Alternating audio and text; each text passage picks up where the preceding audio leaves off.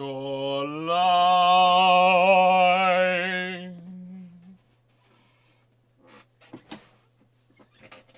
then.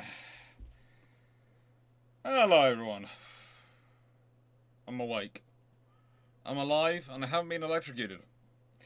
Believe it or not, those are all things which frankly were an option this week.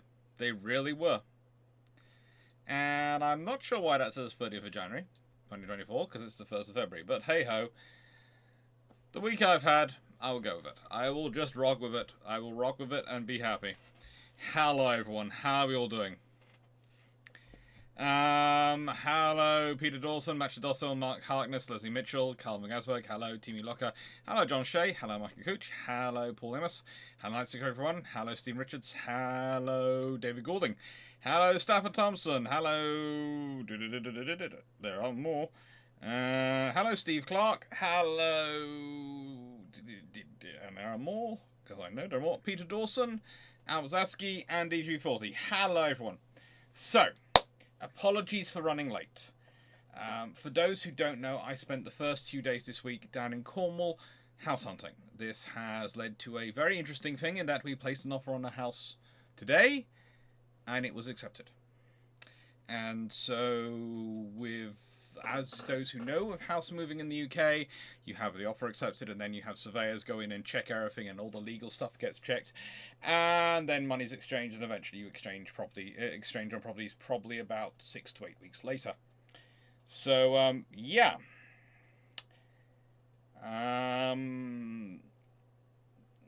this could be the last March I have in this house. It could mean that this office, probably not immediately, but very soon, could no longer be what you see. And so we will be moving. Now, if I give you a rough idea of things, I'm going to say this now, but I'm going to also put it in the Patreon as a sort of announcement. There are 3 things which are going to be a criteria while I'm doing this. And are going to come about. One, I'm going to end up being project manager of quite a lot of the project. Which means I am probably going to not carry on with my, suspend my uni work and maybe all my other jobs, barring YouTube during that period. There's a reason why I'm going to keep YouTube going rather than the others. Because in my experience, you're all a lot more understanding than the others, but also because I am going to need an outlet. I am not going to be able to get writing done. I'm not going to be able to get anything done while I'm doing all this stuff if I don't, as it is. Because I'm going to spend time sorting out a one house down there. Then once I've got it ready and my mum and sister and the dogs and all the fluffy research assistants sort of moved down there, they're going to be happy. They're going to be lovely. I'm then going to come back here, sort out this house for sale. So if I don't have some outlet, I'm going to go nuts. So that's going to be YouTube.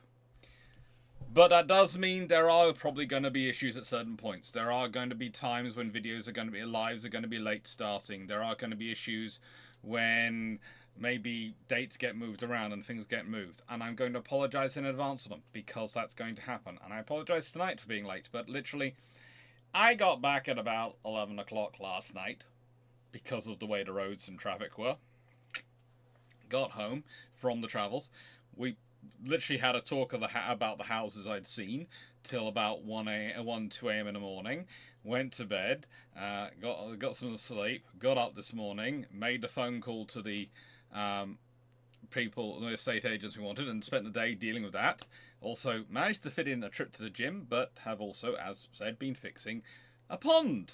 A pond which had decided to blow a breaker switch. A pond which had decided to blow everything. And the breakers happened to be behind my fridge here. While I was away. And even had managed to try and pump itself dry at one point. I don't know why it waited till I was the other end of the country to do this, but it did. So that was also fixed today. And a few other things. My mum's car had to be taken to the garage because, again, I do usually give mechanics the benefit of the doubt. I say the reason you have to have trouble with very good mechanics in understanding them is because they're so used to talking to other mechanics. They don't speak normal English anymore. They speak mechanic. But it turned out these ones had spoken more likely what I would call condescension. That was dealt with this morning, and my mother's car will be returned tomorrow. Fixed. Fixed. It had better be fixed by tomorrow. And, yeah. That's been my day. So I apologise for being late. I apologise for all the stuff you've got coming up. But as said, for that period, while I'm doing the house, YouTube will not only be my only outlet, it'll be my own income. So, hopefully my bank manager's not watching this, because they're probably going, no, that's not enough. And I'll be going, it'll squeak. Oh, it'll be fun. And pretty much, the big changes you'll notice is I will, instead of having literally what I think is roughly 2 offices worth of space, in terms of books and things crammed into 1 office's worth of space in here, and another 2 offices worth of books, etc., crammed into the rest of the house. The place we put in is going to it has a large quite a decent sized lounge in my area, because I've got an annex, and that is the same room as the kitchen. So basically my plan is to stick an island which differentiates between the kitchen and the rest of the space, and the rest of the space will be my office. Which will be good news for me getting snacks and food. Let's be honest, I'm going to have the kitchen right in the office, so that's going to be great for me. Not so sure about the quality of it for my books, but we'll leave that to one side, because it does mean I have access to the freezer for books, which makes it a lot easier to deal with that than relying on my good old faithful brew fridge, which is going to be coming with me, because I'm going to keep my brew chilled as well. But no, that's going to have a lot more space, and yeah. Who knows what else is going to happen with it all? It's going to be a whole interesting thing, and you'll get a clue about where the house is actually going to be, because there are going to be I've recorded about another 9 episodes of Jack Speak while I was down there on the nearest bit of coastline. So if you can work out from that coastline where I was, you'll have a rough idea of. Well, in about a 5-minute drive from that spot, you would find the property we're going to be at.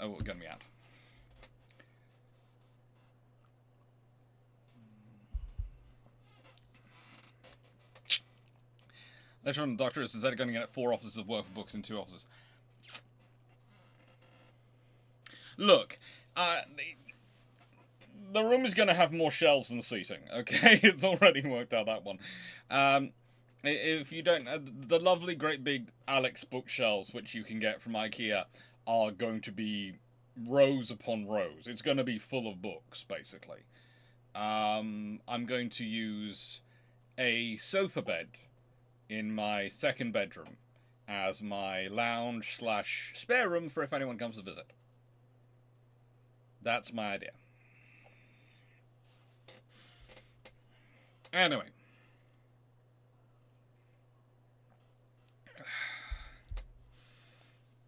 Nice. So by May 2024, no, I'm reckoning because, and again, this is going to add something. So this is something I have to this is why I'm telling you all now, and going to apologise for it in advance to patrons. What we're going to do, because my mother and sister are at a level of asthma, they're even allergic to the theoretically asthma-safe paints. What has to happen is I have to go down there, get everything put in place, get everything sorted out, all the. We're having some work done, it repainted, of course. We're having a bit of an extension put in. We're having a garage built. Those sort of things are planned for it. I'm getting an extra bathroom. That's nice. It's nice to have a bathroom in my annex. The current one is literally there's a toilet space, and you're supposed to use the bathroom in the main property, and frankly, I'd prefer not to. Also, my kitchen is getting expanded just a tad.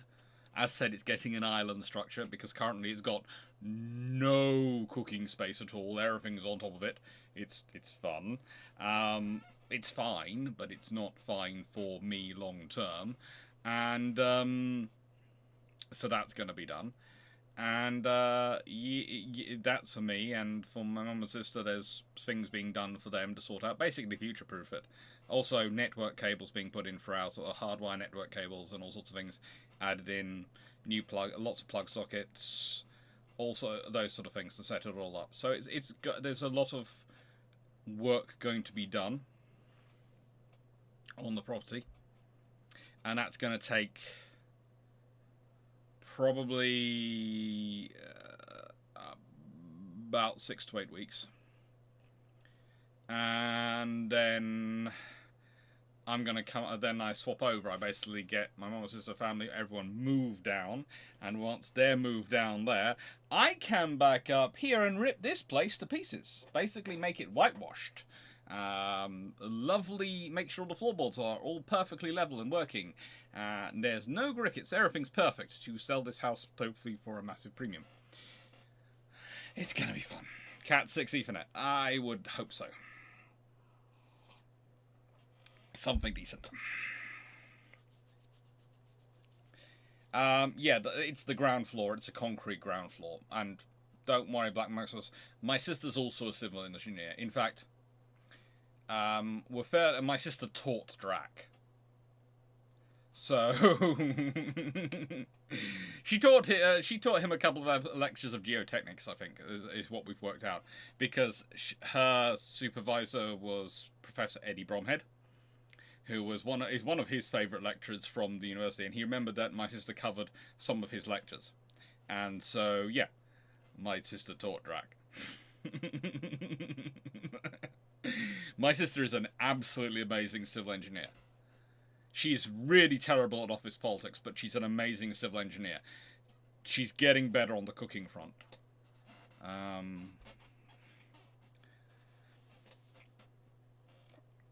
There will be no cooking with Clarke's feature. There will be no cooking with Clarke's. No. I'm not.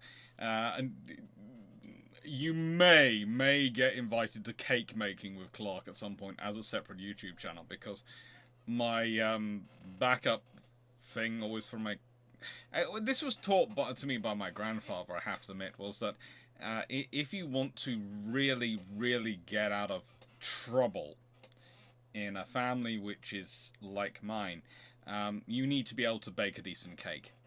So you can apologize with a sextuple layered chocolate cake. Basically, enough sugar and chocolate that it is visually it will cause diabetes, let alone eating it. But it gets consumed very happily.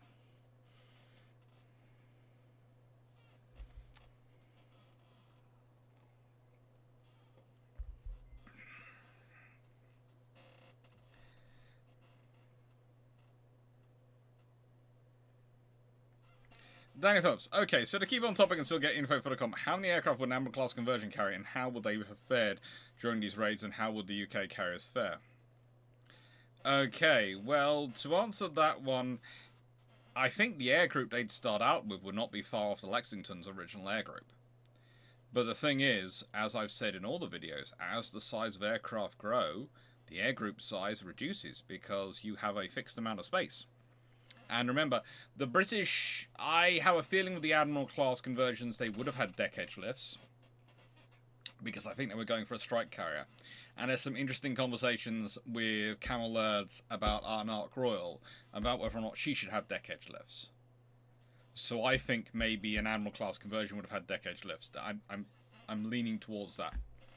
As the British weren't quite so centerline lifts only because we don't want to lose aircraft at that point. And but it was still quite interesting. I still think you would have found that the flight deck would have been made a strength deck. There's a strong reason for that one, because if you look at pretty much every carrier the British built at that time, the flight deck is being made a strength deck, because the British are obsessed with making their ships survivable, and for them that means the upper deck has to be a strength deck, because then you can add armor and things onto it. And they're even talking about it with Hermes and Eagle, so I think it would have been a strength deck. But yeah, hope that helps.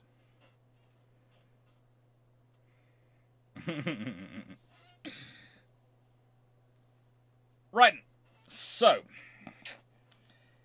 With that all over, let's start in on American carriers and American carrier raids of 1942. They are some fun operations, and I literally picked them because, frankly, if it's the 1st of February, this is the perfect day to do it. This is the perfect day to do it.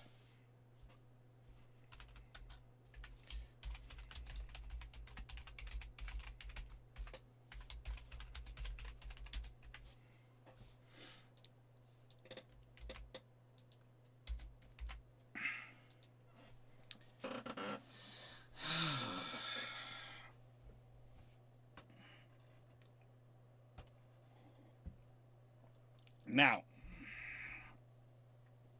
the important thing to remember about these carrier raids is that the Americans in many ways jump out of their own doctrine. Now, I'm going to be talking more about this, and I was talking about the British carrier doctrine at the beginning of, in the sort of last Tuesday, on this week's Tuesday. Talking about British carrier doctrine, its development and its evolution. It's a really interesting area to get into. Well, American carrier doctrine is different. American carrier doctrine really starts to develop once you've got Lexington, Saratoga. And the thing is, those are big carriers. They are big, sexy carriers. And from the get-go, the Americans start to think of them very aggressively. Now, it's one of the interesting things about the Americans at this point. They are thinking very aggressively in terms of their carriers. And I sometimes wonder, again, this is one of the reasons why there is the accusations of battleship admirals made against the British when people are comparing that from the American or even the Japanese side. Because the British look, in a way, as I was discussing their philosophy, their idea was almost defensively minded in that, you know, any attacks, you break up the attacks, whether it's small ships or aircraft, with your aircraft, and then you sort of, the enemy, because they get closer, you basically destroy them. So that seems very defensively minded when you look at it. It thinks like your carriers existing to defend the battle group and the battleships. But you have to remember, again, the British was offensive strike at day, defensive operations at night, because they presumed they'd be outnumbered. So in the daytime, they'd be automatically on defensive because they are going to be outnumbered. And at night time, they'd go out to play, basically. They'd go offensive. So that's the sort of the dichotomy of the British approach. The American approach is we've got speed, we've got space, we've got size. We've got the three S's for carriers. Speed, space, and size. Speed of operation, their carriers are fast. Space to operate them. We can maneuver these over a wide area, in and out of enemy air attack range. And size, we can carry a healthy dose of aircraft. A large number. And when you combine those three things together, you can do some really interesting operations. Now, what I find interesting with the American raid doctrine when it comes to carriers and aviation raid doctrine is it's quite so minimalistic before war begins. And again, one of the interesting discussions that often comes up is who comes up with the idea of the raids? Who comes up with them as an idea? And, well, that's where you get into a small issue, and you get into a point where people get really, really upset with me. Because the thing is, the raids were being planned before Nimitz took over. The raids were being planned the moment almost as soon as the Japan attacked Pearl Harbor. It was basically Kimmel's first instinct. The moment he'd been attacked was to plan a counterattack. And actually, those plans for a counterattack are what are used as an excuse to dismiss him. And then the moment he's been dismissed, the Nimitz is in there, and Nimitz says, I want to do this. Everyone's going, great idea, Nimitz, carry on, yes! Which really adds more fuel to the whole fire that Kimmel's sacking an entire thing is entirely a political cover-up for the fact that politicians had positioned a fleet where they knew they were exposed, where they couldn't really be supported, weren't really defended, and they positioned them on the belief that no one would actually dare attack them. Yeah, that's like that worked in history, hasn't it? Yeah. The American carriers on their raids in 1942. Well, there are actually a few of them.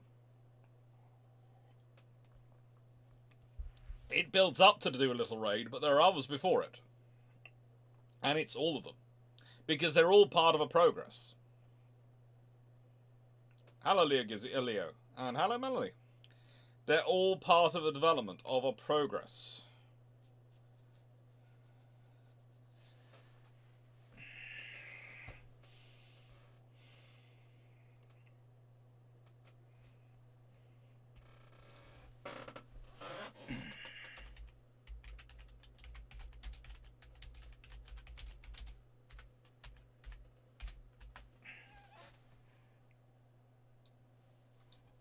And what I would also add, what precedes a Doolittle raid? Well, I've got a full list coming up in here, so I'll explain it in a bit more detail later. There's the Marshall Islands raid, there's the Gilbert Islands raid, there's the Rabaul raid, Wake raid, Marcus raid, and the Salamanca and Ley raids, and then of course there's the Japanese archipelago. So yeah, there are 6 before we get to the whole Doolittle raid. And they involve Enterprise, Yorktown, Lexington, pretty much most of the time, until you get to Enterprise and Hornet in the end.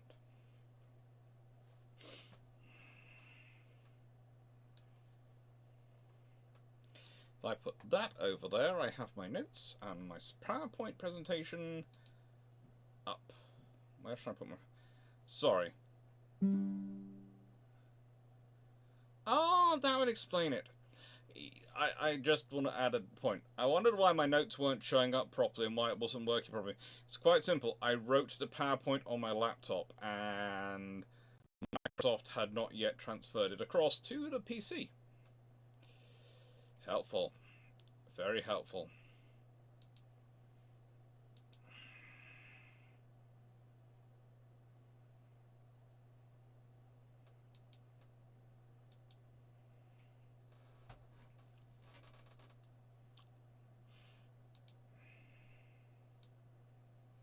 So, without much further ado, let's begin. And of course, shameless book plug. Now, as many of you hopefully know, but as I'm always eager to share with more people, there is currently a competition. There is a link will be posted down below to win these books. There is a competition for it. And yeah, 2 paperback editions of my 2nd edition of my book. I'm not sure what's happening to you, but yeah, please go look at it. The link will be posted down below, and please enter it because it would be really nice to have a lot of entries in there. Mainly because I want to see it do well. I want the book to do well, and I really want the competition to do well. I know some people have already sent in their entries, but there are many weeks for you to get entries in. As you mentioned, I know I'm writing away. I'm glad to hear that. You should be writing away.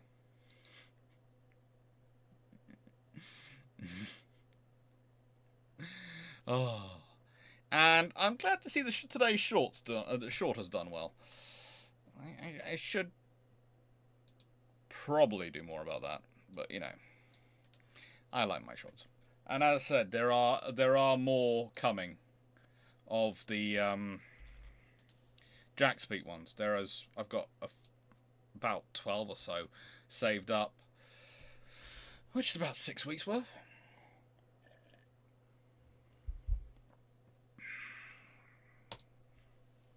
So, the purpose of the raids. Well, some historians and quite a few commentators at the time, and even some Naval at the time, perceived them as revenge. They were about taking revenge for this, for Pearl Harbor, for the losses sustained, for the morale sustained, for the puncturing of the American self-image. Honestly, that one is probably one of the biggest points. But, you see, if you want to go purely for revenge, you don't necessarily pick the targets they pick.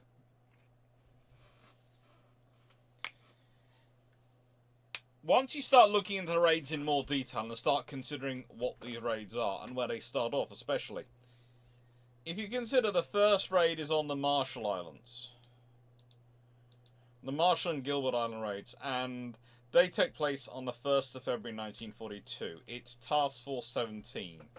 2 aircraft carriers, 4 heavy cruisers, a light cruiser, 12 destroyers, 2 replenishment oilers, and roughly 133 aircraft deployed between them. The carriers involved? Well, Halsey's finest. Enterprise and Yorktown.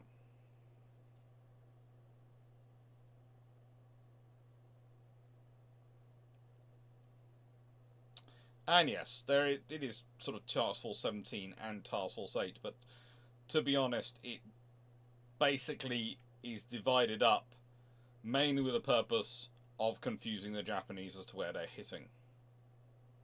It is an absolutely first-rate operation from start to finish.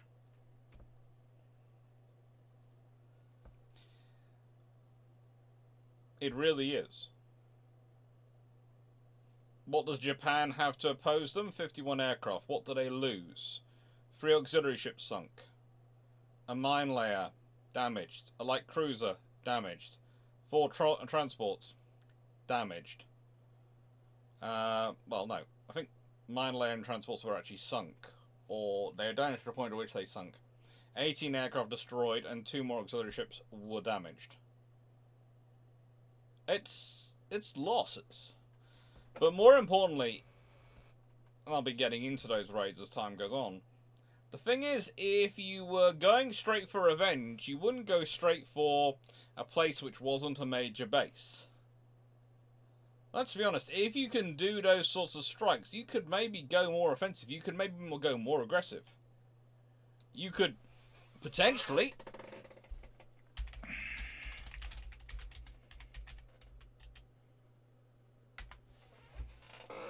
Well, you could potentially have gone for some of the bases that the Kido Butai was based at.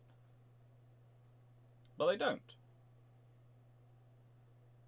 They don't do that. Why not? Because if you go after those are far too heavily guarded, it's far too much of a risk. This is why I say it's not pure revenge, because pure revenge acts out of emotion, out of instinct. You charge in to do something. They don't do that. They're thinking. Kimmel is already thinking. This is the point. Nimitz is the one who takes the credit for these, and really does organise them. But the work begins with Kimmel. Kimmel starts it off. And it's a really good taster of what's to come with the Americans with carrier air power, because if you think about it, the point of a carrier is it can strike from beyond visual range. So it's in many ways one of the ultimate weapons of strategic imbalance. What do I mean by that? Well, strategically, you like to keep your enemy off foot, off their, not sure where they're going to place their feet. You want off balance or off foot. You want to keep them, to an extent, permanently dealing with dilemmas rather than dealing with decisions. Least worst options rather than good option versus bad option. Safe versus risky. You want it to be least worst option. What are they going to pick? They're equally bad. This way they're stoned, that way they're drowned. Which do they pick? And not in the good way for the stoning. So, carriers are good for this. Because, yes, you can use them as a mighty fist like the Kido Butai at Pearl Harbor, where you draw everything together and you go boom. But if you look at what the British had been doing in terms of raiding operations with Ark Royal, with Illustrious, if you consider what's going on actually in terms of operations while Illustrious is doing its attack on Taranto, Ark Royal's doing a strike elsewhere, and all sorts of things operating out. You have carrier strikes happening up and down the coast of Norway, all sorts of fun things going on. And the Americans have been watching that. Americans had their own raiding doctrine already before this because of Lexington and Saratoga. They're looking at them and thinking, well, hang on, we can use our carriers to strike from anywhere. We can strike, we don't even have to get that close to your coast. We can be 200 miles off your coast, and we can hit you. We can hit you hard. And this is really where the Devastators and the Dauntlesses come into their own. Because if you consider, the Devastator has a strike operational range of 716 miles with 1,000 pounds of torpedo, 1,000 pounds of bomb, sorry. 435 miles range with a Mark 13 torpedo. But 716 miles, or 622 nautical miles, with 1,000 pound of bombs. The Dauntless, well, that's another good little aircraft in many, many ways. And it has a strike range, with its weapons, has a strike range of 1,115 miles, or 969 nautical miles. So yeah, you have to half that to get your viable strike range in terms of being able to get home, but you're probably talking 350 you're talking 300 nautical miles, 350 miles sort of range around your carrier battle group. So you could quite comfortably sit 200 miles off the enemy coast, launch your aircraft, and they have no idea where the frigate you are. All they know is they got hit. They don't know anything else is going on. All they know is they just got hit by a whole load of aircraft. They got bushwhacked. And that is a great way of taking your enemy strategically off balance. There's often a question in World War II, when do the Japanese shift to a defensive mindset? And there's also things of, well, they reached their maximum expanse and then they shift to a defensive mindset, or it was part of their strategy from the beginning to go on the defensive the moment they extended themselves, so that they would draw the enemy in and then smash them as they got closer. And those are all to an extent true, but really, if you consider that those are, one's a maximum aggressive mindset and then realizing, oh, frigate, we've overextended ourselves. One's a offensively defensive mindset. We take this area so we can draw you in, smash you, and then take more. But neither of which are true defensive mindset. Well, the moment the Japanese start worrying about defending the home islands and all the other islands in their conquest because of American air attack from their carriers, that's when they shift to a defensive mindset, a truly defensive mindset in my mind. And that is something which these raids build up, because keep attacking not just one place, but all sorts of different places, pinpricks. Turning up here, smashing, moving away. Turning up there, smashing, moving away. Turning up there, smashing, moving away. It draws them out. It forces them to start thinking about defense. It forces them to start thinking about, oh, we need to put these forces here to protect this area. We need to put these forces here. And so you can, the more forces you have to deploy for a defensive, the less forces you have to be able to concentrate for a non-offensive. Again, think about it. If you have to defend all these areas, you can't attack.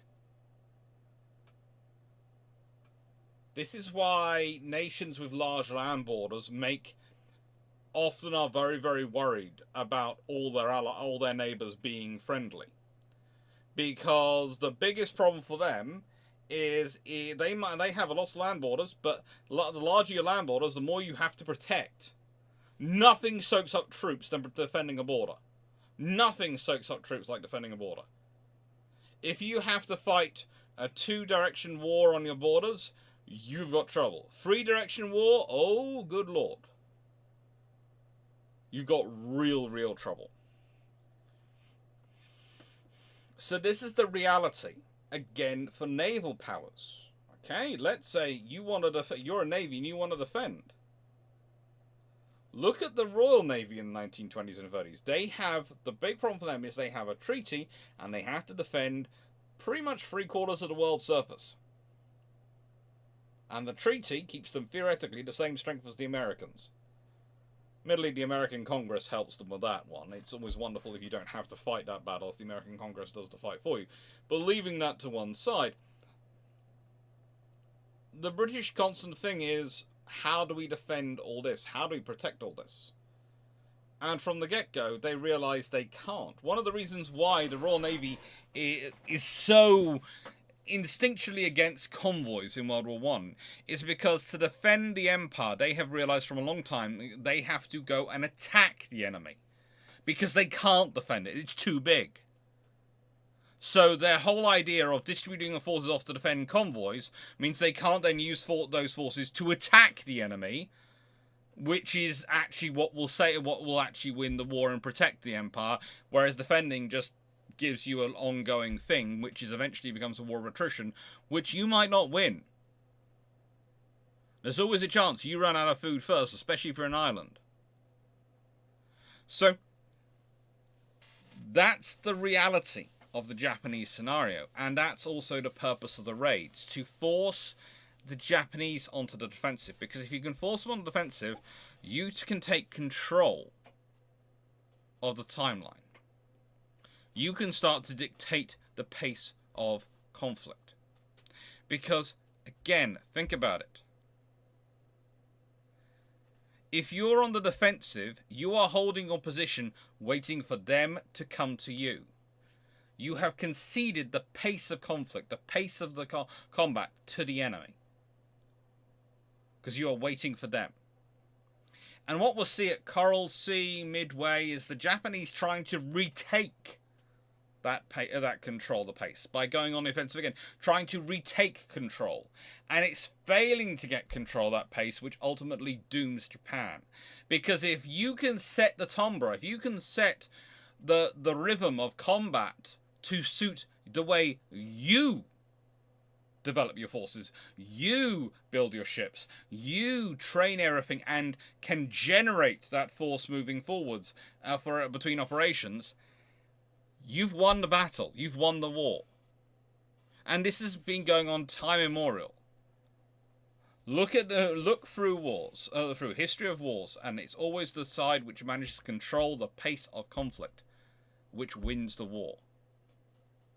And by the way, before anyone tries to think there are funny offset strategies and methodologies for doing that, no, pretty much as a rule you need the overwhelming amount of force. Now, you might be able to achieve that force with different systems than your opponent has. They might be less personnel intensive and all sorts of things. Great.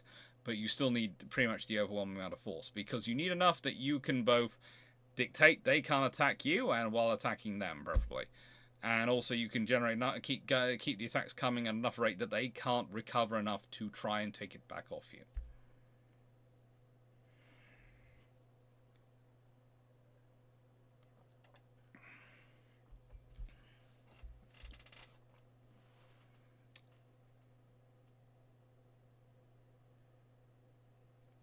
Minus all the raids were the squadrons that fought at Coral Sea, and many of which were fought at Midway. Yes, and this is the other reason for it. The Americans knew that the Japanese had been training up their forces in China. They'd be getting combat experience. And the reports they'd gotten from the British in 1939 onwards, 1940 especially, was that peacetime training is great. It doesn't match wartime experience. Remember what I've said again. If you look at the confirmation bias of exercises, the British run tons and tons of exercises. They run more exercises than anyone else.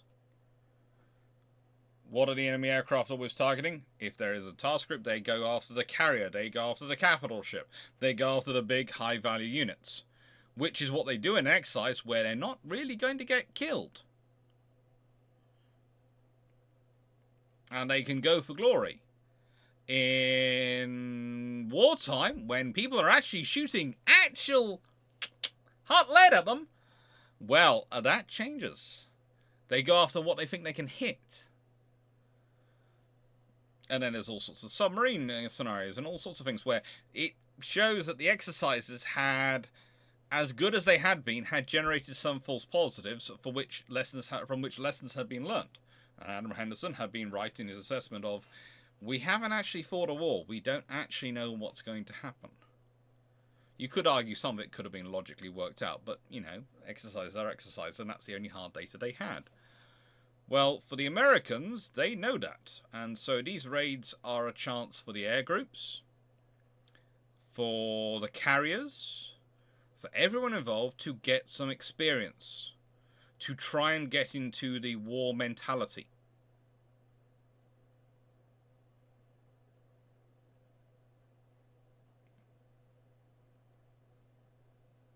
That's it.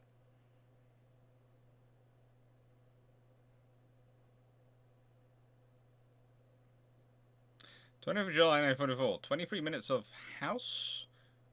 I'm not really sure about why you're using that word first. Why? Because I was making the announcement and apologising for being late starting and explaining why.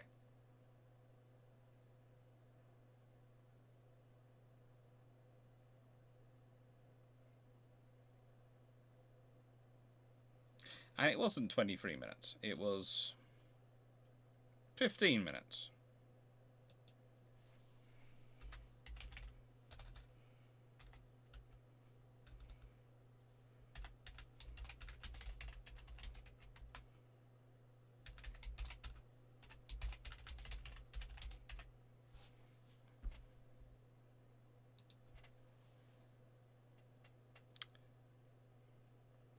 Now, let's answer some questions before we go to the next slide. I should pretty much answer that one, Verdun. Slowing down the enemy in order to regroup and counter-strike in time whilst giving your air crews experience. Yeah, it's all a lot of that. It's plus what's going on with the submarine force, honestly. Black Maximus nibbling at the Japanese out areas to get them running around. Wasting resources. Yeah, as said.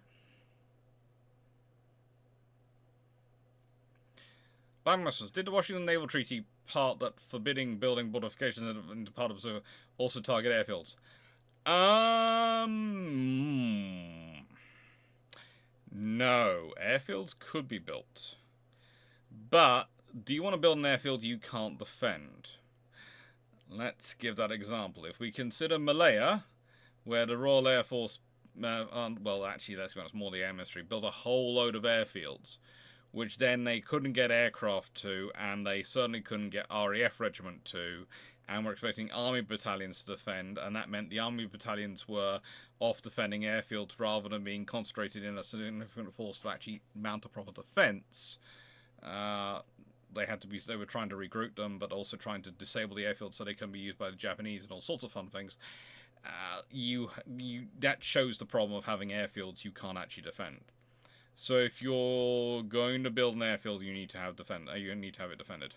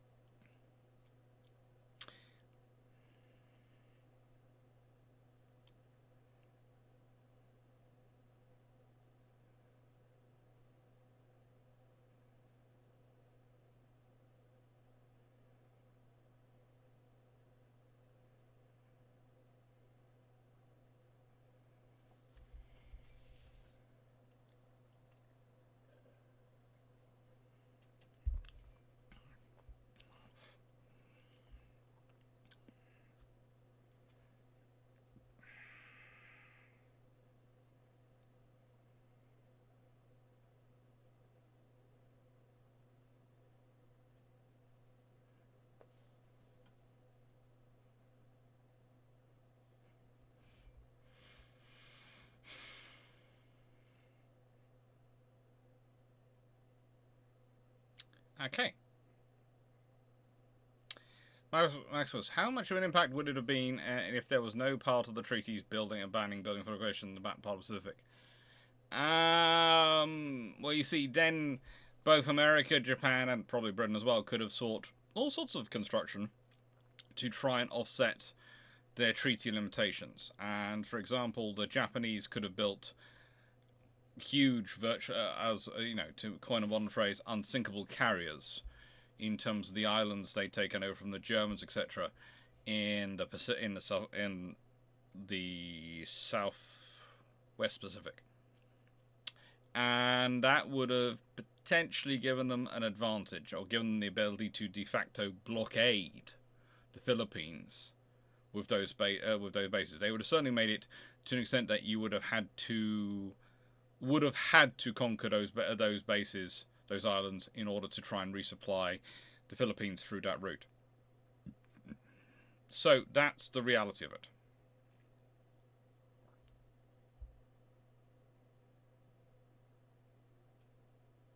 That's just the reality of it. They didn't have that, and that was part of... Again, the thing is, as I've said before, the Washington Treaty is an interesting treaty because it's actually a treaty which is theoretically won by at least one of them, if not two of the powers involved. And that means everyone else loses. I would say the winners are the Italians and the Americans. The Brits don't lose as badly as some people have historically claimed, but they also have some issues in that they really need more tonnage for both carriers, cumulative tonnage for carriers, and they need more tonnage for individual capital ships to get them to work in with their requirements. So that's their real problem. But otherwise, and also the fact is it's set to their Hawkins class, which are really not the cruisers the Royal Navy would have liked them to be, especially once they come into service. And basically the Royal Navy shot itself in the foot with those being the standard. But leaving that to one side, the Italians and the Americans win by feeling that they get to basically stop the Japanese and stop a race with the Japanese, and that's, you know, they've permanently won against the Japanese. They are now the dominant Pacific power, and the Italians get to equal the French, which means the French are tied to the Mediterranean. They can either defend the Mediterranean and be equal to the Italians, or they can defend the rest of their empire. They can't do both, which basically ties the French in many ways to the British. Because the only way the French can actually hope to beat the Italians in terms of having enough force to do so, and decisively beat them rather than matching in as equal, and also defend their empire, is if the British are involved. That's a problem. Any treaty where everyone is not all feeling a bit victorious and all feeling a bit like they've lost, i.e. basically like normal human life, is imbalanced by definition, and is going to run into issues. Hi, George.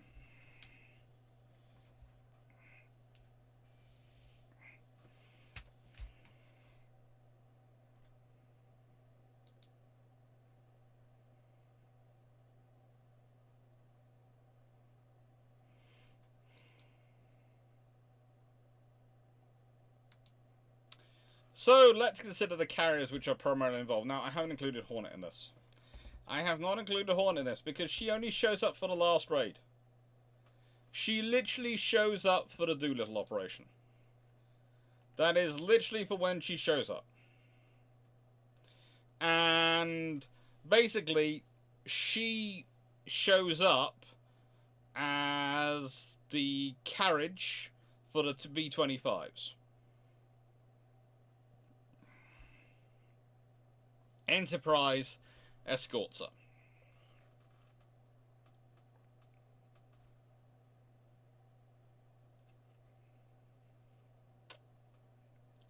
So, yeah, I haven't included her in this group. The important ones doing the operations are Enterprise, Lexington, and Yorktown.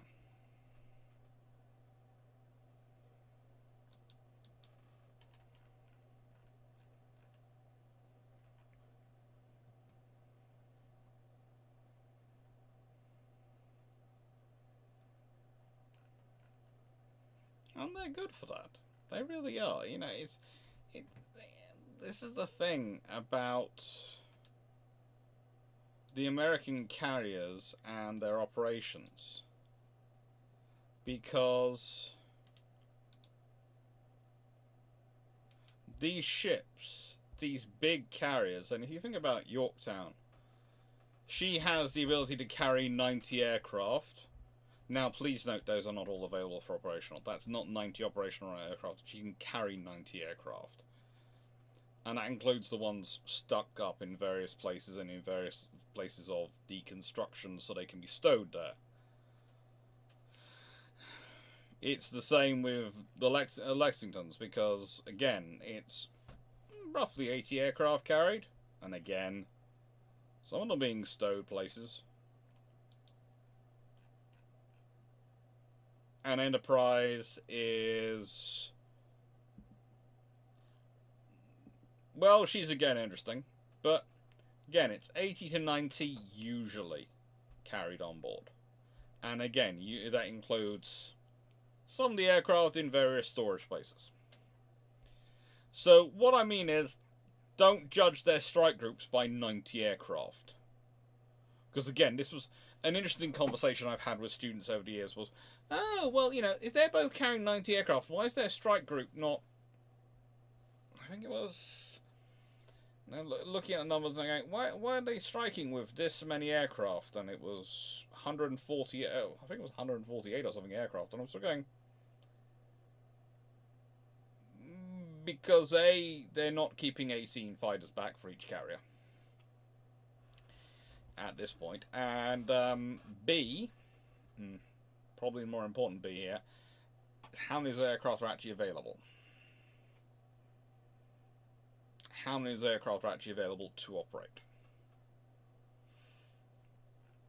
They all have various arrangements, but both, of course, Enterprise and Yorktown classes, with a top speed of 32.5 knots and a range of 12,500 nautical miles at 15 knots and a crew of roughly 2,200.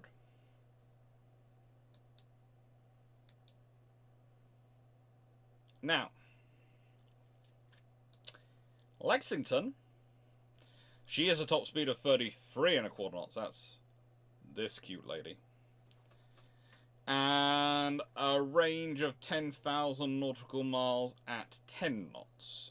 So higher top speed, not as good cruising speed. Let's be honest, not as good cruising speed. They can do these can do an extra 2,500 nautical miles at an extra 5 knots. You can see their generations. Honestly, if Lexington Saratoga managed to get upgraded in the 1930s from their Yarrow boilers to the Babcock and Wilcox boilers that the US Navy was using by the time of the Yorktowns, goodness knows what would have happened. Goodness knows how efficient they could be, because she has 16 Yarrow boilers and 180,000 shaft horsepower. These both have 9 Babcock and Wilcox boilers and 120,000 shaft horsepower. So, if you consider for this one, pretty much each boiler, I'm dividing 2,000 by 16 equals 125, so 11,250 shaft horsepower. Each boiler seems to sort of be roughly providing through the gearing. And these 120,000 shaft horsepower from 9 boilers, well, that's providing more.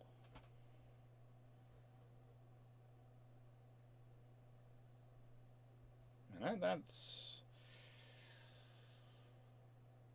13,300 shaft horsepower per boiler, pretty much, on average. Again, you could change boilers over, have a more efficient system. One of the things I do enjoy with this vessel, of course, it has a turbo-electric drive, which was what the US Navy was going towards at the time, because that's a very survivable, very Panama Canal friendly system. This, well, they have Parsons. They have Parsons patterns geared steam turbines. Why? Because the US goes, what are the most efficient marine steam turbines available? Parsons. And that's what they go with.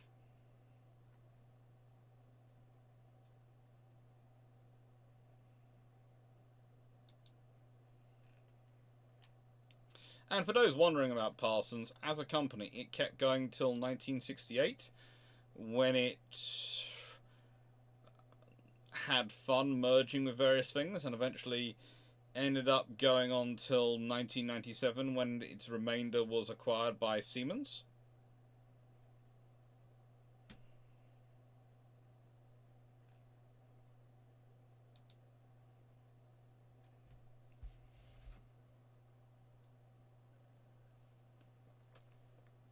And these carriers, they're loaded with, well, they are loaded with Dauntlesses, with Devastators,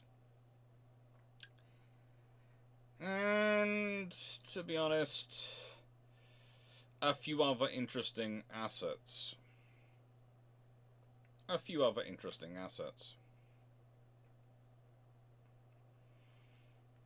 B-25s on one occasion. You know, it's nice to have them along. They're a very useful strike addition. And main fighter coming in line, of course, is the Wildcat. And that's a useful thing to have along. But have we done a history of Parsons coming until 1945 yet? It feels like a big one. It's coming at some point.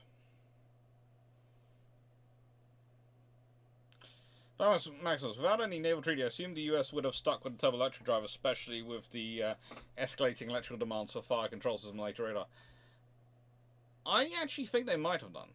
And also, I think there's the survivability in a turbo-electric drive, which the US Navy did like. It's one of the things I do notice with Lexington and Saratoga. Their turbo-electric drive does give them a measure of survivability which other ships have less of. They have a level of redundancy. I would agree that steam turbines are probably more efficient, but at this time definitely more efficient. But I would say the turbo-electric drives, they're growing, and if the US had continued investing in them, I wouldn't be surprised if they'd forced other powers to consider them. Because one of the interesting things, once you consider a turbo-electric drive, etc., when you really work down to it, it's not far along the route before you get to ideas of pod propulsion. When you're working with electric drives, pod propulsion is a possible route, or pod steering even, of some kind. Now, yes, there are some difficulties and issues with that. I would agree in that, to be honest, modern systems use a lot of GPS and computer control to really shake it up. But a simplified version which could be steered by wheel and by power control, i.e. lever control of maxing up the power or reducing the power, could well have been an option to go down. Wouldn't the B-25s have been better on Lexington rather than the Hornet?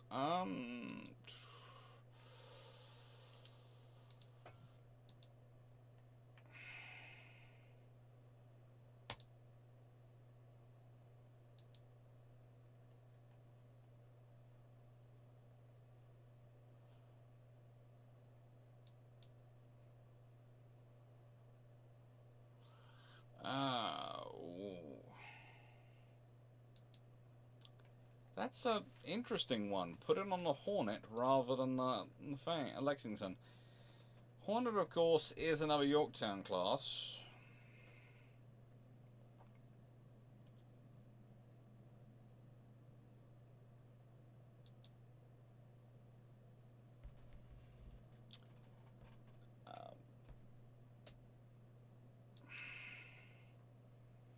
She is 19 meters longer, well, 18.5 meters, let's say, longer overall, Lexington, than the Hornet.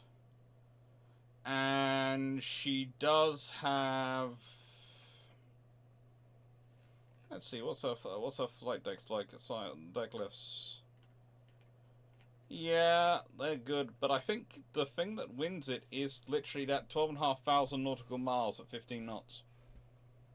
I think the reason you have Hornet, you have a pair of Yorktown class Enterprise escorting Hornet doing that trip, is because as much as the extra length buys you, the speed, range, and most modernly cruising speed a Yorktown brings to the battle, brings to that operation, really adds to your ability to actually conduct the battle.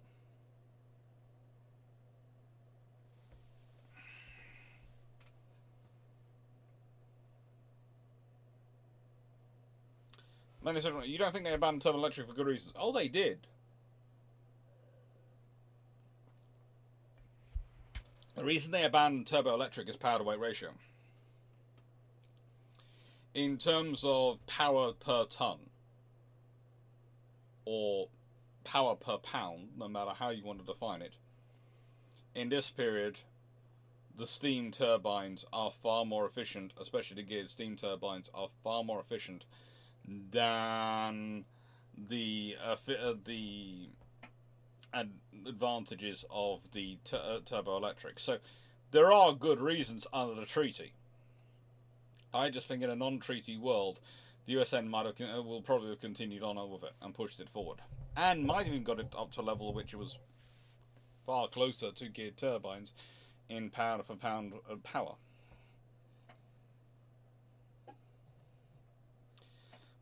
What kind of weight would the carriers have been, Lexington carriers have been, if they've been built from the ground up as carriers?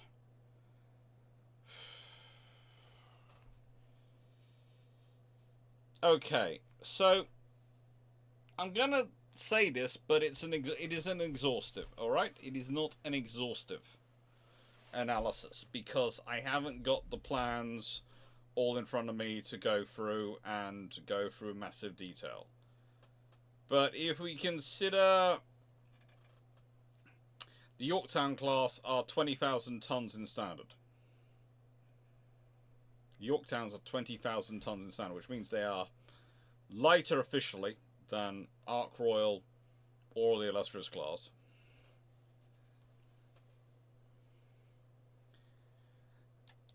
The Lexingtons are 37,000 tons in standard. I'm reckoning a built from scratch Lexington could have been, which if you had the same armor belt, etc., probably 27 to 30,000 tons could have been built to, because there are certain things you in your carrier form don't need in your battlecruiser. You don't need from your battlecruiser form that you probably leave on there because they're better survivability if you have them, but you didn't really need them. So that's the criteria.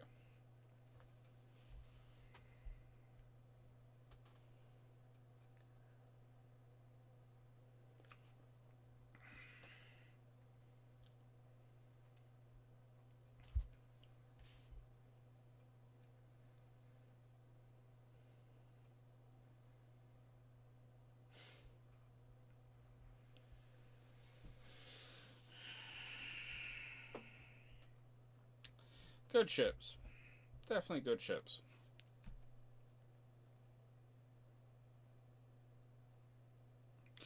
July, I'm not sure why you got 23 minutes, and I'm not sure why you continue to bring this. You didn't like it, that's fine, I understand.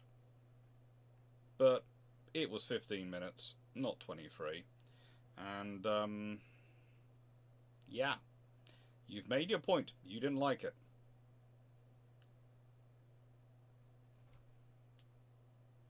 Do what you want to do it.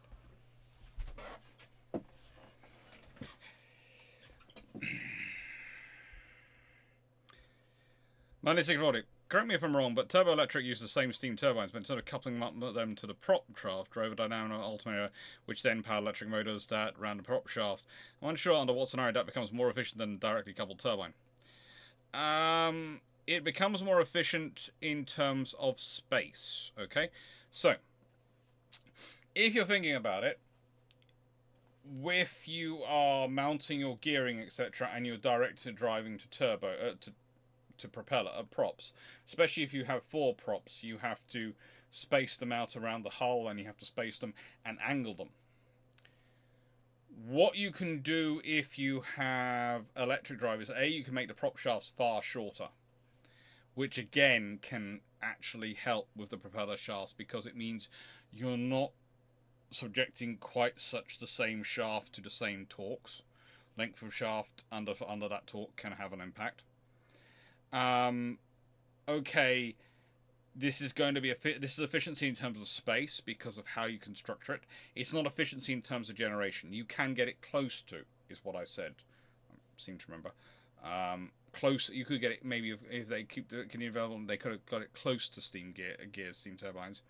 But the thing is, the efficiency in space, in protection, etc., that you can afford it because of how you can structure it and how you can shape them and position them in hull. That adds advantages over the whole. Could add advantages over the whole ship.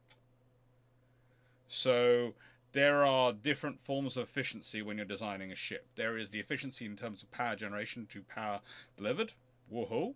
That's always a good efficiency.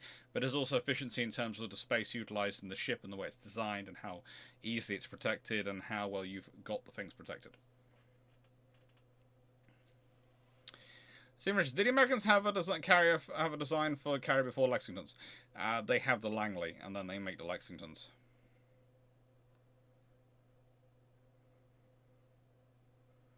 Lexington versus a Clarke in a surface gun battle. Oh good lord, I prefer neither of them be involved in that fight. But if you really want a simple scenario, in a surface gun battle, the Akagi can do 31.5 knots, so it's slow, but not slow enough it's going to have the battle completely dictated to it. It's got 6 7.9-inch guns, which, if I remember correctly, are casemated.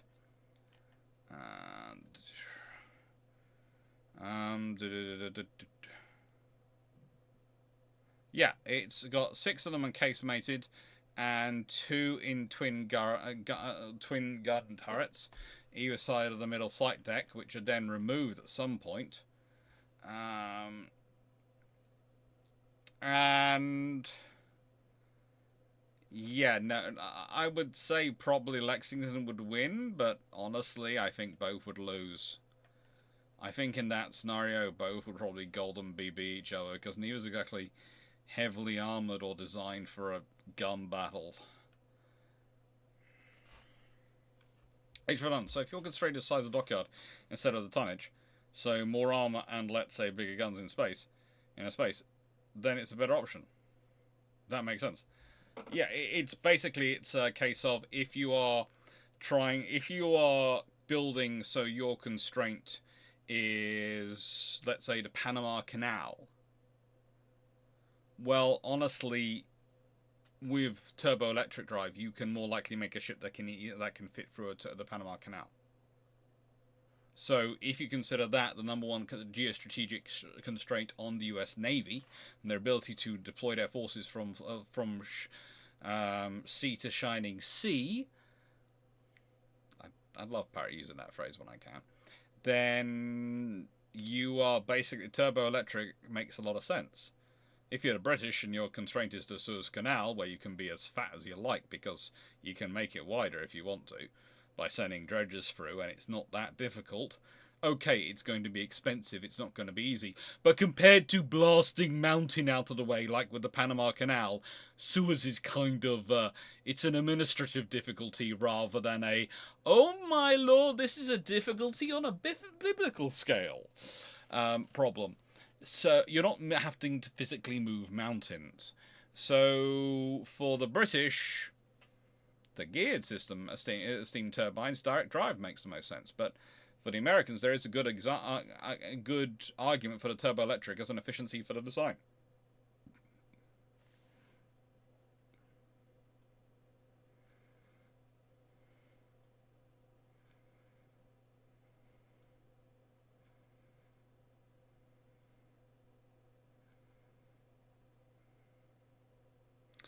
Planmax was kind of imagining if the British had gone the turbo-electric route.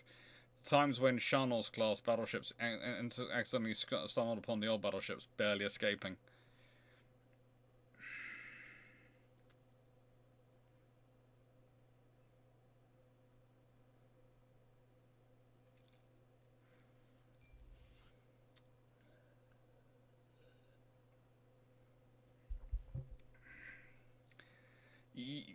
Yeah, so that's the point I'm making about the sewers.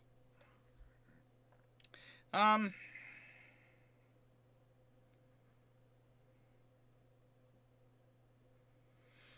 yeah, I'm not sure if the turbo electric drive would mean that the Charnos class would have been barely escaping when they stumbled upon old battleships, but the thing about the British, I wish they had done is they'd held on for another cycle of development before standardising on a certain power plant. But they basically went with, we've made a decision in about 1933 and standardise on that boiler and that power plant for all their construction for the next few years to try and generate them as quickly as possible and to save on training developments. Whereas if they held out for another 3 years or so to 1936, they could have well had a boiler equivalent to those which we were just talking about for the Yorktown class, and that would have changed things.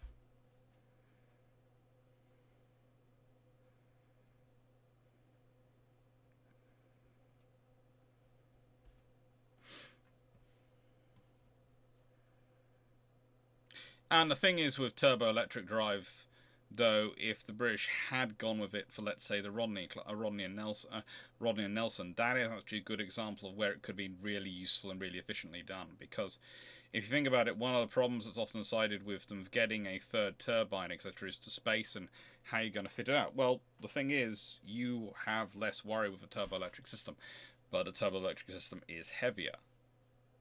It is heavier. You can also mount the engines and the boilers differently. You can actually raise them up a bit higher. If you think about it, if you are using a direct drive system, where you put your boilers, where you put your gears, your turbines, and the sort of gearing which goes with the turbines in the hull is directly related to where you have the prop shafts coming to. Basically, the prop shaft orientation almost dictates the placing of them in your hull, and the placing of them in your hull dictates where your prop shafts are going, and therefore if you're depending on your speed and the size of your hull, it all dictates it. Whereas if you have a turbo electric drive, you can go, right then, we want our engines here with this level of armor around them, this protection, and we'll have the shafts here. And we can divide the generators up, boom, boom, boom. So we can have those free generator spaces, and we can have free shafts. And because we have them all on the same power supply, we can basically run things on one engine if we want to. And we can just keep things motoring along on one engine running. We can then turn on a second if we want a super cruise, and we can turn on free if we want full speed, and we can turn on shafts if we want, and you can power all the shafts from all the engines. So survivability wise, actually that turbo electric system does really fit with a Nelson and Rodney design, which is all about survivability of the ship. But of course they don't go with it because the British go, it's horrendous, it's not as efficient in terms of power deployment, and they're not worried about speed.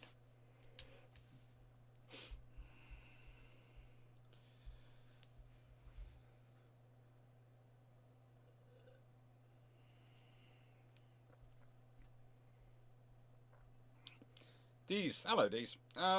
What if Coruscant never happened and the IJN had sent all their carriers midway? Would the US responded with all of its carriers or held them back at Pearl Harbor while sacrificing Midway? the Americans still thought they had a strategic surprise, they probably would have still sent them. If they didn't think they had the strategic surprise, remember, it's all about cracking the intelligence code. But we're getting into that. There are going to be videos on Midway, etc., and Coral Sea throughout the year, and several of the other carrier battles. I think this year, Drac is planning on doing a wonderful video he's got planned coming up on... I seem to remember talking about on the convoys and the Malta convoys. And there are going to be some videos about that in this year. Because, again, we're talking about aircraft carriers this year. So I'm going to be talking about aircraft carrier operations throughout the 20th century. And even to current ones.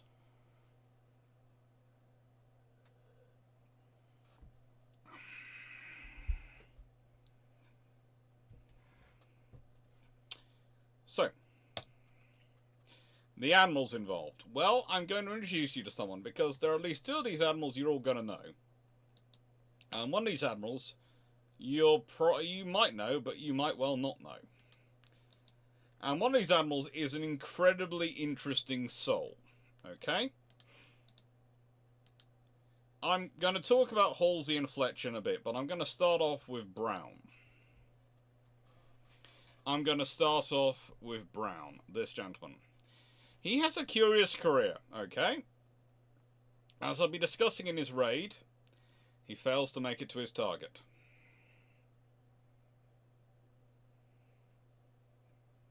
He fails to make it to his target.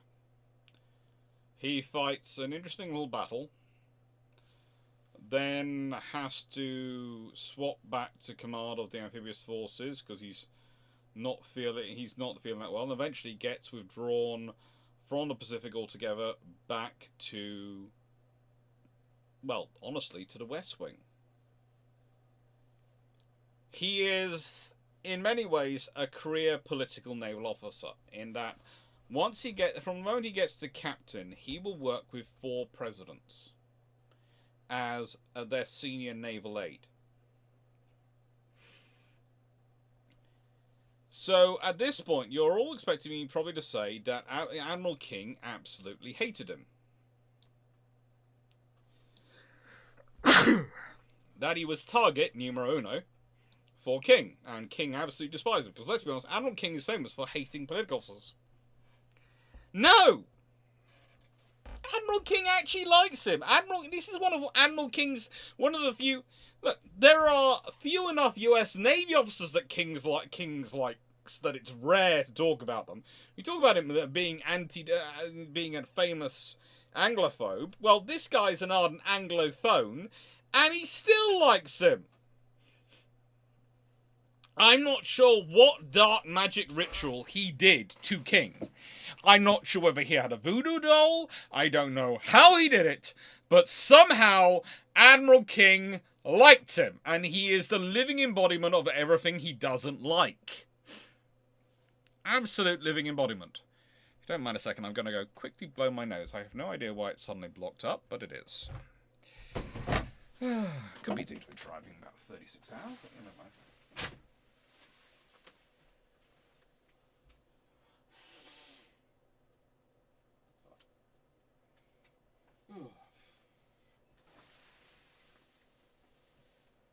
I'm going to clean my hands. Yes, I do.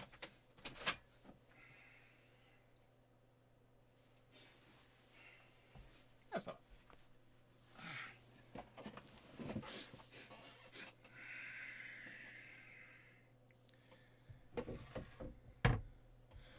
If they hadn't built Ranger and Warspite, could they...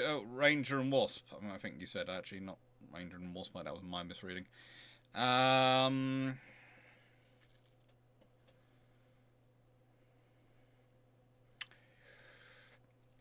Let's see. She's 20,000 tons in standard. Ranger, Wasp. Ranger is 14,810 tons in standard. Wasp is 14,900 tons in standard. Yeah, they could have built her. They could have built Hornet straight off.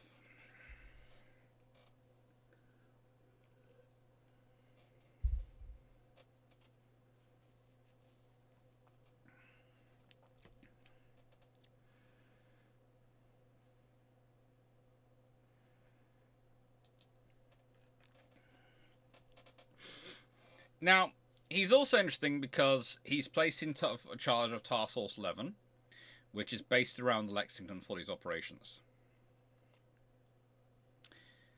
And he's brought back, even though he fails in his attack, and Nimitz is going, I'm not sure whether we should have him still here, because frankly, and it's King who stopped him being sent straight home. This is why Brown was appointed Amphibious Forces Commander after his bad health made that he should. And by the way, here are the words which King summed him up with.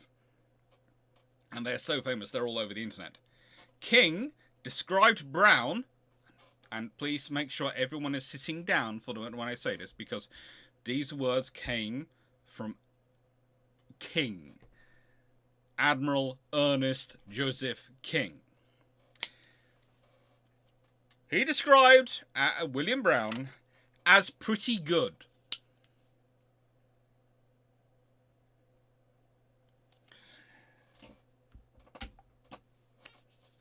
Pretty good. Anyway.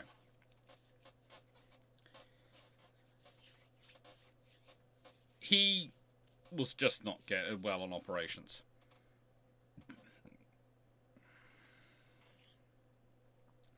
And he is appointed in 1942, in July 1942, as commander of the 1st Naval District. Now, for those who don't know what the 1st Naval District is, that's the district headquartered in Portsmouth Navy Yard in Maine, and is in charge of defence of all sorts of areas. No, that's originally in charge of that. Sorry, it'd been transferred to Charleston, and it's in charge of defence of Maine, New Hampshire, all sorts of areas. It's pretty big area and a very critical area for the US Navy. Sorry, my notes of on the 1st Naval District are amazingly bad. I'm going to have to go and rework my notes up again. I literally went from notes to notes and flicked them up and went, oh frigate, when was the last time I used these? They're in a terrible mess. And I was reading the original notage of a position of it, and then went, hang on, no, it wasn't it. It was that there. That was its first place. Hello, Jolly.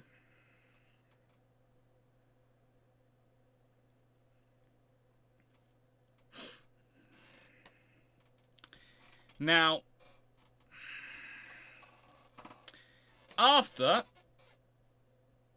1st Naval District, in February 1943, he is made naval aide to Roosevelt. He retires in December 1944, the rank of Vice Admiral, but remains the naval advisor to Roosevelt, and then does Harry S. Truman. He actually wrote a book, 4 Presidents as I Saw Them. That's not his only book, by the way. He wrote a couple of books. If anyone knows where you can find those books, I would really, really love them, because I found an excerpt which was published in a magazine, and I do have that here as part of my notes for today, and that was called Aid to 4 Presidents, in the American Heritage magazine, published in 1955. But the actual book, I have been searching for a copy of for a while, because I would really like to read that book.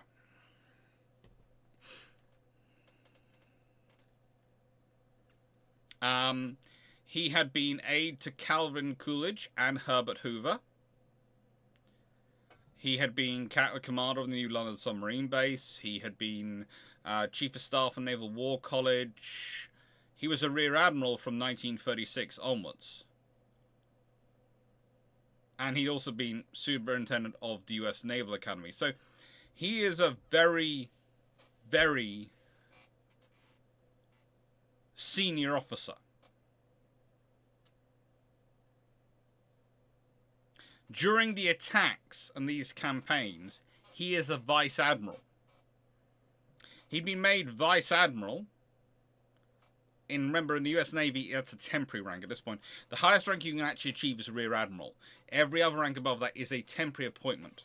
So that's why admirals, what happens to Kimmel, etc., he goes down to Rear Admiral and all sorts of things, because the US Navy doesn't have the ranks permanently established.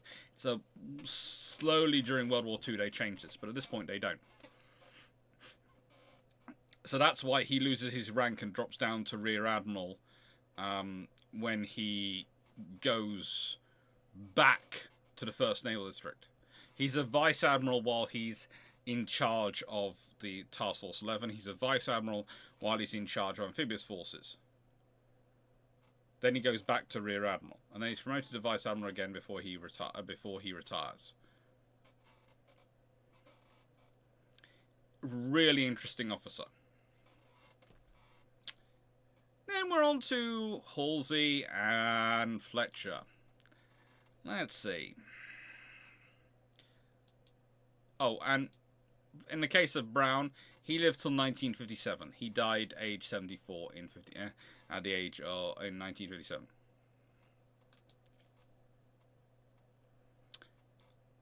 Halsey died in 59 at the age of 76, and Fletcher died in 73 at the age of 87. Fletcher's like that. Fletcher is, well, Fletcher can best be described as a bit of a monster when it comes to commands. He has racked up a huge number of them by the time World War II begins. A lot of prestigious commands, a lot of very important destroyers, etc. he had managed to command. He'd also commanded the New Mexico, the flagship of the Battleship Division 3. And he'd been a member of the Naval Examining Board, Assistant Chief of the Bureau of Navigation, and he was a Rear Admiral in 1939 and made Commander Cruiser Division 3. In June 1940, he was given Cruiser Division 6, which were heavy cruisers. Cruiser Division 3 had been light cruisers. And he was scheduled to become commander of the cruisers in the scouting force. But that's why he's considered senior enough to be given a task group and go into sort of all sorts of operations.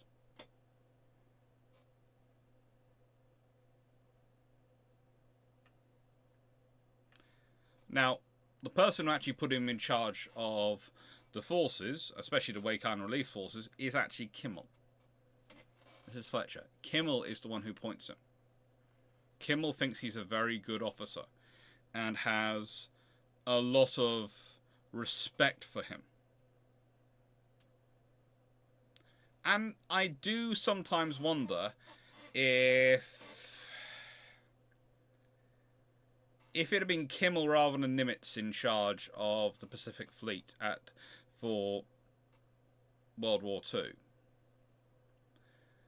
whether some of Fletcher and Halsey's appointments might have changed around. Because Fletcher seems to be far more Kimmel's style of deployed commander than Halsey is. I'm not saying they have a bad relationship. They don't.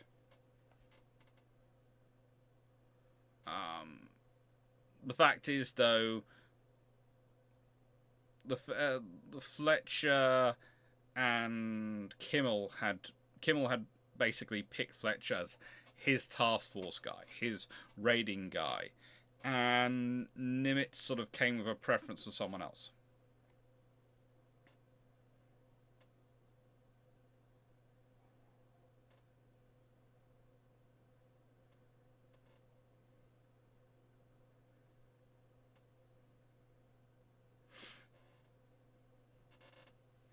What if King was in overall command during the Korean War, not MacArthur? Lord help anyone. Backmaster, did King ever meet Beatty, and if so, what was his opinion? He hated Beatty. That's one of the reasons why King has the view of the Royal Navy he does, because of Beatty. He was watching an exercise with the ground fleets towards the end of World War I. And King was there as one of the viewers. And basically, Beatty's second in command got the jump of him. came out of a fog bank behind him, had him dead to rights, and BT signaled end of exercise. Instead of taking his loss like a man, he ended the exercise.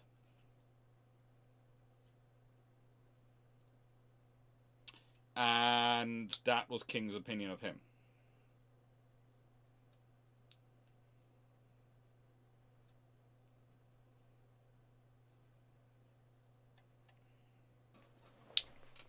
H. Verdun has just answered that question as well. Okay. So,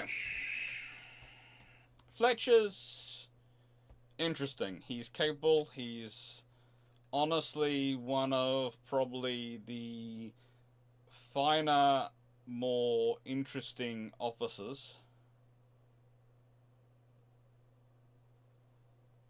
in that period. He certainly works as hard as he can work, but the thing is, he's not quite as aggressive as our last gentleman, who's Admiral William Frederick Bull Halsey. And he is, well, the closest admiral I would compare him to in terms of personality and timbre of operations is probably Philip Vian in the Royal Navy. I don't think there is an equivalent Japanese admiral who is allowed to fail as hard and keep going as aggressively as he did. One of the interesting things about Japan is they're incredibly risk averse in some of their appointments. Some admirals are replaced because they don't succeed well enough. Others are replaced because they fail. It's all a load of fun. It really is a load of fun between the two of them. But with both the US Navy and the Royal Navy, there are some admirals who seem to be allowed to fail because when they get in charge of forces, they're going to drive them and they're going to achieve something. And that is the case.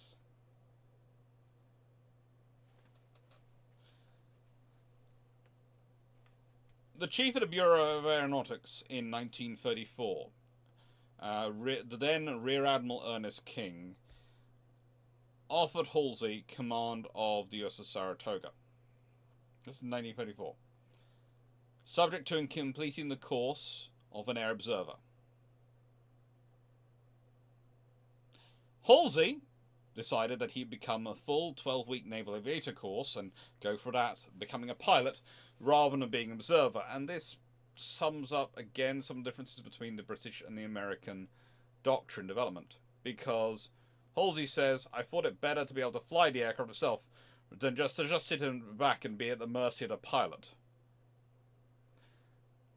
He earned his naval aviator wings on May the 15th, 1935, at the age of 52. It's the oldest person to do so in the history of the US Navy. Now, you have to remember,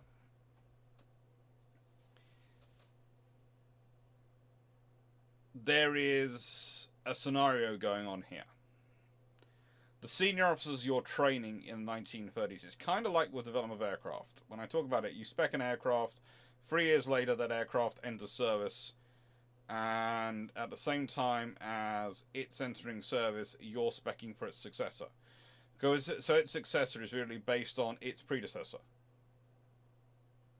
Because when you're specing the successor aircraft to the aircraft which is entering service, you have more experience of its predecessor, and you have testing experience of it. Well, when you're promoting senior officers and training them, you have no idea what they're going to be like.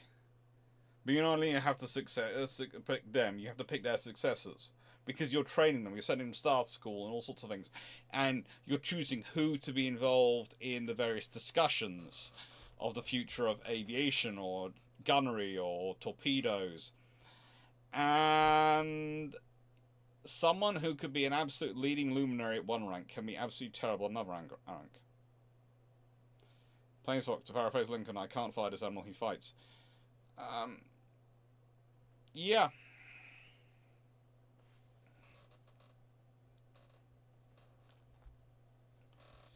Very fun. I'm looking up Charles Madden, and yeah, the RN.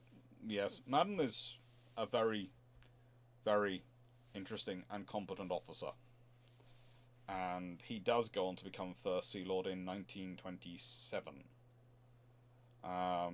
Madden is also the guy who, if you've watched my British Naval Aviation doctrine video from Tuesday, is the guy who said, I like 33 roughly aircraft carriers. At one point, some of his papers suggested he was actually thinking the Royal Navy need at least 48 aircraft carriers. This is a guy who is a leading battleship admiral, apparently, and in 1919 he wants 48 aircraft carriers. He wants 12 battle cruisers, 30 battleships, and 48 aircraft carriers. That's the great what if. What if the Royal Navy built the fleet plan of Madden in 1919? What happens to that? How scary is that fleet to the rest of the world? Everyone else going, we weren't quite planning on building that many ships. What happened to you?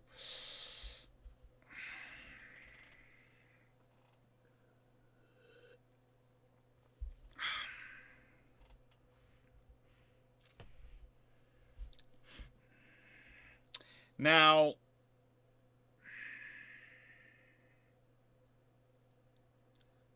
one of the fun things is that his wife, in the case of Halsey, actually didn't really consider her husband the most sensible thing. She was always supportive of him, but she didn't learn till after the fact. She thought he was going to be training as an observer, which she thought was fine. She didn't learn till after the fact that he decided to train as a pilot. And actually has a conversation with her daughter, which basically goes on. I think actually, historically, this phraseology's changed because it sounds so sanitized. Imagine this. Your husband of many, many years, who is a bit trying to you, but you probably still love him. And you care for him. And he's a fairly decent husband, as they go. And you're talking with your daughter. Do you say, what do you think the old fool is doing now? He's learning to fly? Or do you add some expletives in there?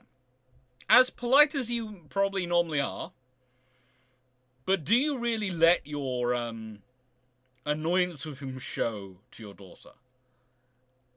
That's a question for you all to ponder, because whenever I read the quote, that just seems to me so sanitized, so polite.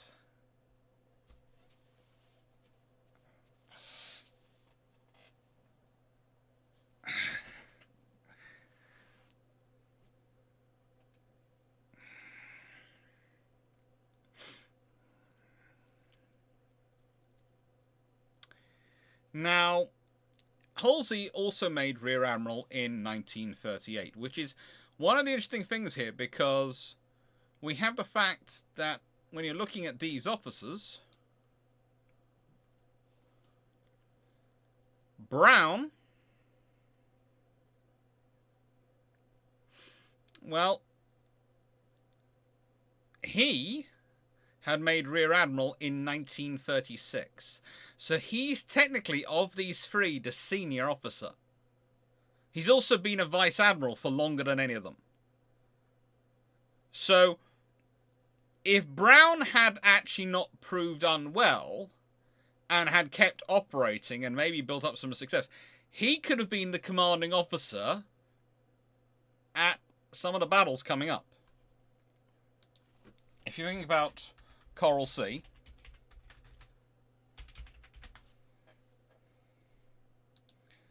the commander, of course, of the forces is Fletcher. If we think about Midway,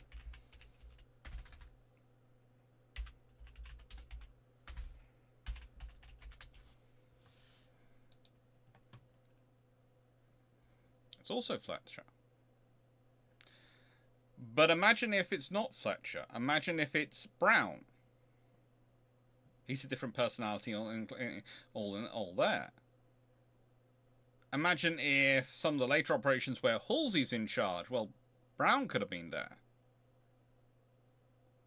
It's a really interesting scenario looking at this, because this is technically, in these raids, the most senior officer going out and leading these task groups.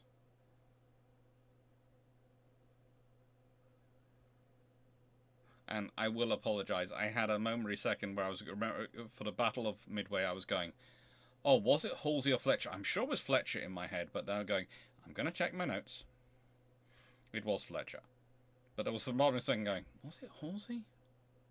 No, it wasn't Halsey. But it's always there in your head sometimes with those two, because they do interplay and move around. But the thing is, again, you could see it quite a big change, because Kimmel was choosing Fletcher. Brown was already there, and has King as his patron. If you had things going on, who knows what happens differently. By the way, considering his political connections and the fact he's liked by a lot of the politicians, it would be jumping a lot of officers for him to do this. But this guy is a candidate to who would have succeeded King if King had served his term, and by the end of his term, this man might have been senior enough to take over from him. That's the thing. If King serves his term, it could have been Brown who took over from him. If it had been peace.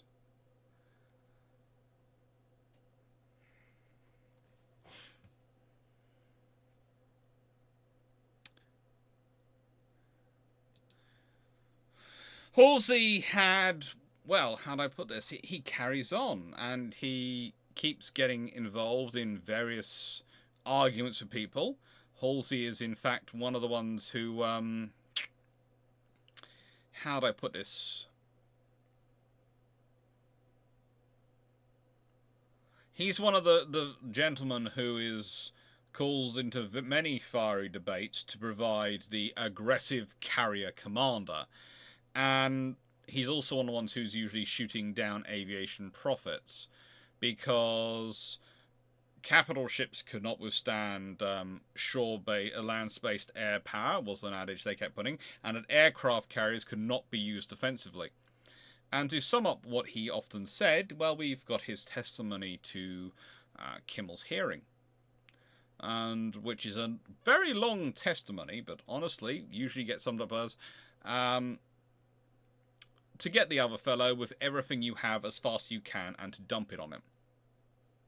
And as I've said before, the Americans have developed a very strong alpha strike doctrine. Their doctrine is to find the enemy first, hit him with everything they have before they can hit him, take out their carriers, and then take out everything else. Hit them first, hit them hardest, and basically make sure they don't get up for round two. That's the American alpha strike doctrine. And it makes sense. They're going for mass strikes in daylight. They want multi-carrier operations if they can have them, multi-air groups coming together, forming a massive formation which will overwhelm the enemy and just smash them. That's the idea. It's not a bad idea. It's a very effective. It's a brutally simplistic idea, but it works when it works. I mean, we're going to be talking about some battles this year where it doesn't work, because life happens. But when it works as planned, it is brutally effective. Because it is literally, we are turning up with overwhelming force at your weakest point. And we are going to hit you hard.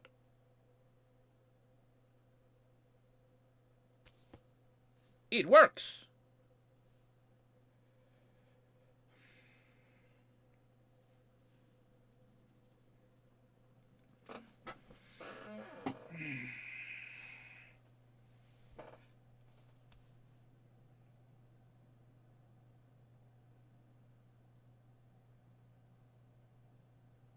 Actually, on this point, the more I read about the air power profits, the more I realise they are eventually right, but for all the wrong reasons. Yeah, this is the thing.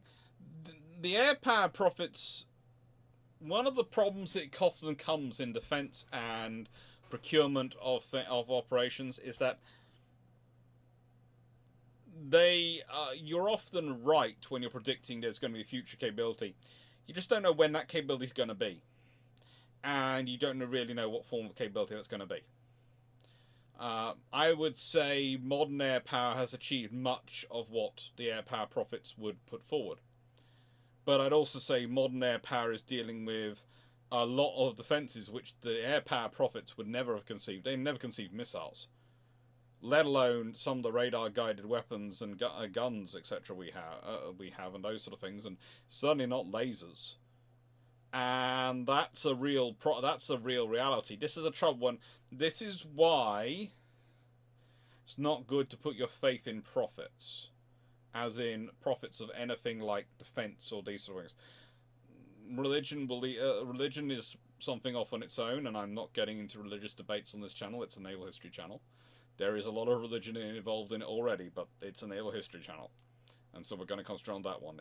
If you want a theological debate, I would suggest going to St Mary's, where I did my bachelor's in Twickenham. It's a wonderful university, and it has a wonderful theological department and philosophy department and history department, where I did my bachelor's.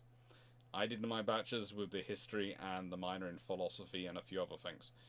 I avoided the theology department because they were very, very good and they loved to debate them. So I'm going to leave that to one side. But profits in defense or profits in tech and all these things going, the future is going to be this. They are often right in terms of the idea that will be possible eventually. They are often wrong in the means. The future, according to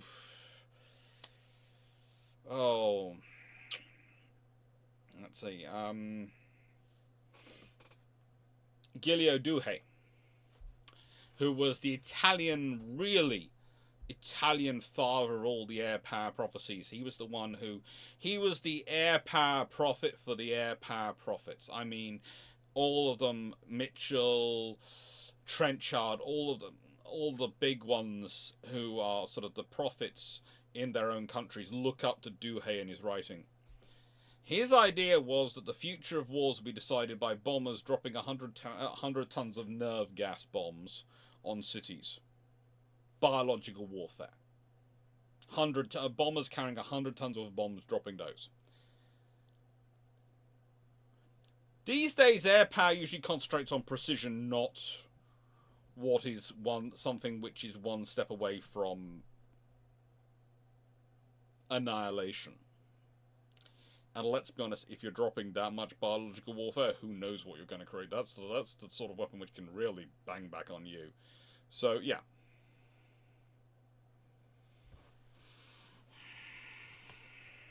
It's fun. It is fun. These are the 3 officers selected for these operations. Each will have their own task force, each has their own carrier. Most of the operations are built around one carrier, some cruisers, and some destroyers, and some oilers, where they're needed. Each one has one of these in charge, and they are being tested out. So, what is the rest of the task force made up of? As I said, cruisers, heavy and light cruisers, and destroyers. These forces are going out on their own. They're not taking capital ships with them. The Americans at this point don't have capital ships which are A, fast enough, and B, don't have the fuel for them, and so they don't have the range. This is one of those scenarios where it's a really interesting thing to think about these raids and what targets the Americans might have pursued if the Lexington-class battle cruisers had been completed. You know, we did a discussion, I think, at one point in a video of what happens if it's a 3-3. If 3 are completed as battle cruisers and 3 are completed as aircraft carriers, what happens? What becomes the USN strategy? What's the effect on the world? Well, in these operations, you'd probably see at least 2 of those carrier task groups would be formed up. And almost without a doubt, the American construction of capital ships, and I'm talking not just about the Iowa class here, but, and I'm going to make sure I get it right because, let's be honest, I have a habit of getting it wrong, it's the South Dakotas. They do have a habit of calling them North Dakotas. I don't know why. North Dakota just seems more battleship name to me. But the South Dakotas, I think, would also have been built with an eye to fulfilling this role. You know, that if the Lexingtons and if the Lexington battle cruisers and Lexington carriers had worked out really well, I have a feeling when you get to the Yorktowns, the South Dakotas would have been built as their counterparts. So you'd have you'd have, let's say, 4 and 4 would be the combination of whatever's sort of going on, and they would be built as task forces around, centered on a capital ship, fast capital ship, and a fast carrier. So the Lexingtons can do 33 1/4 knots. The capital ship probably would be required to do something not too far off, 32, 33 knots. Maybe not quite as fast, because let's be honest, the whole point of them is to sort of cover the carrier if it needs to withdraw. So actually being able to go a bit slower than the carrier helps you in that scenario. But still, they would have been useful. As it was, the real key enablers, therefore, for their getting close to Japanese places without worrying too much about the rest of the carriers were heavy cruisers. This is why these task forces are often quite heavy cruiser heavy. You look at them, they're sometimes a combination of 3 heavy cruisers, a light cruiser, and 4 destroyers. And that is that is a very interesting combination if you think about forming a balanced force. Does that really sound like a balanced structure of a force? No. It sounds like you've got the light cruiser and the destroyers to escort the carrier, and you've got the heavy cruisers there, if necessary, to fight a surface action if you get caught by anything. And again, that's not necessarily the greatest position for those heavy cruisers to be in. Because, again, if they find themselves fighting the Congos in daytime, or something like that, they could have real trouble.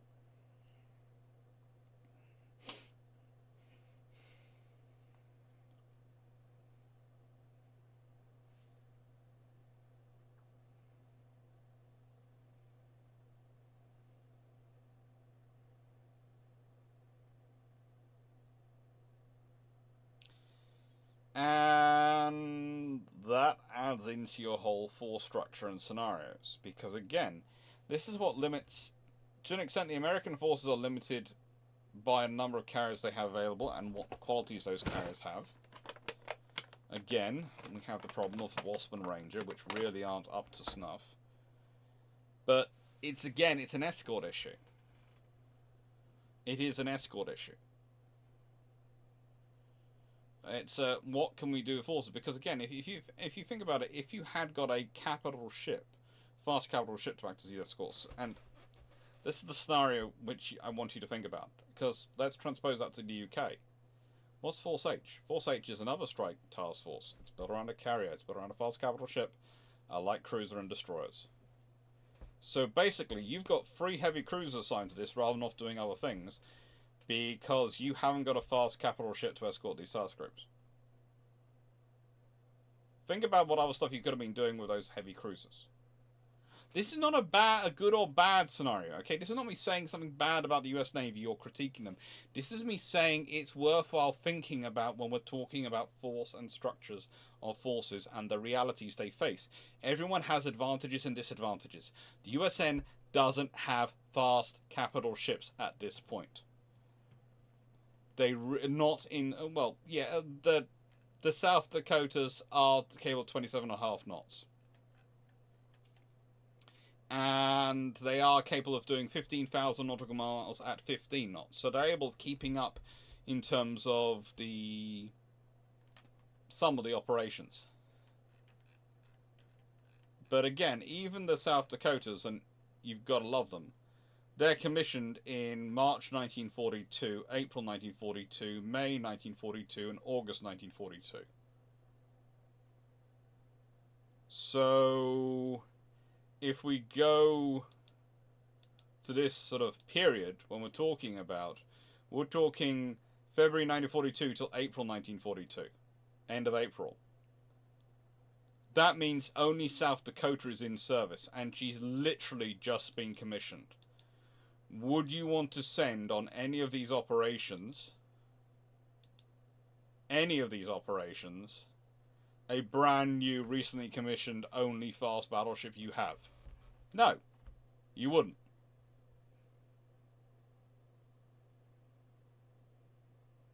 There is one of these operations you should probably send one on. If you're going to risk going for a bull, you should probably have taken arguably have taken South Dakota with you, but she's not commissioned yet. She's not commissioned till March.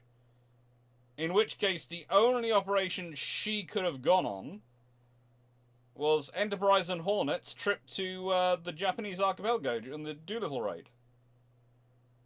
That's the only trip she could have gone with.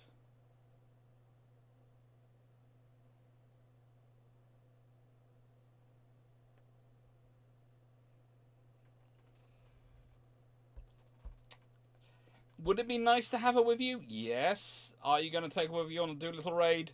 No, because you don't want to risk that much force on that route, do you? You don't. And let's be honest, the forces you're risking on a Doolittle raid,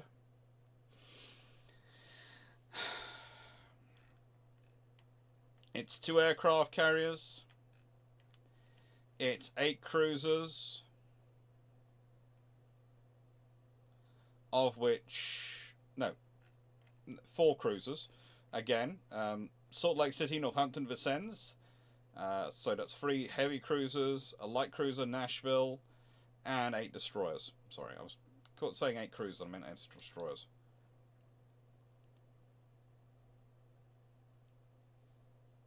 This is the reality. The only capital ship you have that could have possibly supported Doolittle raid, and let's be honest, she's not ready for it, because she might have commissioned, but she's only just commissioned. Do you really want to take her on that mission? She's the only fast capital ship you have.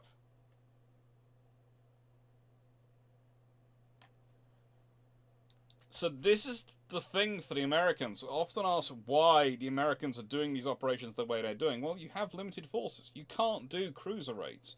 Why do they not have more forces to go and assist ABDA command, etc.? Because they're launching these operations because they have to. So they have to fight back. They have to try and take control of the pace of operations, the pace of the war, the pace of conflict. And they only have limited forces to do it.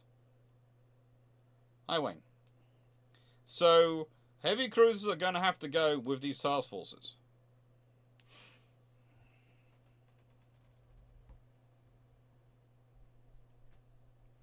Without the Doolittle raid, could the Americans have overwhelmed them at the Battle of Coral Sea?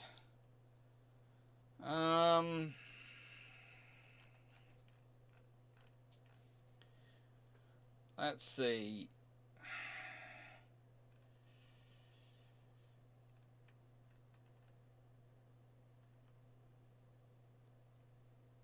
Without the Doolittle raid, you could have possibly have brought another 2 carriers, maybe, on that raid. You could have had not just Yorktown and Lexington there, you could have had Hornet and Enterprise. But, and I say this is a big, glorious Glutamus Maximus in this equation, you also then don't have the Japanese reaction, which forces their forces to be very, very tightly controlled and very defensive for the rest of the war. Because let's be honest, the Doolittle raid is the culmination of all these operations. The Doolittle raid is the final operation which shows, well, the Americans can hit anywhere when they want to. Deal with it. That's their problem.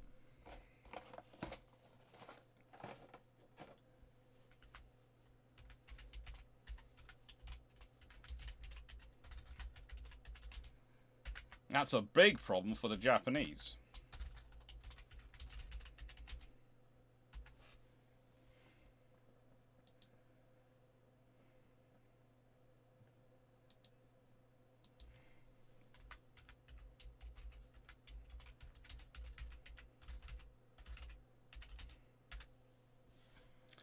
So,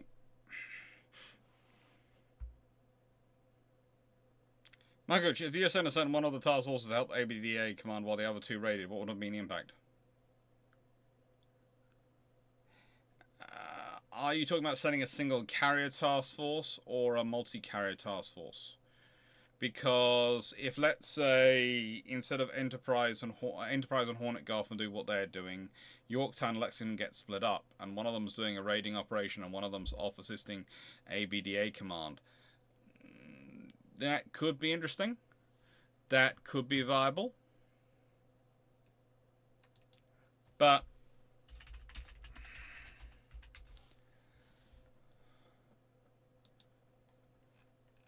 in reality, at this point in the war and the beginning of World War II,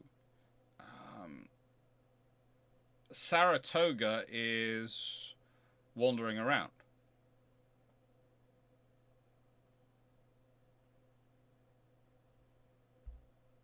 Saratoga is damaged, but you know, she undergoes temporary repairs. She's been wandering around in January, February 1942. She's sent to Bremerton in February for permanent repairs. But they make decisions to modernize her anti-torpedo bulge, put in anti-aircraft armament and all sorts of things to really get her upgraded. But she's out by the 22nd of May. So if you hadn't decided to do all the upgrades to Saratoga, you had just repaired her, you could have had her out earlier. And then you've had another full-size carrier to play with. So there are fors and against all decisions you make.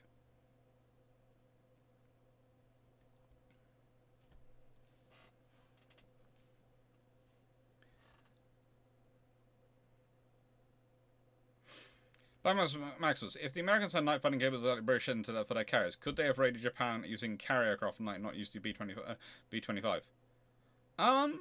Yeah, they could have. But again, if you consider the range of the strike, etc., that it's launched from, and I'll be getting into that when we're talking about the Doolittle raid, etc., you are getting, if you are talking about the range, you are over 500 miles away. And as I said, your theoretical maximum strike range with carrier-borne aircraft is roughly standard carrier-borne aircraft in the US Navy at the time is roughly 300 aircraft miles. Even the British is slightly longer theoretical maximum range, but again, that's going to be a high-risk strategy to launch a really maximum range night strike. So, and that's a lot of training and a lot of years preparation. So yes, theoretically they could, but in practice, it's probably better to do the B-25s on long range. It's a far safer approach, and it's a far scarier approach for the Japanese, because the Americans can launch B-25s from their carriers. How big are their carriers? Do they have a secret carrier? You can imagine the absolute tiz, which the Japanese were sent into, and yes, just expand this to make sure everyone who's new watching can see the list and knows what we're talking about. And also scratching my nose up here. So I guess if the Japanese had hit the West Coast in a significant way, that might restrain the US for some months, of course. Yes. If you'd hit the West Coast, the Americans would have been very much restrained for a few months while they secured it, and they would have probably kept a massive fleet back there for the entirety of the war, tied there to defend it. If you want a good example, okay, from a fictional world to look at, and I was reminded this because I was reading it the other day because I was rereading some of Glenn Stewart's work. In that, there's a huge space conflict going on. And the United Planetary Space Forces, etc., UPSF, actually have battleships They deploy battle cruisers all round, but they actually have battleships, which are basically the largest hulls they could get, fitted with minimal drives and maximum weaponry and maximum power generation to give them it. And those things never leave space and never leave UPSF space. They're always there to protect it because they're needed as a powerful force to protect it. And again, if you consider what happens for Japan during most of World War II, where are the battleships sitting? Where do they keep the major part of their battle fleet?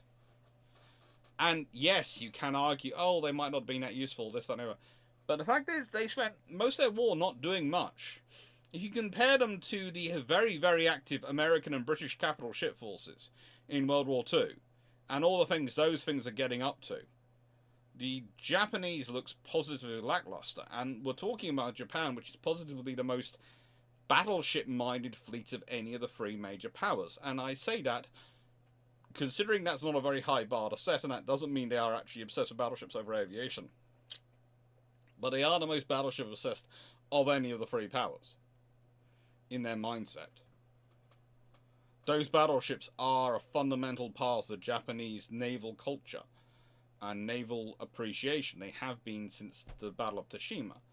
And to wrench away from that is a major thing. And a good example is the fact that Yamatos are the speed they are and the size they are, all these things. And what are you not building because you're building them? And you could argue, you can go, well, the British and Americans are all building battleships. They are, but they're building battleships and aircraft carriers at the same time. The British build HMS Ark Royal and then start building the King George V and the Illustrious class at the same time. And they're literally ordering 5 capital ships. They've had 1 carrier coming in, they're ordering another 4. And then they order another 2 Implacables when they're ordering the 2 Lions, and they're ordering HMS Unicorn at the same time as they start looking at the second batch of Lions, and all sorts of things. That's what you have going on. So you have the same with the Americans, and they're ordering the Yorktowns, well, Hornet, and then the Nimitz, the Essexes, and all those sort of carriers. The thing is, they're doing that simultaneously. They have the infrastructure to do it, but they're doing that simultaneously because they value both. One is the existing capability. One is the assured capability. They know this works. They know this rocks the sea. They know this dominates. And one is we know this is going to eventually, we can see it coming because it's got certain advantages. Is its range of strike versus conventional artillery, versus battleships artillery guns. We just don't think it's there yet. And so we can't afford to put our eggs all in one basket because we are responsible for our nation.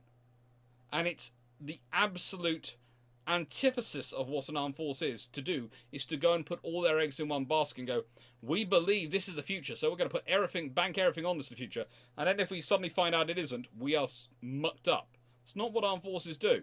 They are conservative with a small c in their procurement. They will go with either 2 strokes, the certainty and the potential, or they will go with a certainty with potential. They will never go with just potential.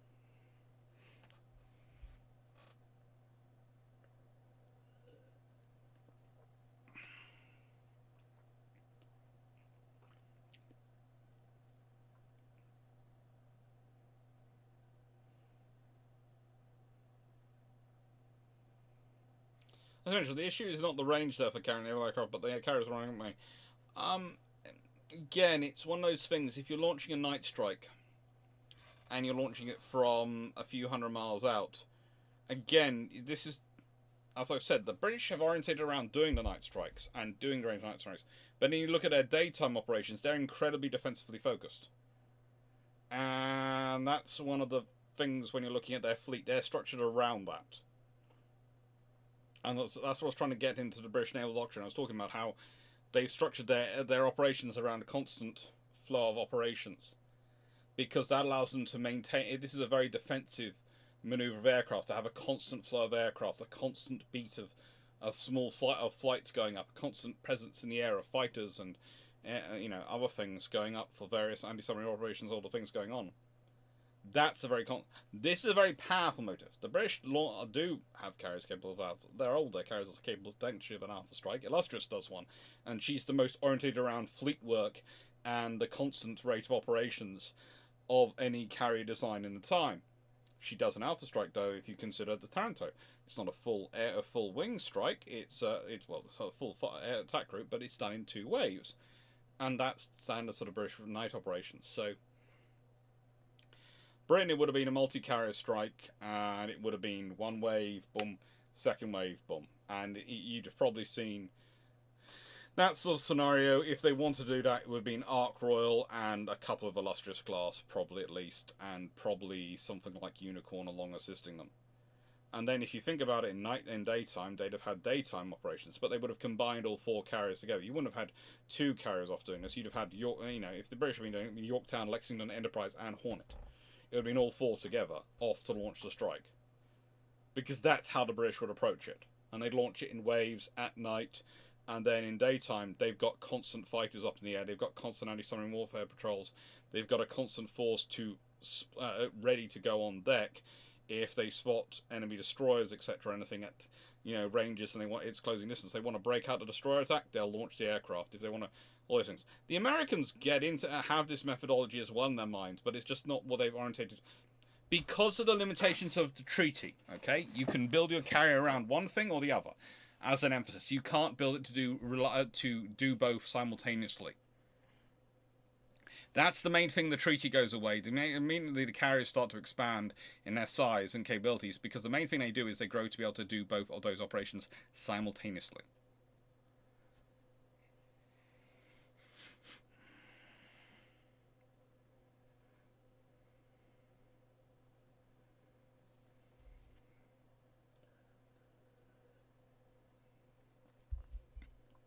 Oh yes, if more Japanese battleships had been able to go down the shore bombardment route, that could have been. I'm not sure if it would have changed the outcome of some battles, but it would certainly have been far more costly for some of the American operations. So the Marshall and Gilbert line, I'm afraid. I'm going to neaten up my notes.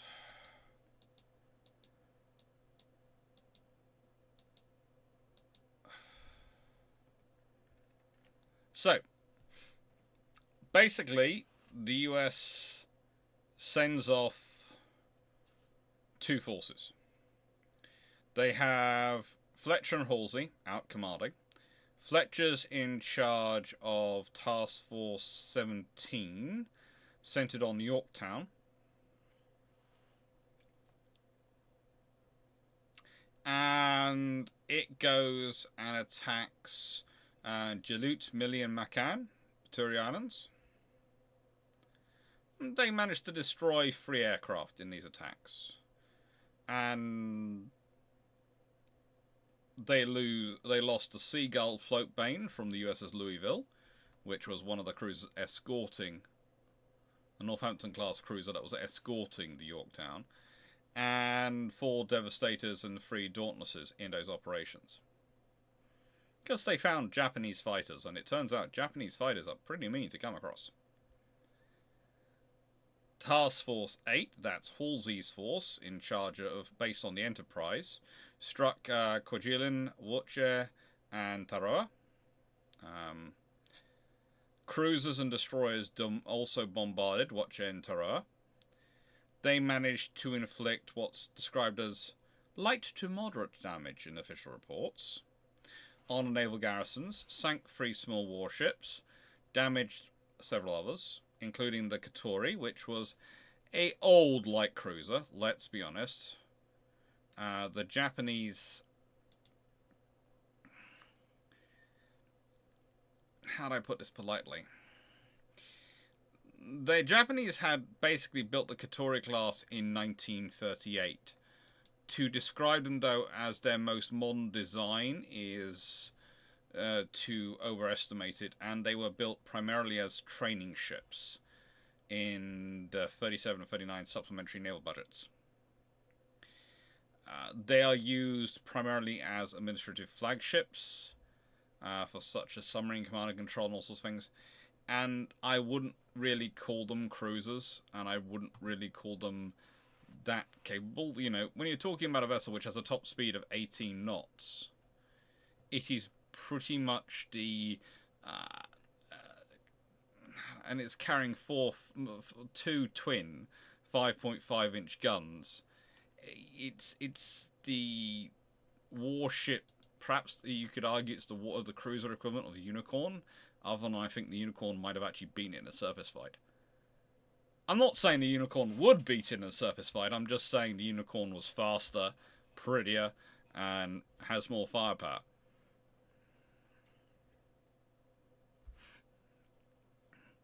And Unicorn's an aircraft carrier. Well, no, it's a forward aviation sport ship, of course. It's not an aircraft carrier.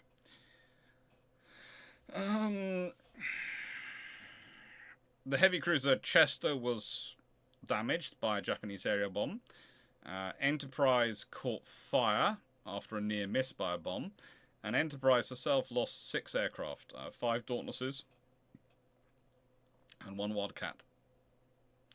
And Salt Lake City also lost a float plane.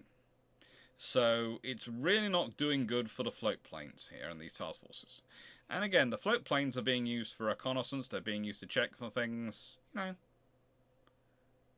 They're capable, but they're being used. And pretty much this causes the Japanese to do a couple of things. One, they send some aircraft carriers to try and chase down these task forces.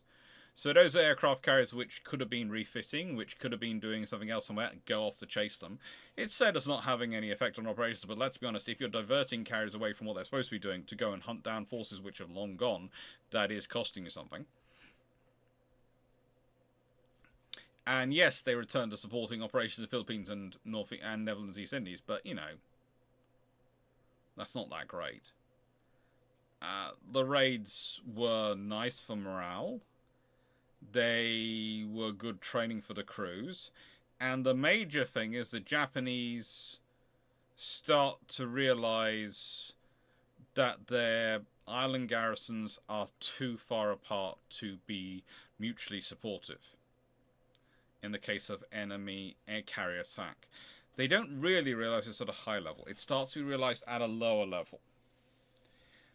There is often an argument how long it takes to get higher up there, but the thing is, I would say it's differently acknowledged. At this point, there's no rush to try and make the perimeter defenses more secure. But Yamato, as in Isoroku Yamato, the commander-in-chief of the IJN's combined fleet at this point, decided that he needed to get the Americans to come to a battle with him as soon as possible, and that is what ultimately resulted in Midway. So, it's kind of useful.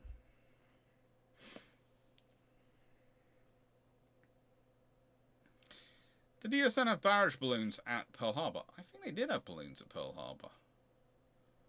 I'm not 100% sure, but I thought they did have balloons somewhere in Pearl Harbor. Can't see any in the pictures.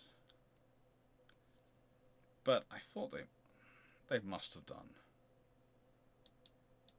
They did. I'm sure they had barrage balloons. Okay, I'm going to Google that one. I have to admit, I am going to Google that one because I'm now worried. I don't know if it's anywhere in my notes. If it is, it could be in my notes.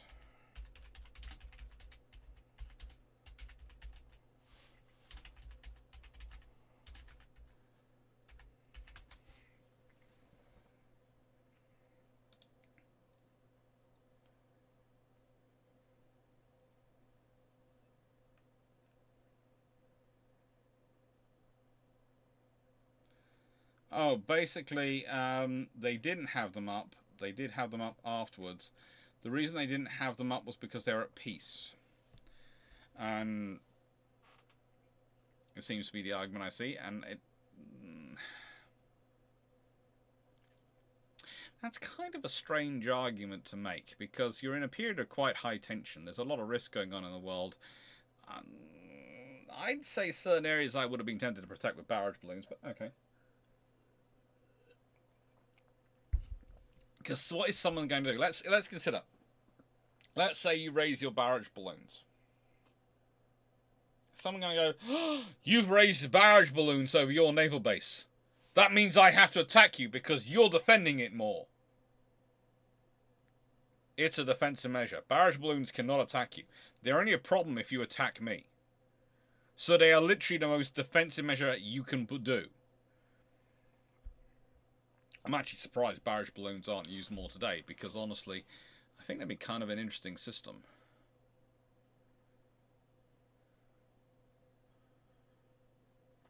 I can see why you don't use them, because people will think missiles, etc., all those things, but if you've got a barrage balloon with sufficient infrared, etc., maybe even decoy system deployed on it that could launch decoys, i.e.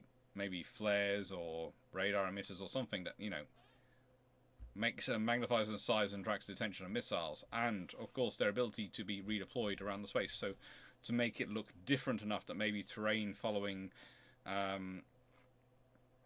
systems are spoofed or think there's an issue, it would potentially work.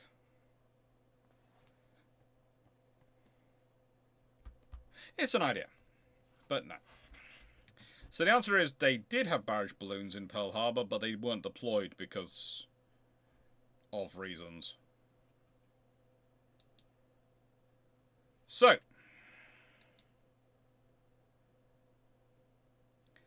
after you've done the Marshall Islands and Gilbert Islands on the 1st of February, the next one...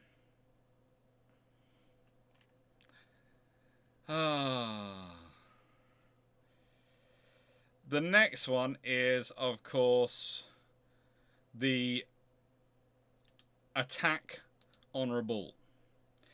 And there is a problem with that, because basically you have one aircraft carrier, you have 4 cruisers, 10 destroyers, all deployed.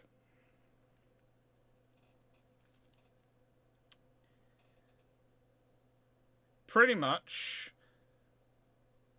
after the Japanese have taken Rabaul, they begin to turn it into a major base.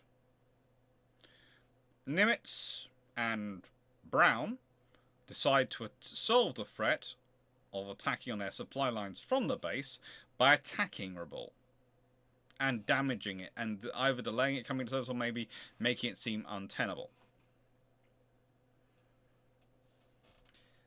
The idea was that the Anzac Squadron would attach to Task Force 11 to reinforce them, give them some more strength, and unfortunately the Anzac Squadron fuel supply proved inadequate, so they couldn't accompany Task Force 11, and so Task Force 11 ended up going on alone. Task Force 11 is built around Lexington. While they're on their way in, on the 20th of February, they detect aircraft on the radar at 35 miles. That's roughly 30 nautical miles from the ship. This is detected at 10:15 hours, whilst they were still pretty much 400 nautical miles, 450 miles from the harbour of Rabaul, i.e. outside of their combat strike range. I've already been over. The maximum strike range they really have effectively is 300 miles. They didn't want to strike from 300 miles range. They don't want to do that.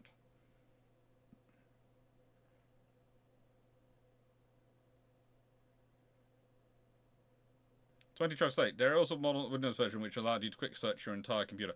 I do use the quick search quite a lot, but I knew barrage balloons in Pearl Harbor, if I had anything on that, would be a tiny section of a document somewhere. And Windows doesn't like that. That tends to take longer for Windows to find. And I also then have to search through lots of notes which have barrage balloons and Pearl Harbor in, but don't have anything to do with the one at the other.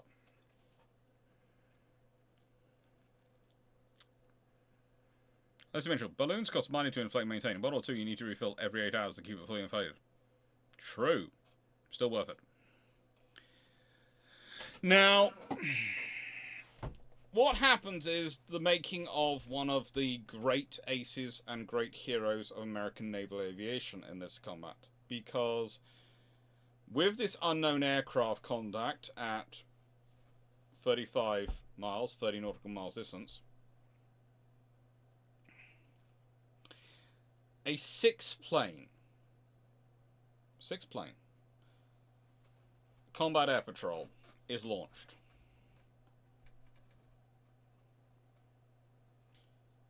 With the two fighters directed to investigate specifically, two of the fighters, the contact.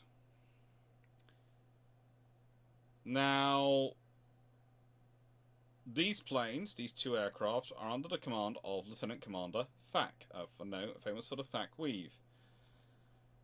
And they shot down a Kawasaki H-6K-4 Mavis flying boat. Now, for those who don't know, that flying boat, the Imperial Japanese Navy's flying boat, was one of their premier land-based reconnaissance aircraft. And I say land-based with the greatest respect, because I do realise it's a flying boat, so basically it's water-based, but tends to operate from islands and lands and provides a great deal of their security in terms of their ability to spot targets coming out. Consider it, in a way, a four-engine Japanese version of the Catalina.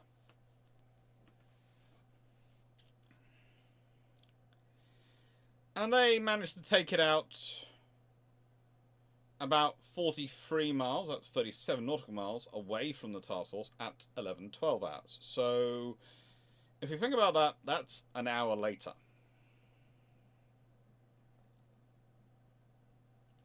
Two other aircraft, two more fighters, were sent to another radar contact. And they shot down a second Mavis at 12:02 hours. A third contact was spotted at 80 miles out, that's 70 nautical miles out, but that aircraft managed to reverse contact and disappear.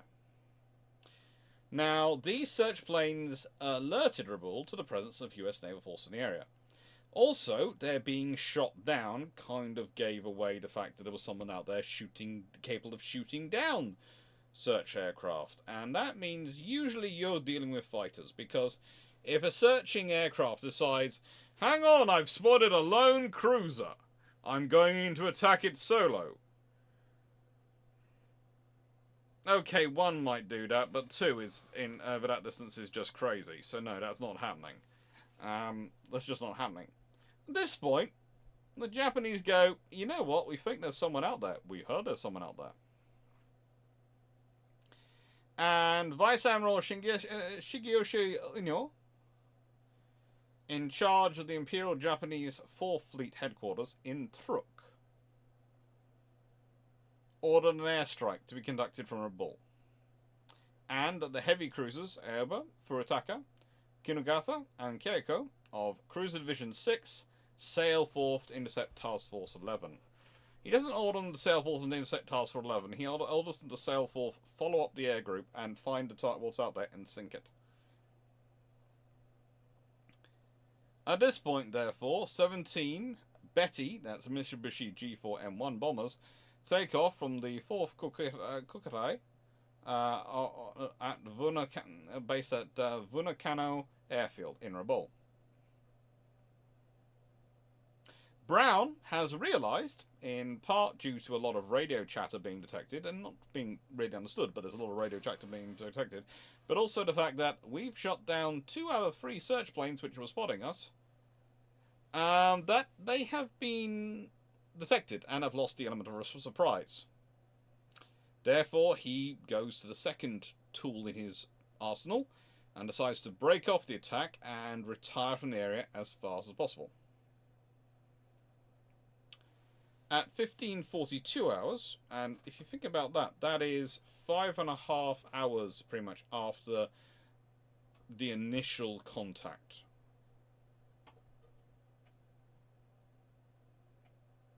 They detect a jagged V signal.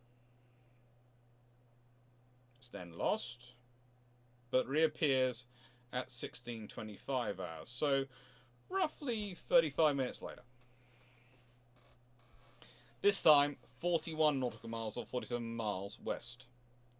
6 Wildcats are again launched from Lexington, and they go to intercept the incoming targets. And then Lexington launched 4 more, and then another 6.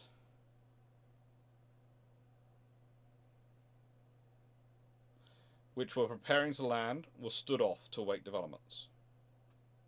So they have a flight of 6 heading in the direction, followed by a flight of 4, with 6 more circling the carrier, which still have ammunition. Don't need to land just yet, but they're prepared. They were coming back to land, but instead they are flying around. So you have roughly 16 fighters in the air. The first 6 very quickly come across the 4th Kotai's 2nd Shutai, which is led by Lieutenant Mayoshi Nakagawa. And they go straight into the Bettys. And to be honest, they give you an idea of what might have happened to the Bettys in the scenario of Force Z if there had been a carrier present. You start to look what happened. And when Force Z is sunk, famously, of course, there is no carrier present. And there are no fighters escorting the Bettys or anything that's taking part in the attack. It's literally, they are there attacking, and it's just the ships to defend. Well, in this scenario, 5 of the 9 incoming Bettys are shot down or cut out of the formation. And remember, for a naval defense, the whole point of a fighter is to break up the attack. If you turn some around, great. If you shoot them down, woohoo! But your purpose is to break up the attack into manageable chunks, so they can't bracket a ship. So they can't attack from multiple angles. They're attacking one aircraft at a time, preferably. And you want to do that first with your aircraft, then with your heavy AA, then with your light AA, and so that you keep breaking up the enemy down into manageable chunks. Light AA engages and maybe shoots down the aircraft. Either way, you try and throw them off for enough fire, and you throw their attacking off. One of the aircraft lost was Nakagawa's leading aircraft, which caused the attack run to be further delayed because they were trying to work out who was the next ranking pilot who was still alive and with the group. Once they've sorted out, the remaining 4 Bettys turn into their run. Then those are set upon by the 6 standby fighters. Their bombs land 3,000 yards short of the carrier. Now, at this point, Nakagawa enters the battle again, because it turns out that he hadn't been lost completely. He'd been cut off, his radio wasn't broken, and so his aircraft is crippled. And he decides he's going to crash directly into Lexington's flight deck. Captain Sherman, that's the captain in charge of Lexington, basically turns away from him, so his stern is facing him, and piles on the speed. And has every gun available attack the aircraft. The plane hits the water roughly 75 yards astern of the carrier. Those 4 Bettys, which had actually come in to do an attack, well, they now try to leave, but are swarmed. 3 more are shot down. 2 F4s that's 2 Wildcats, are lost due to return fire. And the last escaped all of these Wildcats, but ran into a lovely SBD. Yes, of course, they ran into a Dauntless, and flown by the executive officer of the Dauntless Squadron, Lieutenant Walter F. Henry, who overtook it, shot it down, and meant there are no survivors of the 2nd Chutai.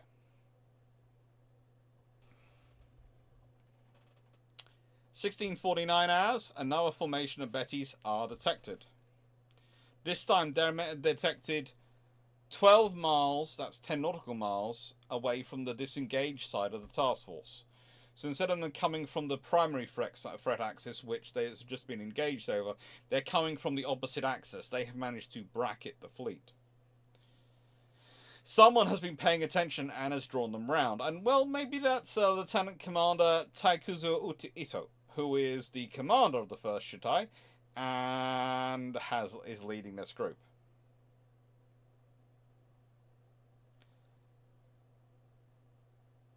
Unfortunately, all the fighters have been drawn off fighting, attacking the 2nd Shitai.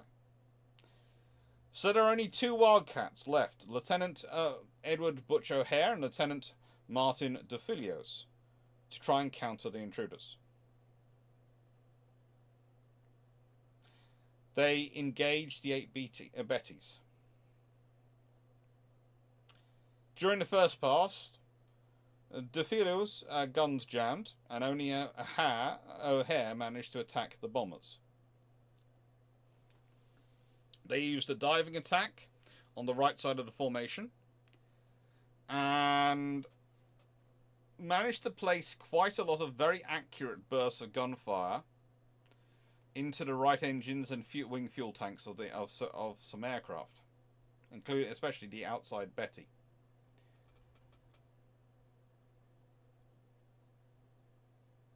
That then launches starboard, and O'Hare switches to the next plane. And basically, O'Hare walks his fire through the Betty formation. Keep coming back time and time again to try and attack another pair of aircraft from the outside in.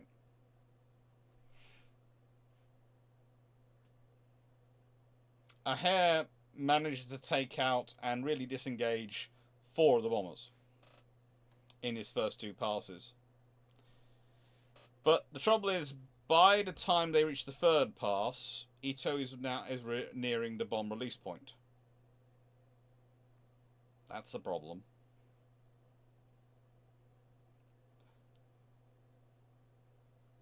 O'Hare continues on. He attacks Ito's deputy aircraft, and then he attacks Ito's plane himself. And the resulting explosion is so violent that the remaining 1st Chutai pilots were convinced that an AA burst had actually struck their commander's aircraft, because he managed to cause the port engine nacelle to break free of the wing and the fuel inside to ignite.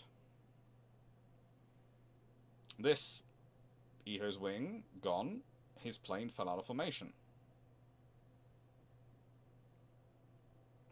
At this point, O'Hare makes another pass on the aircraft, but runs out of ammunition before he could finish. And he then pulls away to allow the Lexington's anti-aircraft guns and other anti-ship's anti-aircraft guns to engage. O'Hare always believed he'd shot down 6 bombers and damaged the 7th. Captain Sherman decided this was 5, as 4 of the reported the 9 bombers were still overhead when he pulled out. There's actually only 8 aircraft in the formation, and he'd shot down actually only 3.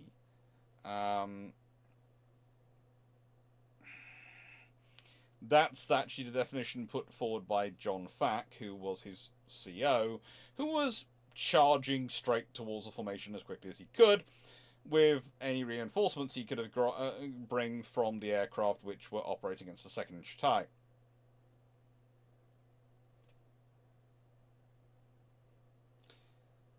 The 4 pilots of the Japanese dropped their bombs, 3 of them targeting Lexington, but the 1st Shitai had managed to set up their run much better than the 2nd, and their nearest bomb was just 100 feet astern of the Lexington. They'd been unable to line up, though, properly, and one of them, Maida, had actually released his bombs on the cruiser Minneapolis, and those missed 100 yards to port. So if you think about it, if Maida had been with the rest targeting Lexington, it could have been interesting.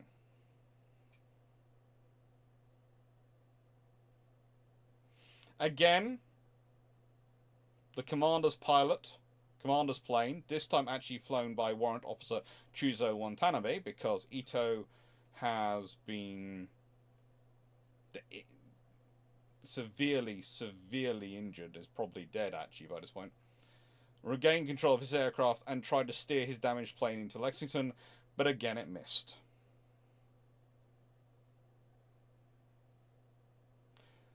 The officer who survived, the senior officer who survived, Maeda, actually believed that both Ito and Mitani's aircraft had crashed bombs, crew and all into the air carrier, and this is why the Japanese think the Lexington must have been sunk.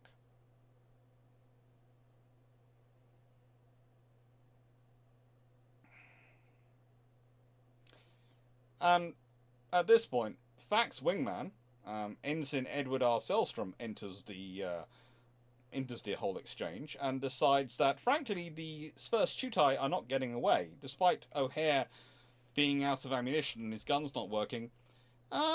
He decides to go and engage and manages to shoot down another of the aircraft. Pretty much after the results of the operation, Brown has already cancelled the attack because he'd been spotted, but the Japanese have lost 19 aircraft, 17 bombers, most of them, and about two scouts. And the Americans lost 2 fighters destroyed and 1 person killed. Did he do the right thing? Yes. Let's be honest. The whole defense of the operation rests on surprise. The whole thing rests on surprise, especially when you consider you've got 3 heavy cruisers coming out to engage you. 4 heavy cruisers coming out to engage you. He hasn't got the force to take those on if they're in a fight where they can actually reach his carrier and start shooting at his carrier. Because the fact is, it doesn't matter if he can sink those 4 ships. If his carrier gets damaged, look at how many carriers they have operating. They have 4 carriers. Will the Japanese sacrifice 4 cruisers to take out 1 American carrier? Probably they would. Because that's going to have repercussions all the way through the war. And the Japanese, at this point, are quite that.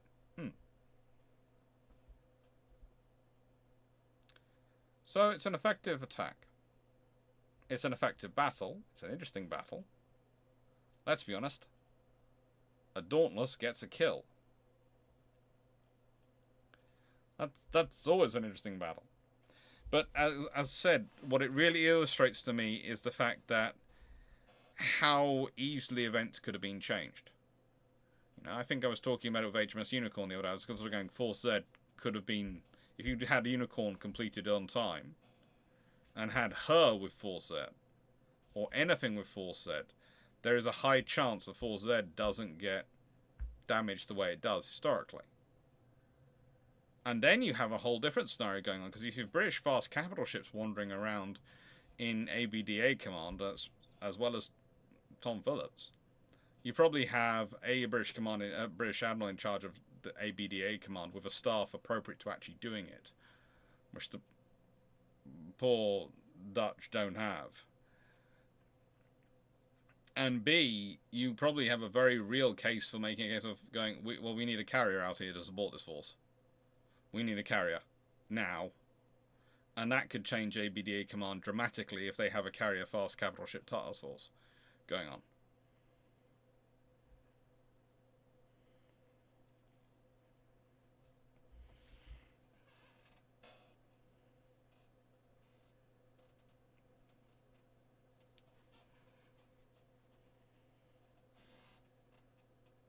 I think the thing is, the British were planning on sending something to Force C, and it would have been sent. I think there is a good argument that Ark Royal could have been out there. I think if Ark Royal had not been damaged when she was done, I do realise that Jamie Seedale makes this argument quite often about her being long overdue for refit and maintenance. I think the thing is, she might have been sent out to the Indian Ocean to be maintained. They could have sent her around to Bombay, etc., to get her maintained and refitted. They could have done that. He's a big enough dock to do it, and that could have been the Eastern carrier. There's all sorts of options available. Illustrious could have been sent. Illustrious does end up being part of the Indian Ocean fleet, the Eastern Fleet. So yeah, there's an option there.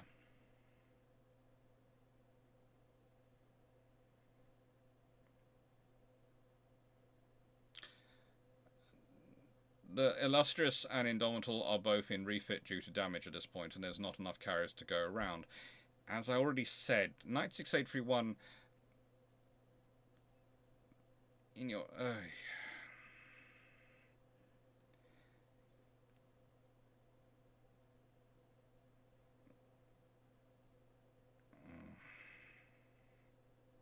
does make me laugh sometimes. It really does. So,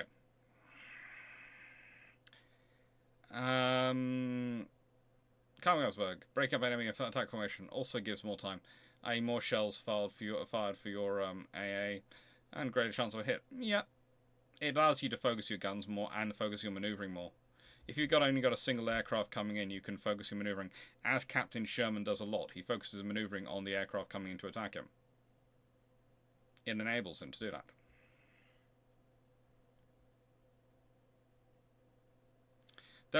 Dauntless gets a kill. You say it as if something strange. May I remind you of a certain swordfish that shoots down a German plane in Norway?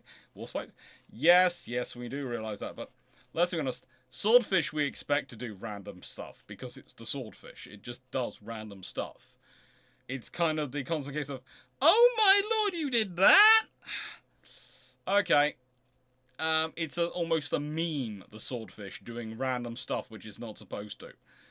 The Dauntless doing these things is less so. And, yeah.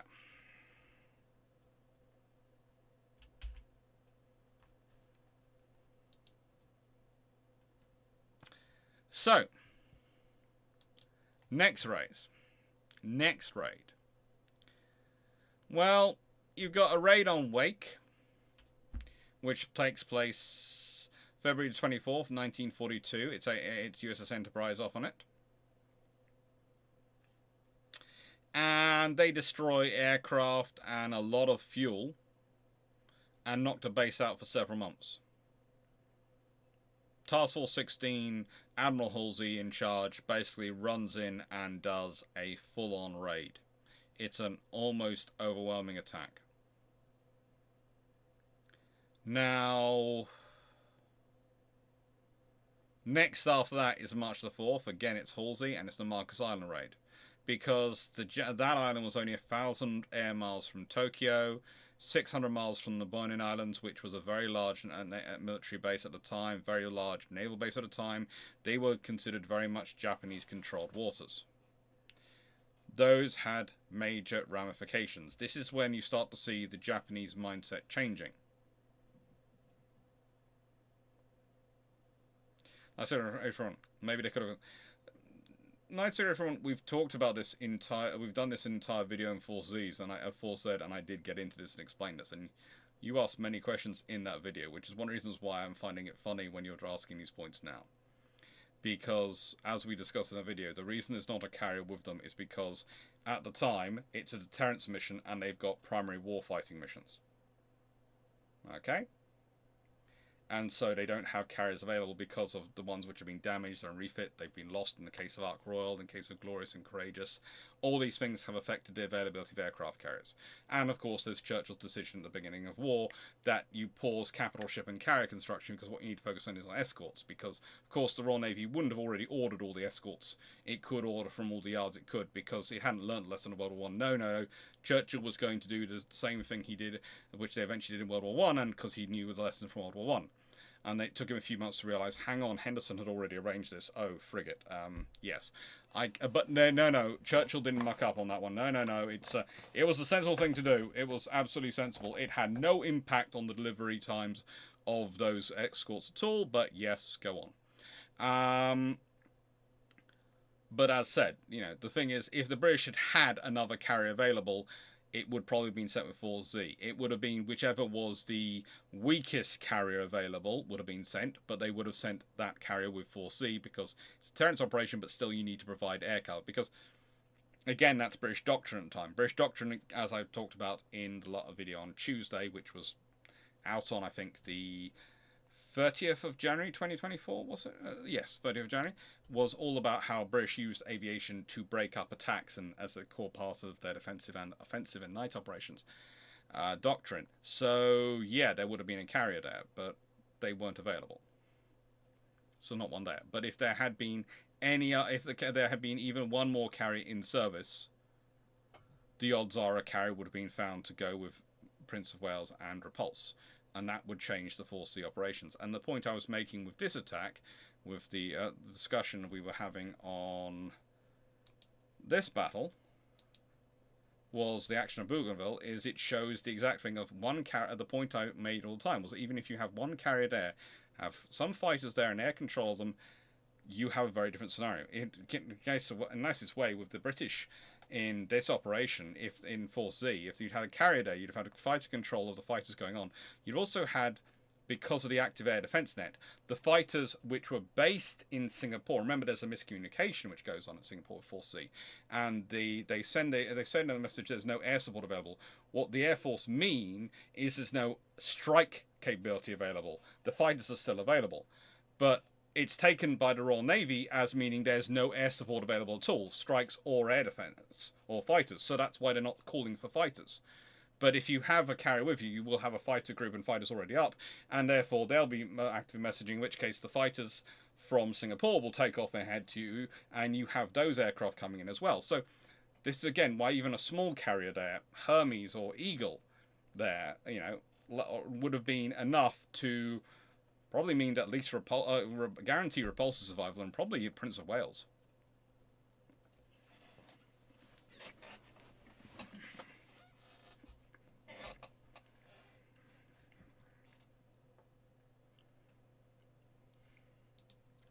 So,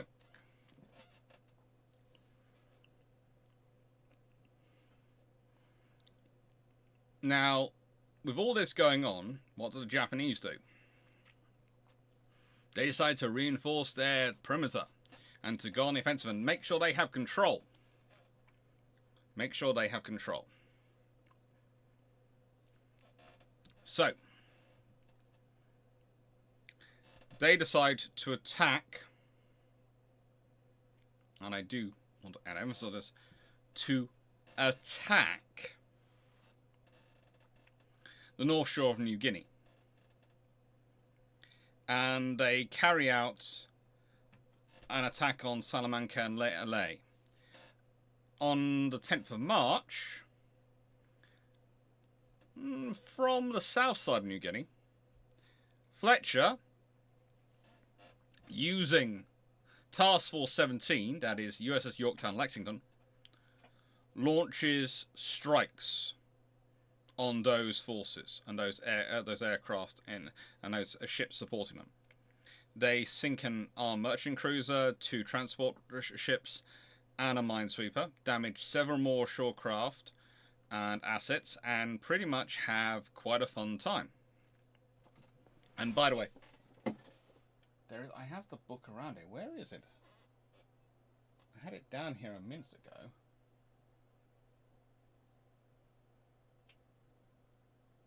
Okay.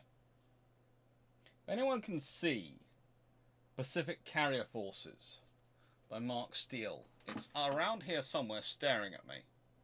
I do know it's staring at me because I was reading it. Well, actually, I was reading it Tuesday night in the hotel. So I brought it back here and I put it. I haven't put it away, have I? I haven't been that organised, or rather disorganised, considering I'm going to be using it this evening.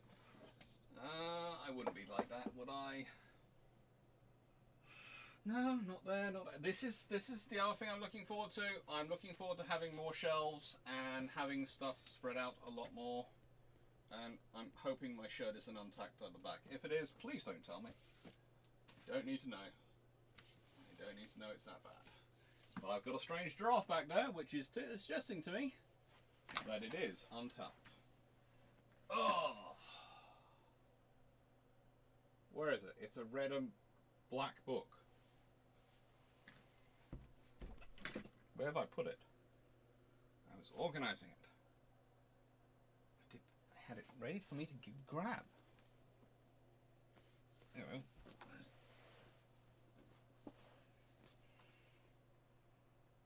No, that's that one. That's Woolwich. Where's the steel one? Yeah, no. But this one also has good details about it.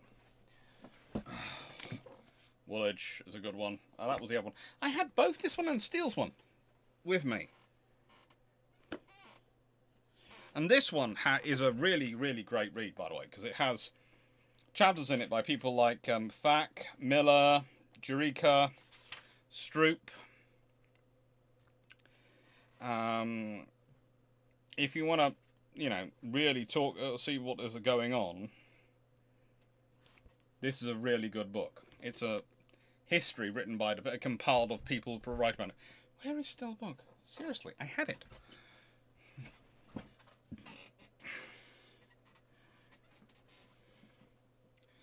And surprisingly, it was the Devastators who did the attack. They barely got over mountains, but they did it, and it's all but forgotten. Yes. Well, that's why I did particularly, and I want it noted, I did pick pictures very carefully for this video. And this is a picture, of course, of the Devastators of VT5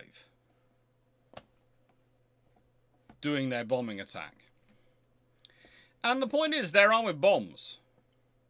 And they're able to do this high range, they're able to keep things up together. And the attack is really quite good. It commences with Dauntless dive bombers hitting the Japanese shipping at 0922 hours.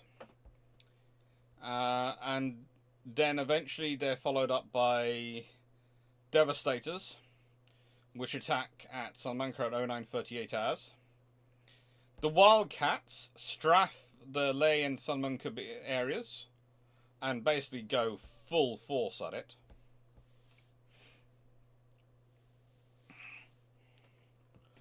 And what's really cool is after the carrier strike, 8 B-17 bombers of the 435th Bombardment Squadron, flying from Garbut Airfield, bomb the area as well, which causes further damage.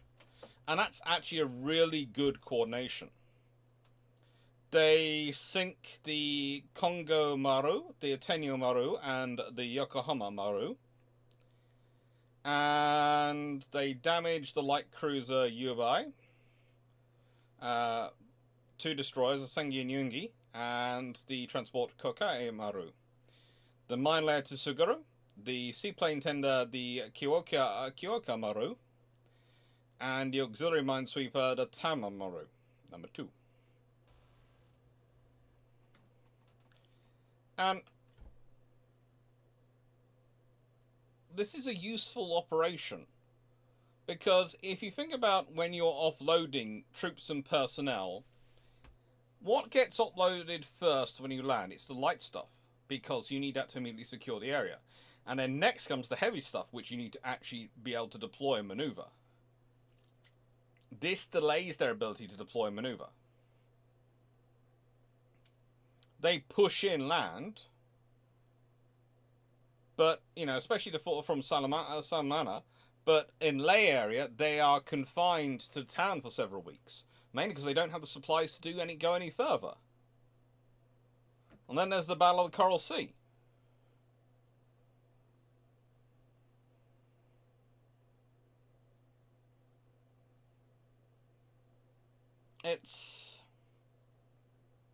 It's a whole thing, and it gives the Australians time to organise themselves and withdraw their forces.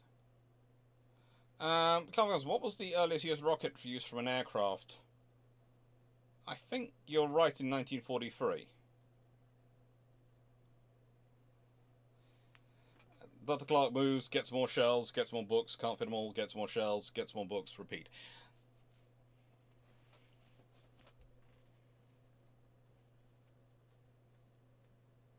I'm not saying you're right, but I have considered the fact that the place we put a offering on and it's been accepted does come with a woodworking shed, so I'm considering using that to actually build custom shelving.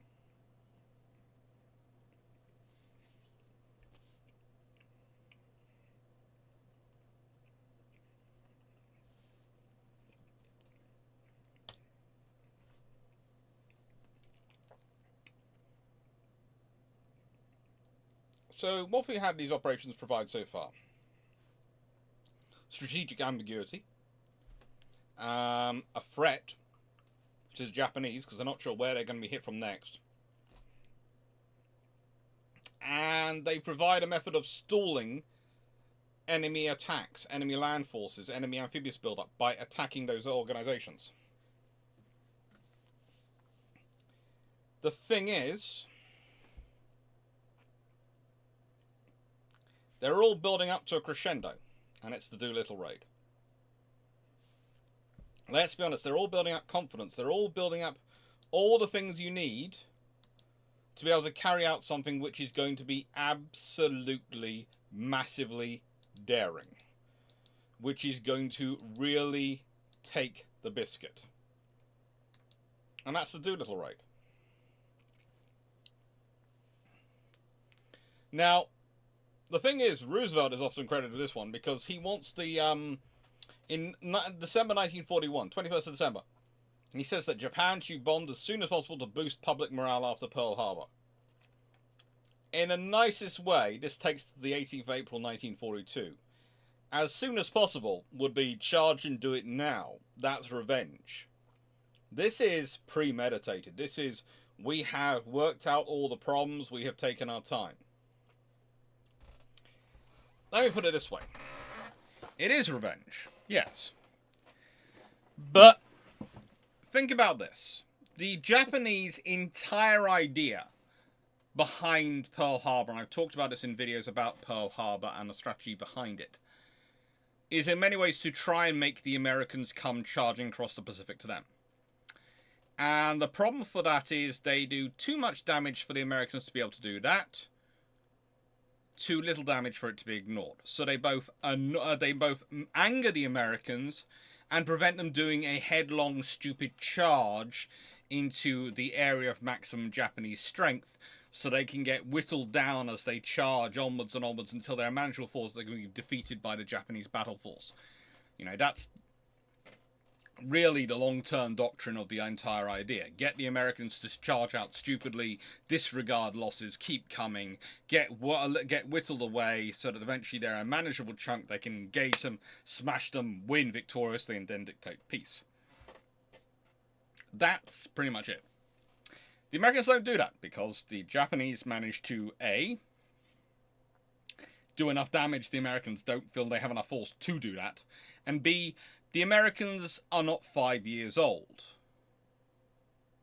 They are actually mature adults. They can go look at the process and go, you want me to be angry and stupid? Why? The Americans, remember, have been doing War Plan Orange, have been testing out the idea of wargaming and fighting the Japanese for many years. They realise what the Japanese strategy, the only strategy which could work, is to whittle them down as they cross the Pacific and then annihilate them. That's the only strategy the Japanese have as an advantage against, as a possible winning strategy against the force which is so much larger than them as the American industrial might is. So the Americans aren't going to do that. So the Americans spend their time marshalling, working out what to do. And yes, you want to do a little raid. Well, that's you can bomb Japan. But if you think about it, if you want to bomb Japan as quickly as you can, you load up the carriers using the carrier aircraft and you bomb Japan. You could have done that in December 1941. Maybe January 1941 if you waited till you till Roosevelt has the idea. And you're organising after that. But you could have gone straight away with a carrier and done it. You could have taken 4 carriers. You could have taken Hornet, Yorktown, Lexington. You could have taken Saratoga, because remember, she's still in service, still available till February. So you could have taken, if you wanted, you could have grouped 5 carriers together. You could have Enterprise, Yorktown, Hornet, Lexington, Saratoga. You could group them all together. You could rush them together, send in 5 carriers, hit Tokyo. 5 carriers, 5 squadrons of carrier aircraft, 5 air groups attacking Tokyo. They would have to do it in daylight because they don't have night flying capabilities at this point or anything like that. Well, they do have them, but they're not whole task group, and it's all very limited, and it's all, very, very Congress has been, not giving any money scenario. And they could have done that very, very quickly. They don't. Why? Because they know it's going to lose them carriers, they know it's going to lose them a lot of aircraft, it's going to lose them a huge amount of trained aircrew, and ultimately you get revenge, but it's going to be what the Japanese want, because it's going to gut your forces. So you don't do that. The Doolittle raid is the quickest you could do an operation without risking your forces so much or making the fort risk so great that you couldn't actually, you would have a trouble recovering from it.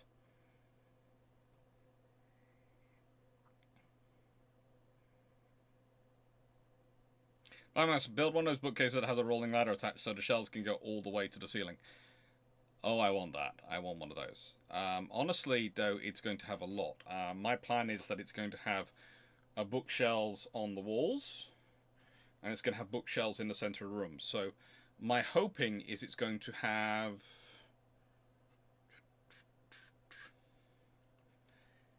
at least 4 big bookshelves. Alex sort of the big sets from IKEA across the room.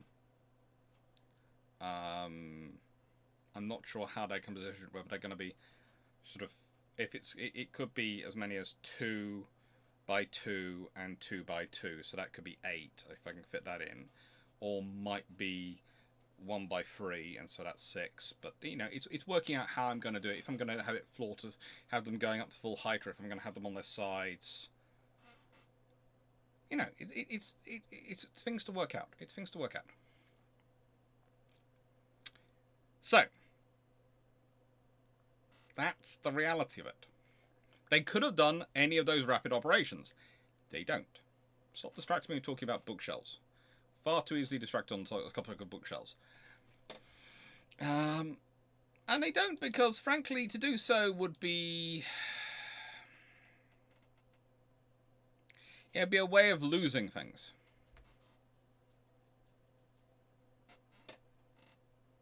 It'd be a way of losing a lot of their abilities far too quickly for them to be happy with.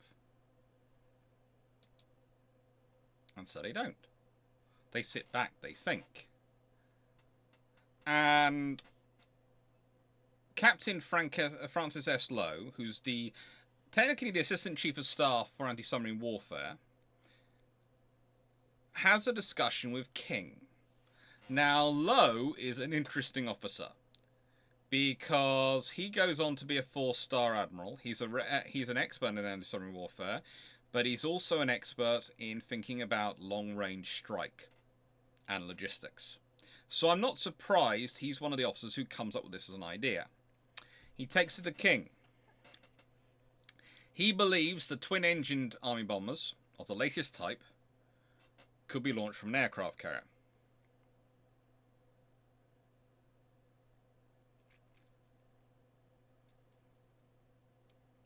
He gets a test done where they have the runway painted with the outline of a carrier deck for the aircraft to take off. And at this point, the Army Air Corps, Army Air Forces headquarters gets involved, and they find Doolittle, who's, let's be honest, one of the most famous test pilots of his generation, a civilian aviator, aeronautical engineer, all sorts of things, to plan the raid. They decided the aircraft would need a cruising range of 2,400 nautical miles. That's a lot. That's 4,400 kilometers. Or in regular miles, and I will remember this conversion in my head someday.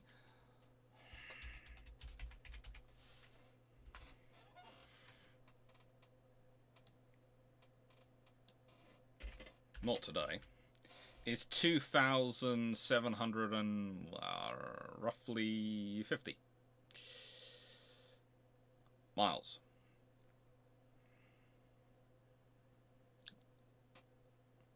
Roughly.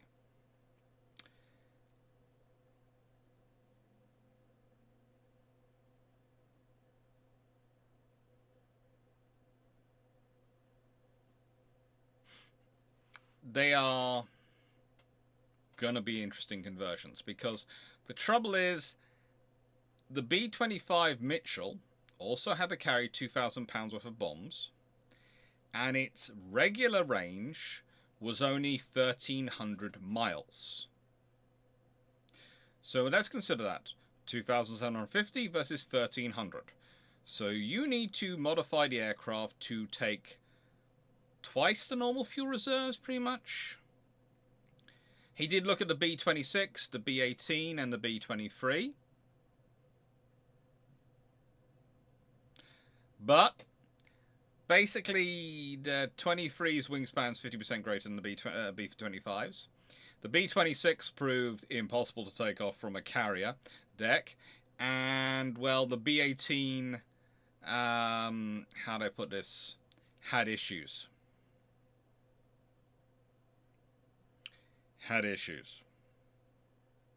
B-25 hadn't seen combat at this point, but it was theorized it could fulfill the mission's requirements. Now, his first idea was to do a night landing in Vladivostok, which would shorten the flight by 600 nautical miles. And this would allow the B-25s to be turned over to the Soviet Union as part of Lend-Lease. However, the Soviet Union, remember, has a neutrality pact with Japan. They'd signed it with them in April 1941. And actually, they'd first had a peace treaty with Japan back in 1939, and that's the reason why the Soviet Union doesn't invade Poland at the same time that Nazi Germany does, because they're waiting for peace to be secured in the Far East before they decide to start a second war.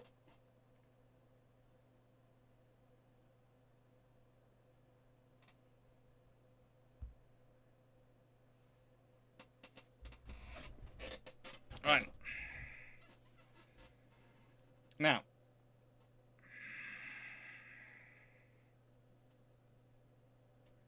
could a B-25 with strength landing gear and tailhook land on Midway class carrier? I agree with Steve White's assessment. 1945, it would be Midway, it'd be marginal. 1990 Midway, probably. 2,750 miles is pretty much the conversion of 2,400 nautical miles to miles.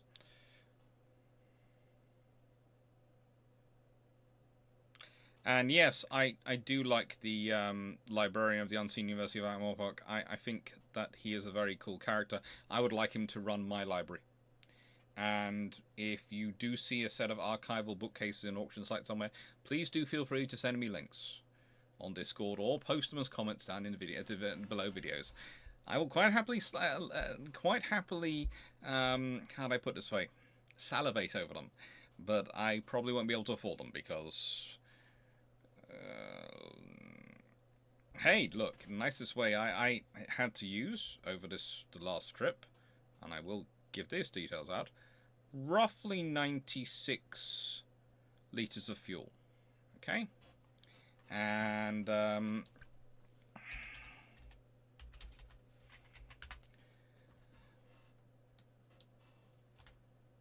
for those who don't work in litres, that's 21, well, if you work in US gallons, that's 25 gallons of fuel. And that cost me roughly 150 quid. 150 pounds. So I think petrol of the move is going to drive me to penury, but we'll leave that to one side. We'll get there. We'll get it all sorted out. Getting a tail hook on a B-25 is a real fun thing. Yes, it would be. You'd have to redesign the entire... This is what I say when we talk about using land-based aircraft off carriers. You're going to have to redesign the entire airframe. Good luck, it won't be the same aircraft. This is some of the joy of the F-35, designing an airframe around being the C, B, and A variant, and having broadly speaking similar airframe dual free rolls.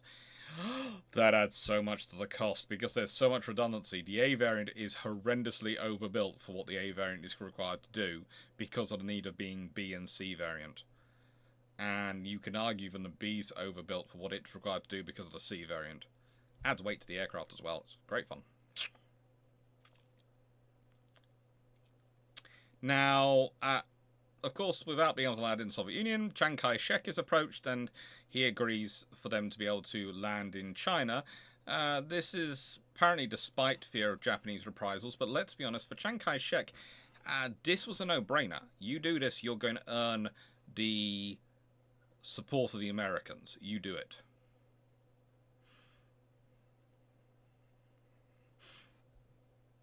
And the aim was for the airfields they were selected to reserve refueling stops, allowing the crews to fly to Chongqing, and from there to hopefully, how do I put this, get to safety.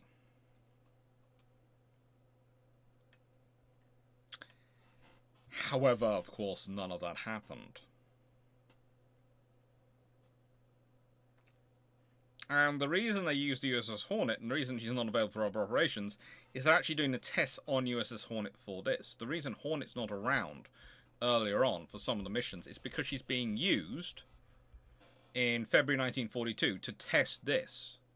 Think about how important is this mission to morale, to operations, that you have Hornet not doing combat operations but doing this, testing for this.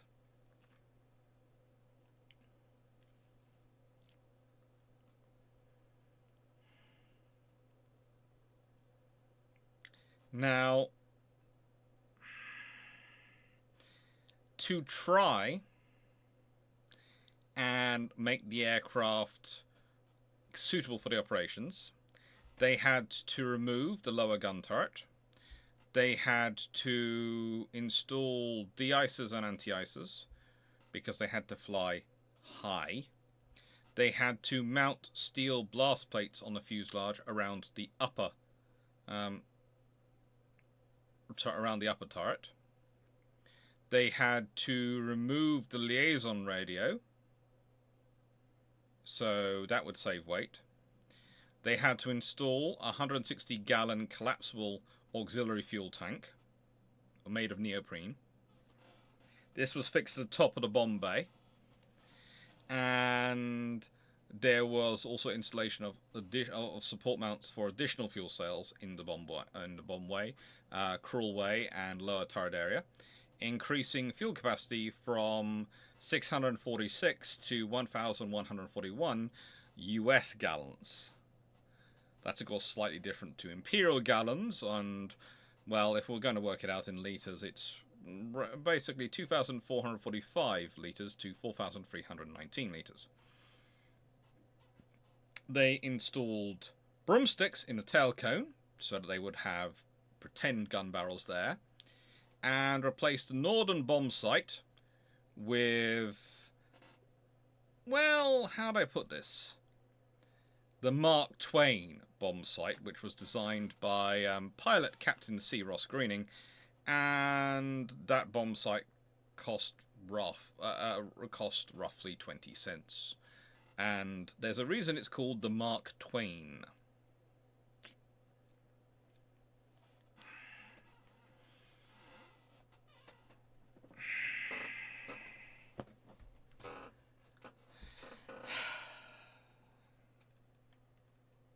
Now, 16 bombers in the end are loaded onto the Hornet at Naval Air Station Alameda in California. Each aircraft carried 4 specially constructed 500-pound bombs, 3 high explosive, and 1 incendiary.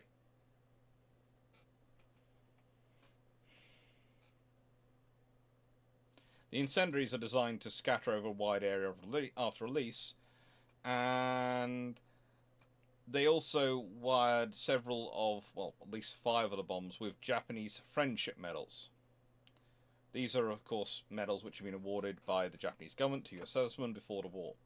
So basically, they're mainly coming from personnel who had served or visited Japan, some on very special occasions, such as returning ambassadors and people and honor dignitaries who've died, etc. And they are returning these medals in the most brutal way possible.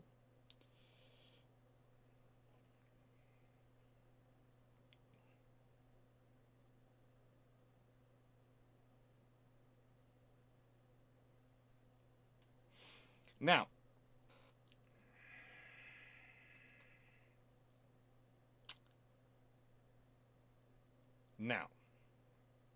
the bomber's armament was reduced again. They launched with only two 50 caliber machine guns in the upper turret and a single 30 cal in the nose. The 50 cals are 12.7mm and the 30 cals, of course, 7.62.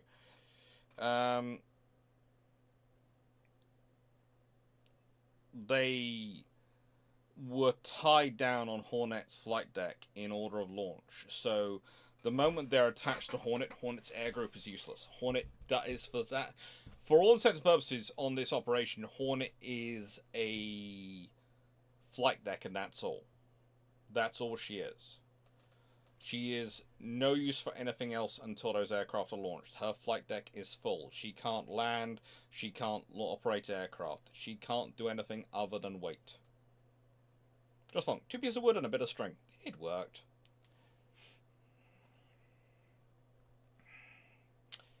They left San Francisco on the 2nd of April. The bombers were in clear view. Well, you can't put them in the hangar, so they're obviously visible to everyone.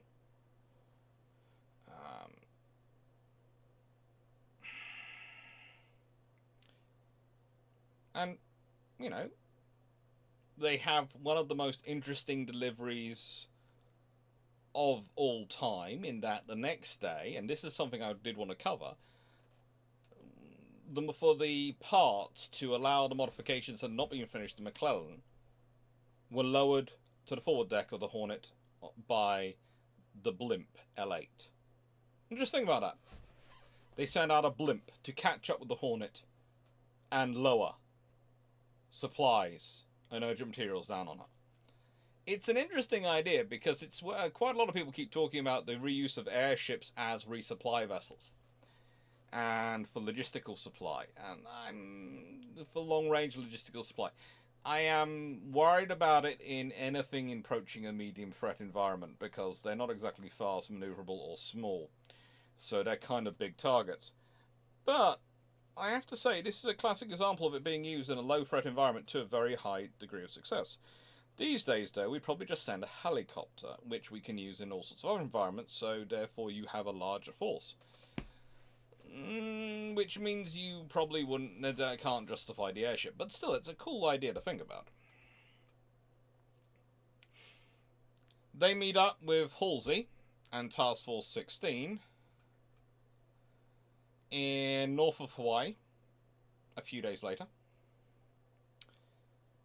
And it's Enterprise which is going to provide protection for the task force in the event of a Japanese air attack. As said before, Hornet's air group are entirely below deck. They can't do anything. Until those B-25s are launched, they are useless. The combined force, well, as I've said before, was Hornet, Enterprise, Salt Lake City, Northampton, Vincennes, Nashville, Balch, Fanning, Benham, Ellet, Gwyn, Meredith, Grayson, and Monson. And also 2 fleet oilers, Cimarron and Sabine. They proceed in radio silence. They're using flash signals, they're using flags. They're not talking to each other on radio. They're not talking with anyone on the radio. On the 17th of April, the Oilers refuel the task force for the last time and then withdraw with destroyers to the east. The destroyers protecting them. And the carriers and cruisers dash. They go up to 20 knots toward their intended launch point. 07:38 hours on the morning of 18th April. Task force was 650 nautical miles from Japan. It's seen by a Japanese picket boat. Just a small patrol craft, and they managed to radio an attack warning to Japan. The boat is sunk by gunfire from the USS Nashville, appropriate light cruiser going and doing that engagement, but still, it's too late. Yes, the chief petty officer in charge of the boat decides to kill himself rather than be captured, but 5 of the 11 crew are picked up by Nashville. At this point, Mark Mitcher, who is the captain of Hornet, and Doolittle have a conversation. They decide to launch the B-25s immediately. That would be 10 hours early and 170 nautical miles further from Japan than planned. Now, they respot the aircraft and maneuver them around because how they've been stowed is not a good position for them to, how do I put this, start their engines up and do their run-ups. Doolittle is in the front aircraft and he has 467 feet of takeoff distance. None of the pilots had ever taken off from a carrier before, which is actually quite a feat and also quite silly. Because you think if you have Hornet, etc., wandering around, the way they couldn't have found time for them to be stuck in a, I don't know, a Dauntless or a Devastator, a trainer aircraft, or even another trainer aircraft available, and the Americans do have them wandering around, to take off from a carrier and land. I do not know. I would have thought that would have been something I would have done. I wanted them to at least experience the idea of taking off from a carrier and taking off from a carrier, so they had an idea of it before they did this. But no one had decided to do that. Obviously, they decided it was all too rushed, but I thought that would have been time.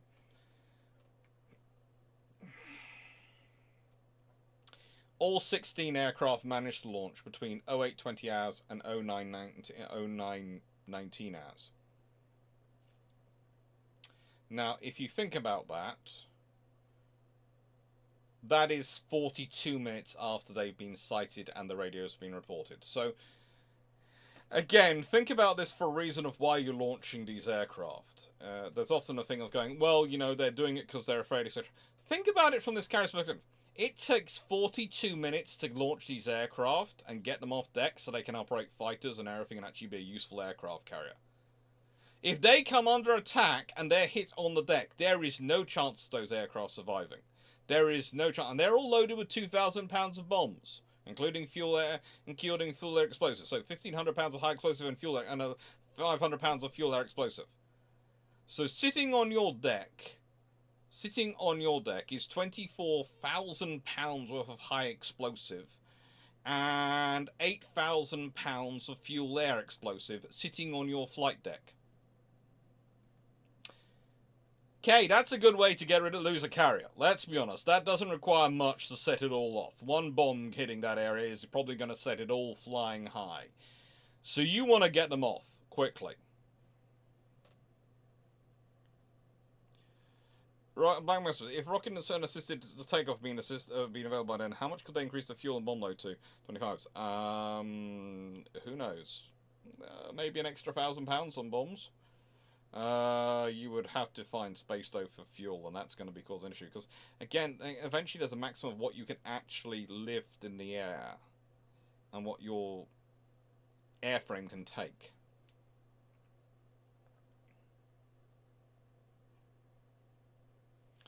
Right, can't an airship in theory lift a lot more than Halo? In theory it can, but in practice, do you need it to lift that much more? How often do you need to lift that much more? Jim Davidson, part of the 45 minutes had to be used to get the ship up to the higher speed. Yes. They're already doing their 20-knot dash, so they're already going 20 knots, but to get these aircraft they had to be in the air, they had to be going at full speed. So yes, that's another thing that has to be used, but it doesn't matter. Even if you're going at full speed, it's still going to take time to launch them, and if you're going at full speed, you're losing fuel very quickly. And yeah, 42 minutes is 42 minutes.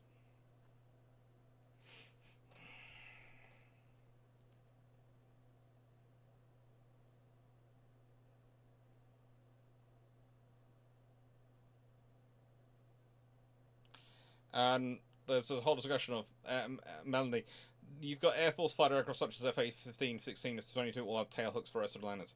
They do, but they're all for emergencies, as I understand it. They're not designed for regular use. There's a difference between having something which is designed for emergency, maybe using once.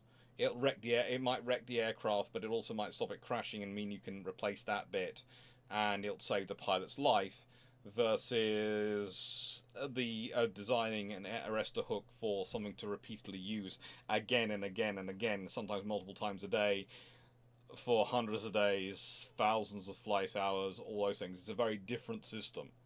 You think about it, you design it. If this was a single-use mug, it'd be very different than this, and that's the scenario.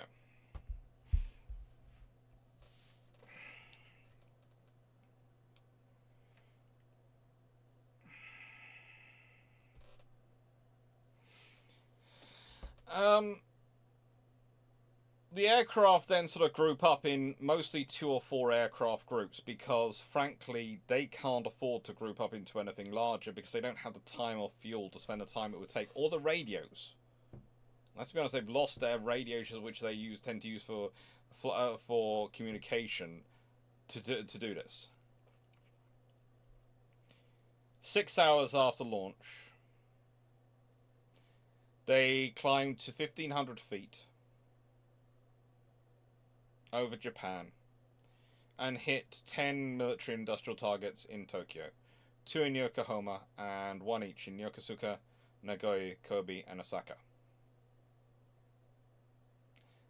They find very few fighters.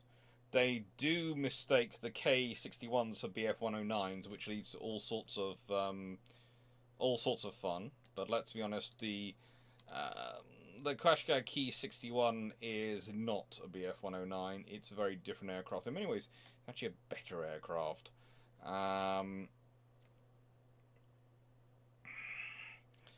But, you know, there are all sorts of discussions. But during this little raid, they are mistaken for BF-109s, which causes fun because people suddenly think, "Oh, the Japanese have got BF-109s. We know about BF-109 characteristics," and start planning as if the BF-109s are there, and of course they're not. Eventually, they realise what they're dealing with. No bombers shot down over Japan, though, and only one B-25, that of First Lieutenant Richard O. Joyce, received any battle damage, which were minor hits from anti-aircraft fire. Number one of the B-25s, that piloted by First Lieutenant Everett Holstrom, jettisoned its bombs before reaching its target as it came under attack by fighters and its gun turret malfunctioned. But the Americans do claim to have shot down 3 of the Japanese fighters, but it seems unlikely. It seems unlikely.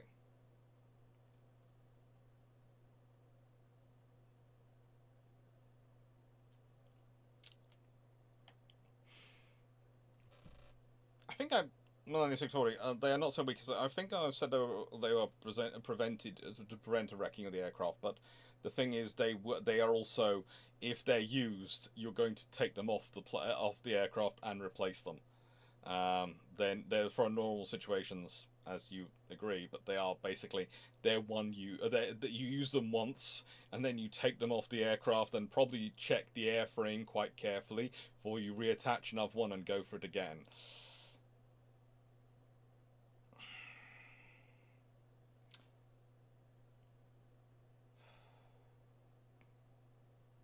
Now, 15 of 16 aircraft went across towards the East China Sea. One decided to go to the Soviet Union. They had an interesting time, ended up getting back to actually being dropped off in British territory, but it was after a while because technically they were interned. Then they were interned next to a border of a country which had a British consulate in. And then they found themselves, they escaped across the border. And later on it was found that the NKVD, of course, got them across the border. But, you know, these sort of things are interesting times. The other 15 end up in China.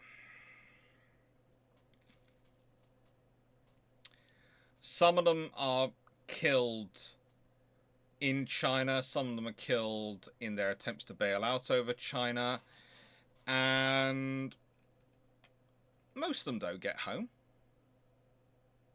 Most of them get home.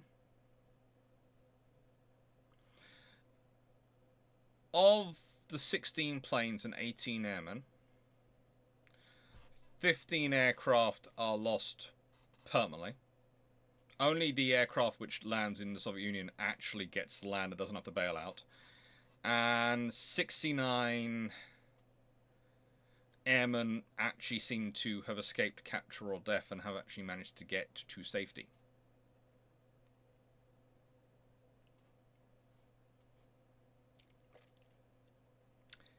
A lot of the Chinese, though, pay dearly for helping them. And with the Japanese searching for them, they did manage to capture 8 of the raiders. But they also decided to sort of take roughly 250,000 Chinese lives, according to some sources, in the hunt for it.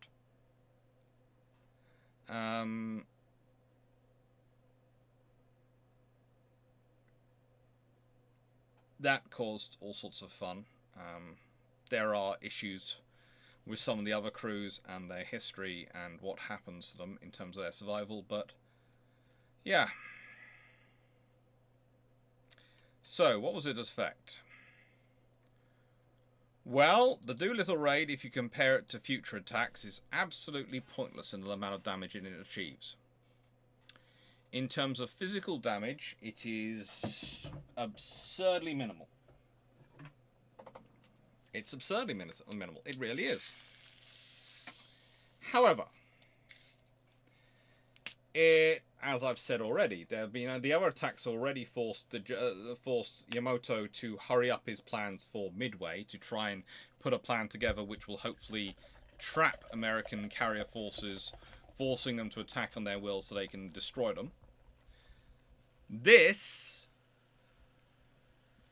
raid is what makes Midway quite so weak from the Japanese side. You know, we've talked about Midway before. We've talked about how the fact that the Japanese send ships off in all sorts of directions. They're doing multiple attacks, and, well, they're trying to copy the Americans in that way. They're trying to split American forces to give them multiple targets to deal with. But also, they are honestly still so worried about another attack, they're keeping forces back. One of the things that often strikes people as quite strange when you're dealing with Japan in World War II. Japan is fundamentally at a disadvantage against the Americans and the British Empire. Okay, and it's always put a point to emphasize the British Empire.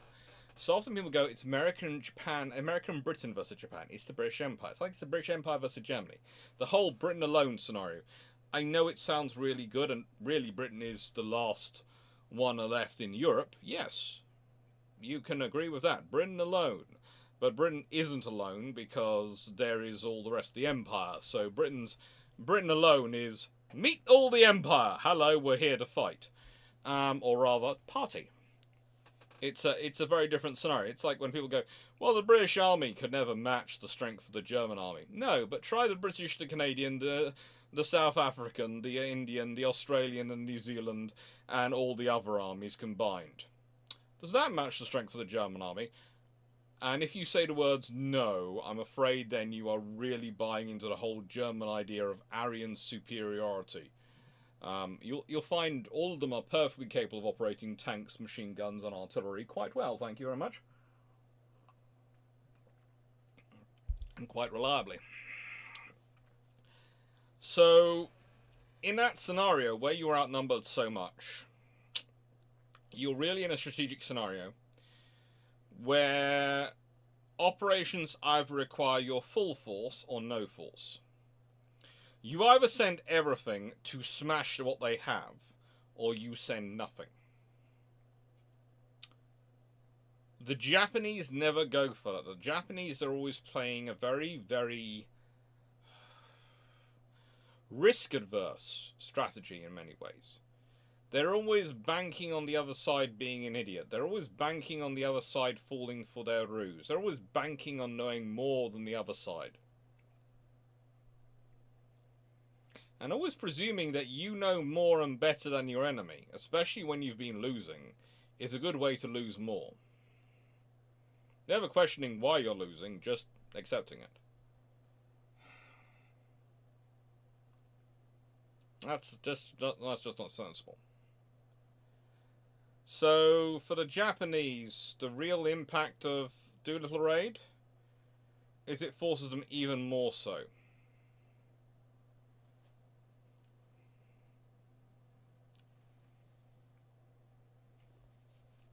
It forces them to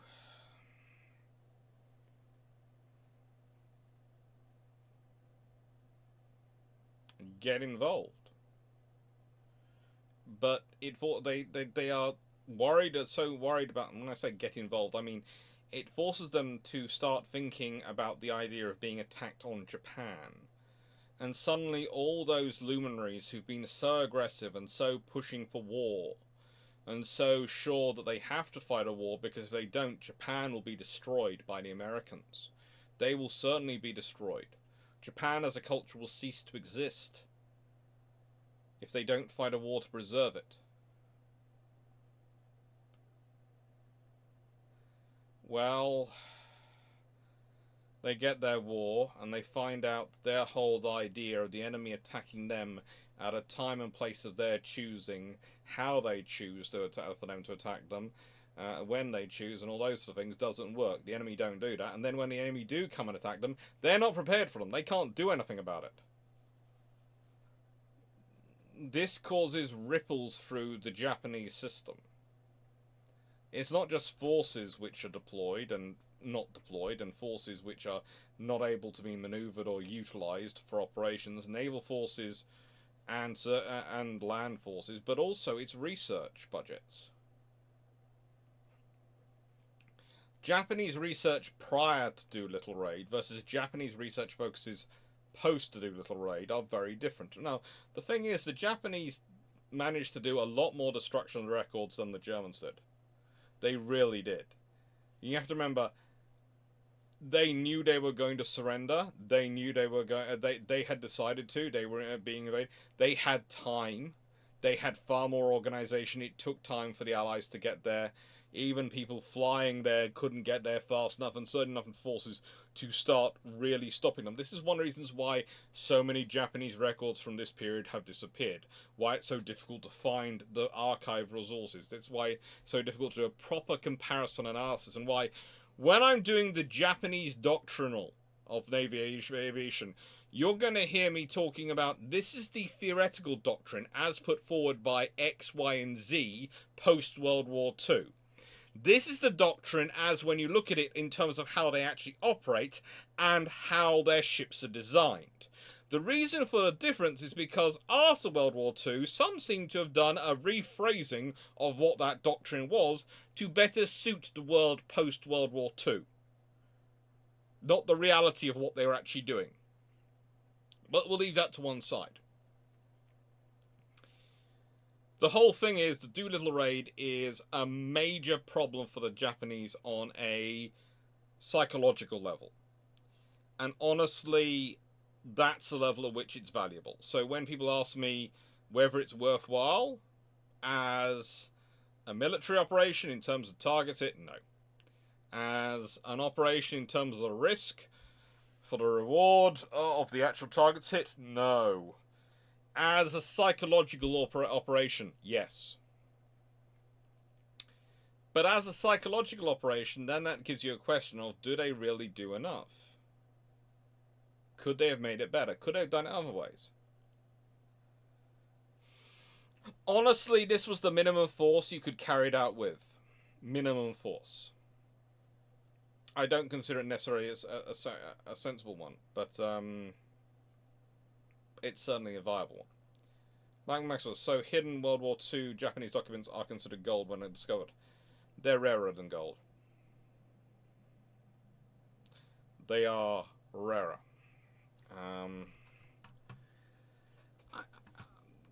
It's...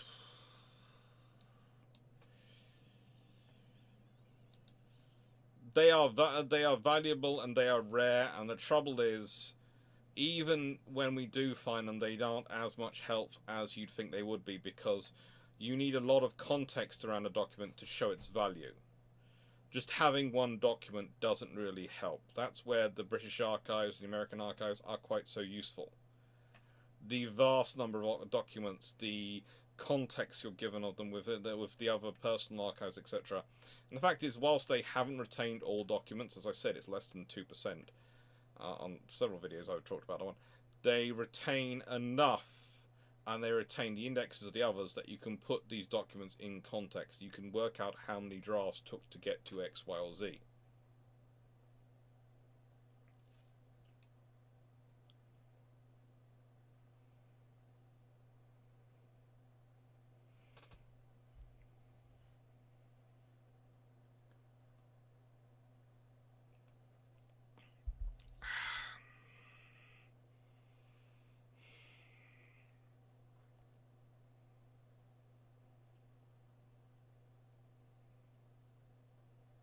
Yeah.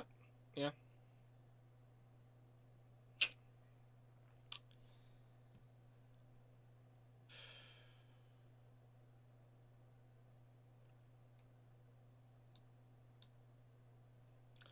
It's the Doolittle raid, and I cannot emphasize this more.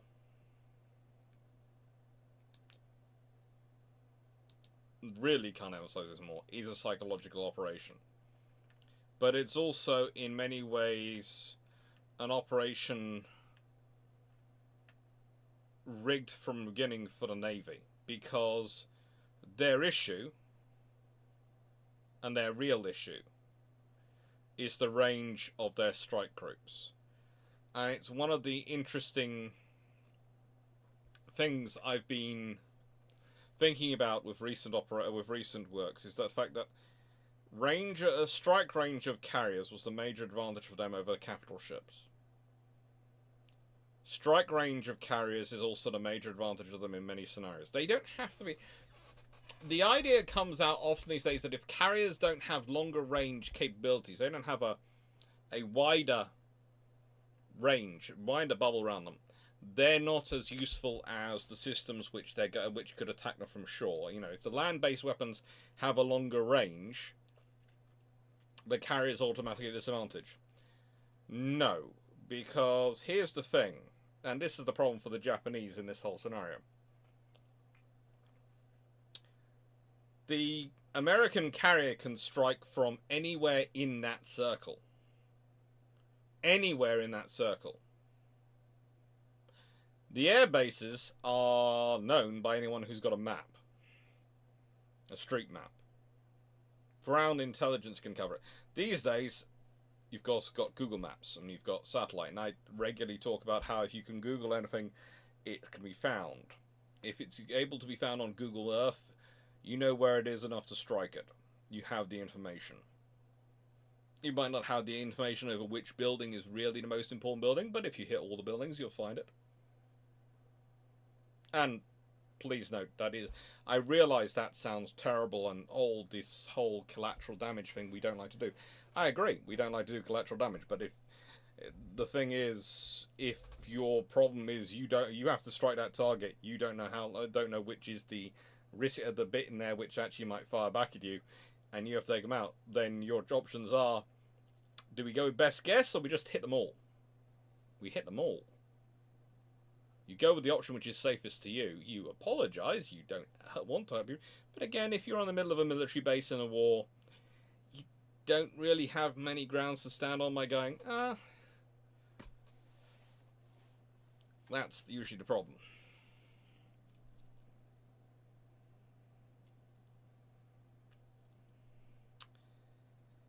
And this is the reality of the scenario. You have to find a carrier. You have to find a carrier battle group to hit it. They know where they're going to hit. That's their advantage. They can move.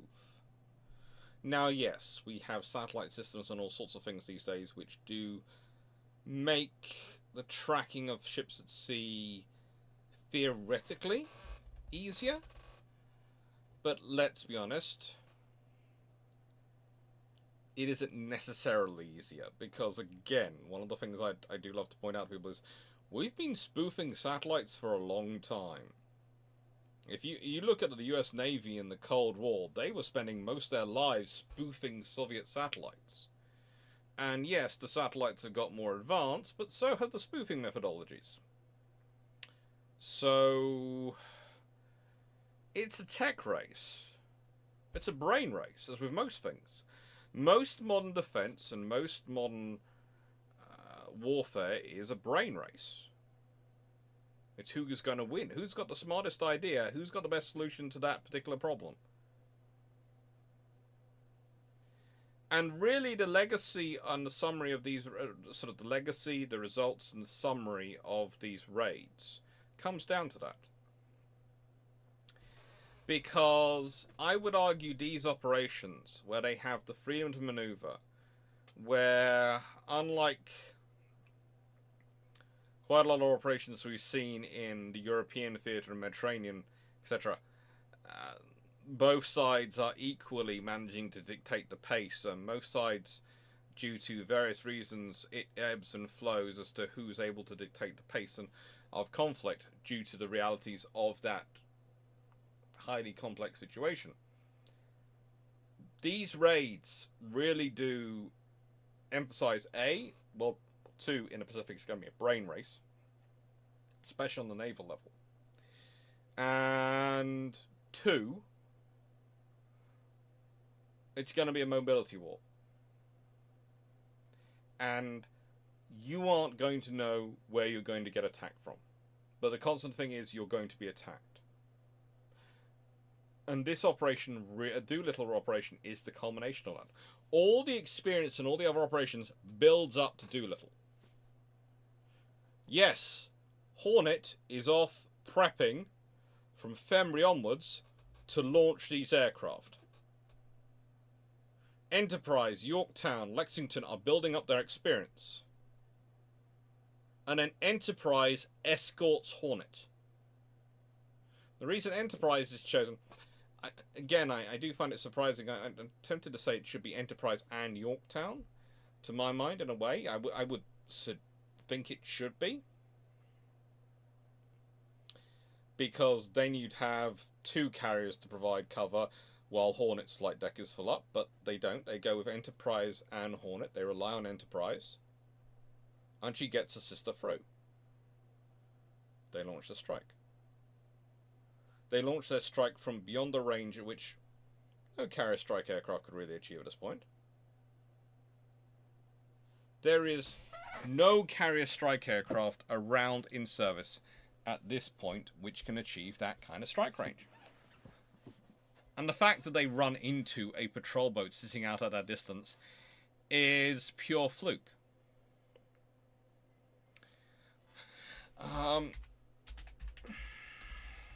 One of the interesting things and discussions I did have was about ASV radar. Because if we consider the British are deploying ASV radar already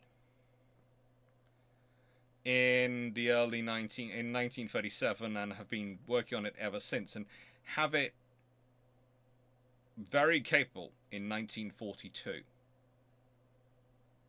You know, they are being used on a lot of aircraft in 1942, along with the ley light for attacking submarines. And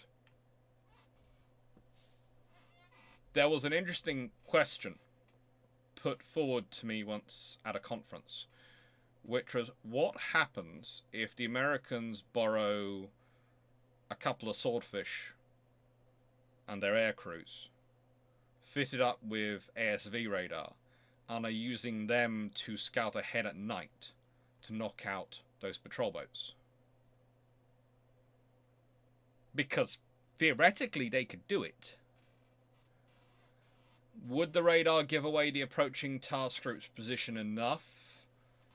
I don't think so, because unless you know to look for it, no one's really looking for it, and the Germans are still developing the sniffers to look for it in 1942, so they haven't got to that level, and the Japanese have not been at that level yet. They do have some very advanced electronic warfare units, but you have to know what you're looking for to be able to actually successfully find it. They might be able to spot it eventually, but I don't think they'd spot in this period. And that could, of course, get the carriers closer, which could have actually made the operation far more successful from the point of view of survivability of the B-25s. But my answer to that was, yes, that's a lovely idea if it worked, and you could have theoretically done that. But actually, by launching from the range they did and publicizing the range they launched from, that actually scared the Japanese more. Because if you think about it, what have you just done? You've just expanded the fact that the Japanese now have to monitor out to 1,000 miles. They have to keep a constant watch of out to 1,000 miles to have any chance of engaging you in enough time to stop you launching a strike on Tokyo. And that's their fear. They don't want you launching a strike on Tokyo. So the swordfish game does get you closer, but actually launching earlier, launching when they did, is more impressive and more scary for the Japanese because it increases that area of search they have to do.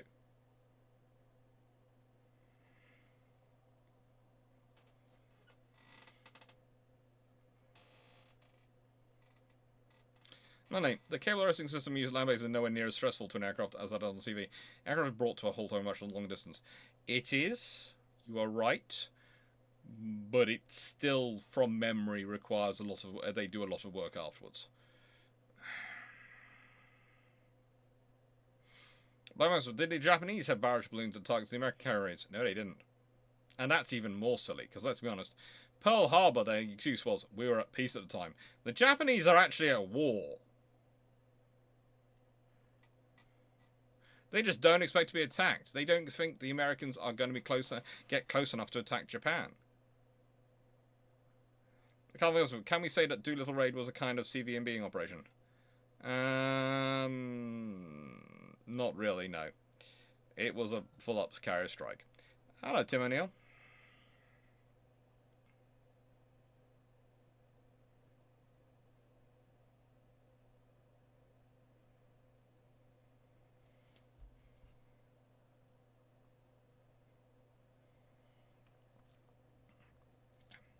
Christopher. Hello, Christopher. I agree that the raid was primarily intended as a psyop, primarily aimed at domestic audiences. I don't think we understood the Japanese culture mindset enough to understand how this would affect them. Now, there's an interesting thing. I think you are right and both right and wrong on that scenario. You are right that the vast majority of the Americans did not, and I would include Roosevelt in this scenario, did not understand the Japanese enough to understand this effect on them.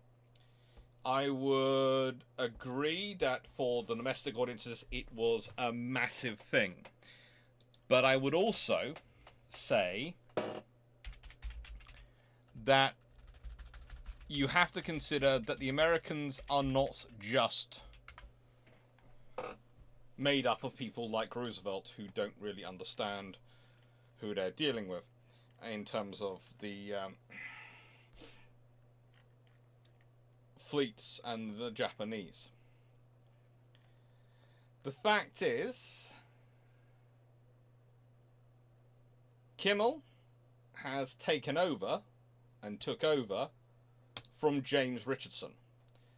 James Richardson, by this point, after Pearl Harbor, is involved in a lot of operations with the Chief of Naval Operations and Kimmel and King. And he is still being actively sought for advice. He was a senior member of the Special Joint Chiefs of Staff Committee that reorganized national defense, and he only resigns in 1940, or released from active duty in January 1947. He actually produces a book, again, it's one which is really worth a read, on the treadmill to Pearl Harbor. And the thing is, he is an expert in the Japanese. Richardson is an absolute massive expert. A almost over the top expert in the Japanese. And he does understand this. And he's one of the people talking to King about this. So my view is, whilst you are right in the case of quite a lot of the government, in the case of some of the people advising and involved in the structure and designing of this operation, and certainly in the selection of targets involved, there are people who are experts who do understand it. And it's like that in most cases, let's be honest.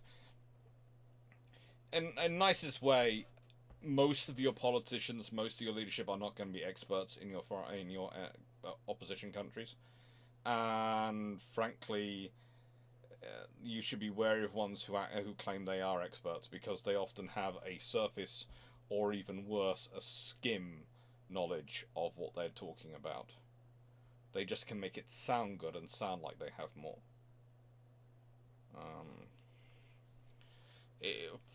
those who don't realise, in the UK, we're sort of warming up towards an election at the moment, and I know the same's going on in the States, and there's a few other countries in the world which are eking towards that time of their election cycle and their democratic cycle. And yeah, look forward to the foreign policy debates.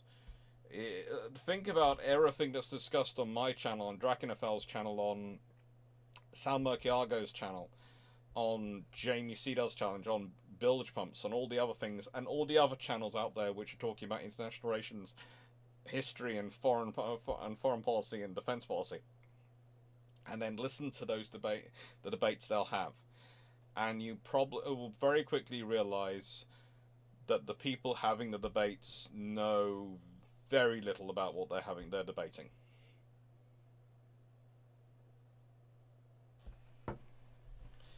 Christopher, interesting.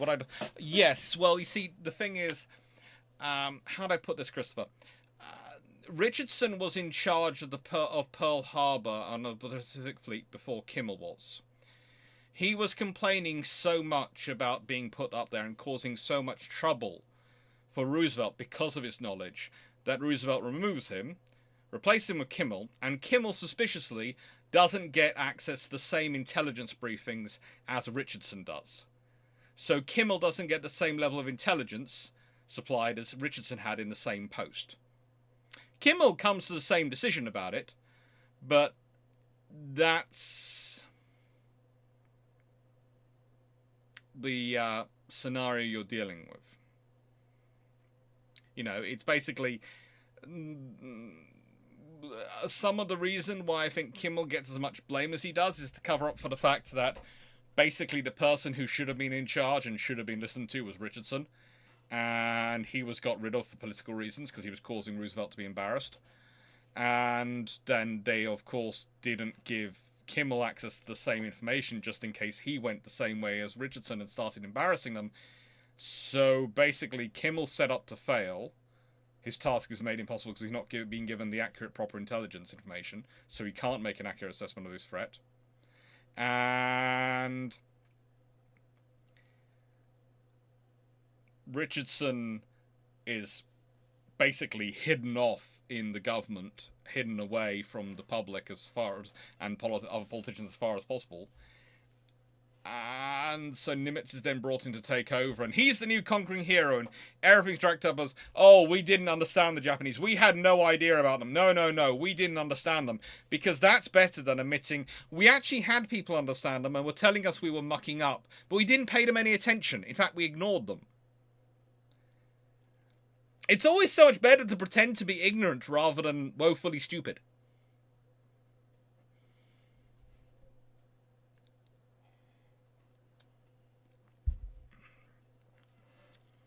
And before anyone thinks I'm just saying this about the Americans, wait until you hear me talking about the British.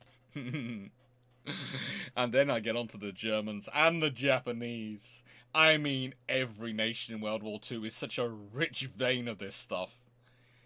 I mean, seriously, once you start looking into these things, you get very cynical about governments. Very, very cynical about governments. And you start to think, I know you're trying your best. I'm going to give you that benefit of the doubt. You're trying your best. But you honestly don't know what you're aiming for, do you? Or what you're doing. Hello, Considrazinus. Hello, Drakenred. And Tanif, hello.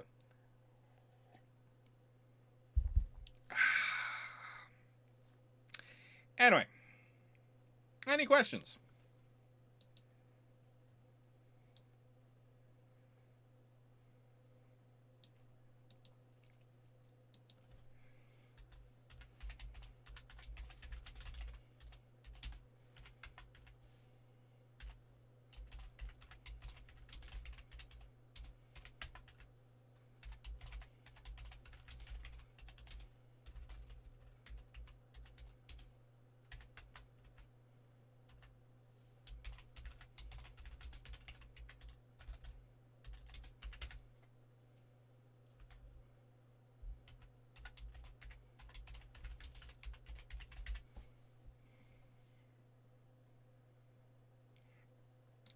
Senator, having spent time in the military, I was already highly cynical with regards to competence of politicians. Ah, yeah.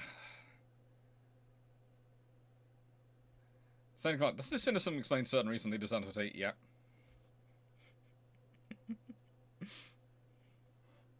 George Newman, if I remember correctly, Kimmel would end up being court-martialed 3 times over the events of 7th of December.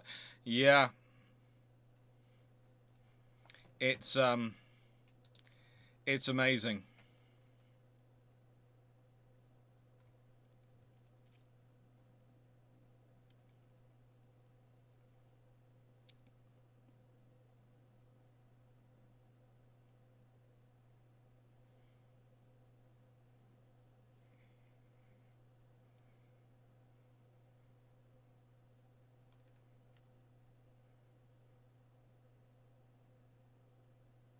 It's one of the interesting things that when they have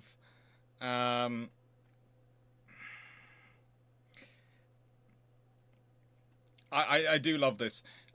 When Knox dies in 1944, his successor Forrestal orders a naval court of inquiry to investigate the facts surrounding the attack on Pearl Harbor. The court's findings revealed that the American cryptographers had broken the Japanese codes, and that the report was not made public until after the end of the war and had not been revealed to them. And upon reviewing the report, Forrestal felt the court being too lenient in assigning blame for disaster because they'd exonerated Kimmel, etc. And they had found that the Army and Navy had cooperated adequately in defense of Pearl Harbor in light of the information they had. And judged that Kimmel could have... Forrestal disapproved this and judged that Kimmel could have done more with the information he had to prevent and mitigate the attack. He concluded that both Kimmel and Stark had failed to demonstrate the superior judgment necessary for exercising command commensurate with their rank and their assigned duties. In other words, they didn't have the ability of, I don't know, an all-seeing God. Apparently they were supposed to know the future and what they hadn't been told. They were supposed what their own government was keeping from them in information. They were supposed to infer from the ether, and using that was supposed to prepare defenses. It's amazing. It's impossible.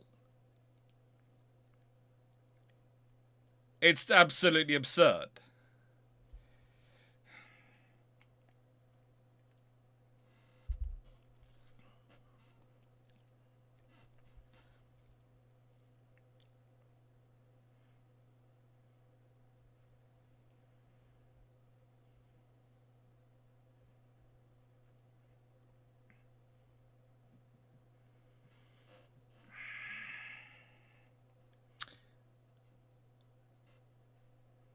Basically, the entire thing of Pearl Harbor is not. When people start to say Pearl Harbor's a conspiracy theory, they wanted it to happen. They let it happen. No, they didn't. They honestly didn't think it would happen, and they have to make the scapegoats they do to cover up for the fact that they mucked up massively because they couldn't conceive of the Japanese coming and attacking them. That's it. That's simple. And the people who were telling them they could come, they got rid of. They put a head off, and the people who were responsible for defending if they did come, they didn't give them the information to warn them what might be happening. And then they blame them. And yeah, I don't. In the nicest way, public inquiries. I just keep away from those. There's no point paying much attention to them.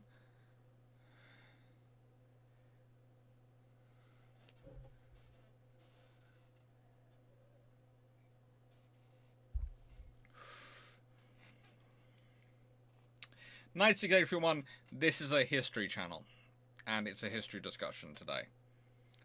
If it was brew ships, I might well be answering about your discussion points on that, but I'm not today.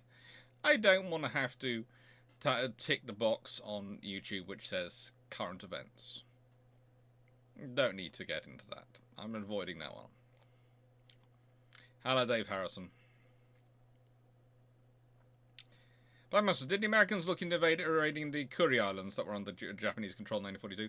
They looked into all sorts of operations and raiding on them. Honestly, you know, they go for Wake Marcus, Gilbert Islands, Marshall Islands, Rabaul. I think they would have probably gone for the Kuris if they could have worked out how to fit that in. But there is these things called the Battle of Coral Sea and then Midway, which sort of interfere with them continuing their raiding operations.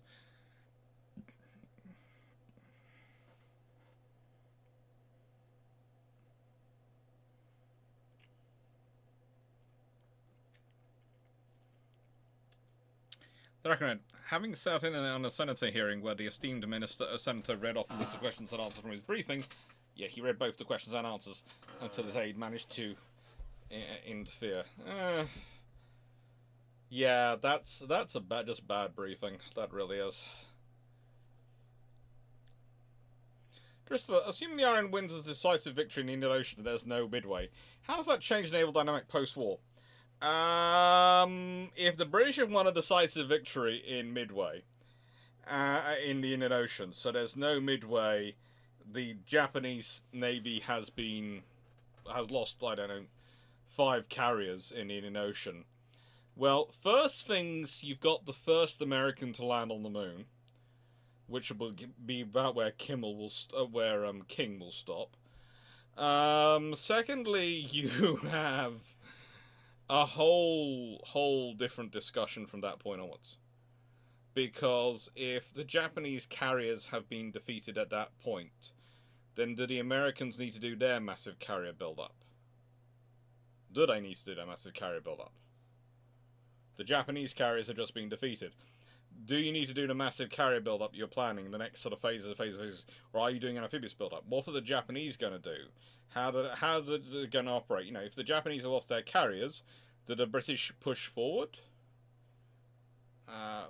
Containing Japan becomes a lot easier. Maybe the Americans continue their build-up. Who knows? It's going to be a whole thing. It's going to change everything so much that it changes the whole outcome. Sorry, it changes the whole path of the war. Sorry, I am.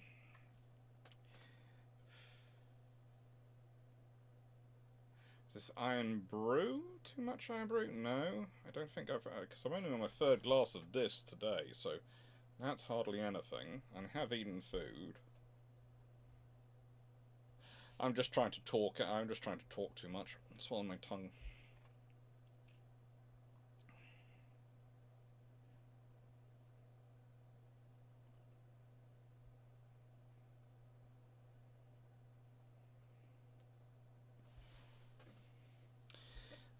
The problem, of course, being that the Americans drink coffee and not tea, so it can take magical reading from the leaves, or perhaps they can't take magical reading from the leaves, or perhaps they haven't been trained in crystal ball. Who knows? Yeah, it's fun.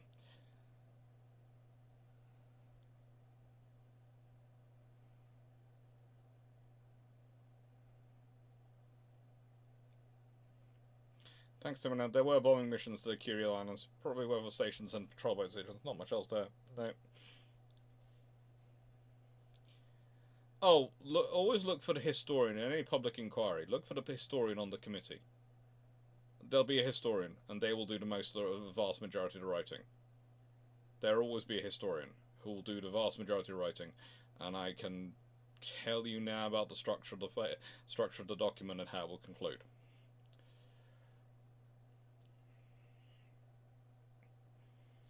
Oh, Dave Harrison, the way you think it's just back to the 40s. Goodness gracious me.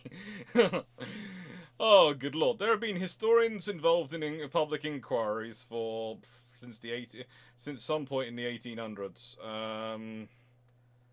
Hang on, I'm fairly sure there was one involved in the Napoleonic Wars discussions and writes-up. So yeah, probably early 1800s. That's the trick. You use a historian or someone who has familiarity in assembling evidence and marshalling information in a apparently unbiased way, so which is why you tend to not use legal minds for it, or rather legal style for it. There will sometimes be used legal style, but legally written ones tend to be far too easy to permeate because it is a, how do I put this, a standardized structure, whereas a historically written one can be any thematical structure which the author picks, which can make it far easier to hide what you want to hide in plain sight and make highly visible what you want to make highly visible, preferably in a way that hides what you want to hide.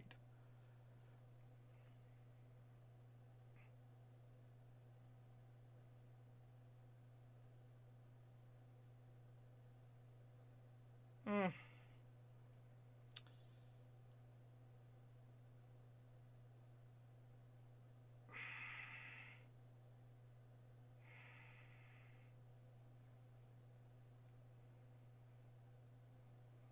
I see the Essex class coming along. Yes, well, I see the Essex class coming along. What I meant was the swarm.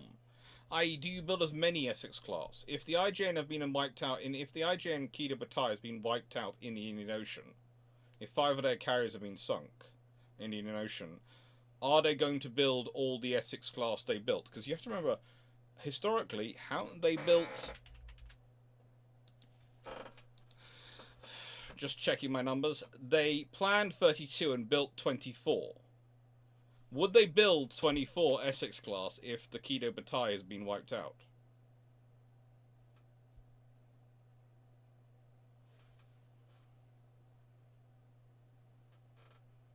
No. Do they do that, or do they do something else?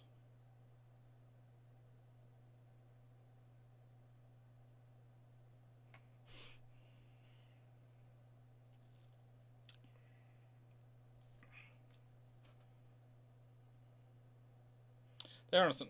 The British doctrine given consideration question was, but the video is gone. How can I answer?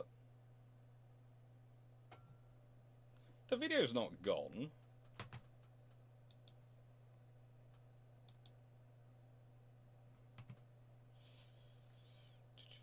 No, it's still up. It's still public. It's still getting views, as far as I can see.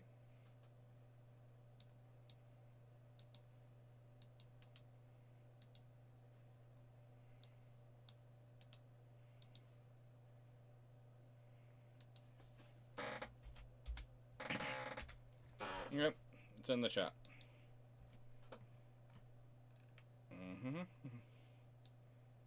It's had 1,115 views.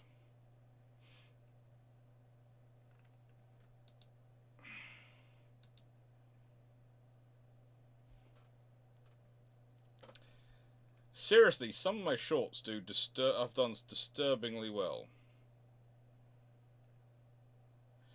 I never know why some Jack Speak do well and some don't. No idea.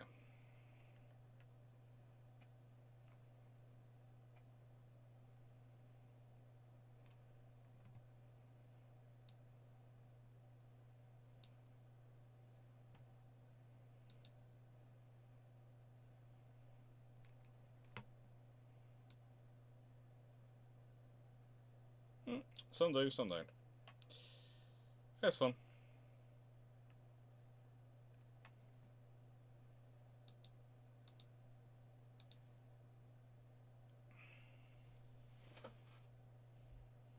Take care, Taff.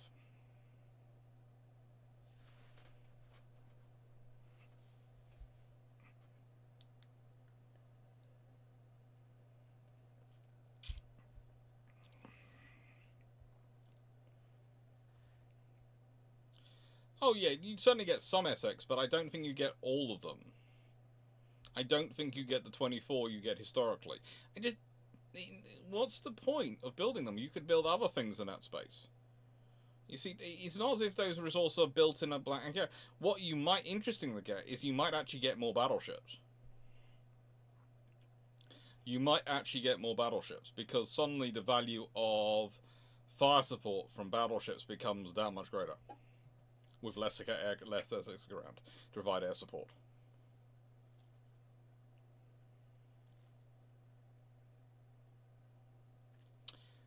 Knight 6831. You're keeping on with this one. A, you're presuming I didn't know before that. B, you're presuming on my sources for how I would know these things. And C, again, it's not the topic of the discussion. That's why I'm not talking about it today. That's current events. This is naval history. That I will occasionally do. Current events I talk about occasionally in brew ships when there's a pertinent question coming up and people are really keen on answering it, or in bilge pumps. I avoid it for the sake of YouTube's algorithm and me having to deal with the pain in the neck that is sometimes their advertising requirements.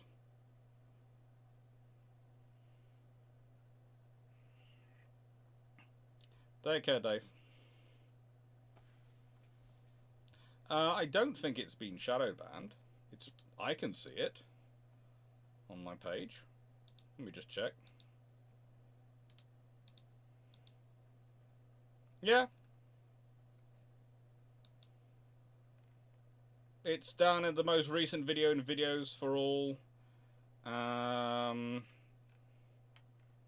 Which is done in order. I have to say, in the 4U videos, it's the Douglas TBD Devastator is up ahead of it. And the live is there. But again, if I go to the video section, it's at the top of the video section on the page. I'm quite happy to... I will... I'm not sure if anyone else wants to check and see if I'm right, but...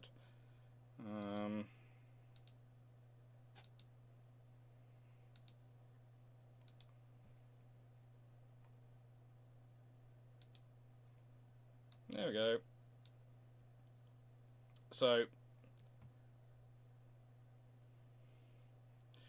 on the home, it comes up about here. That's what's live now. That's also up there live now. And there's a 4U section. Members of the channel, that's always a fun one. Shorts, latest of those to come up. Past live streams. Some friends of the channel. Life, Love and Libraries. My old friend from Kingston University.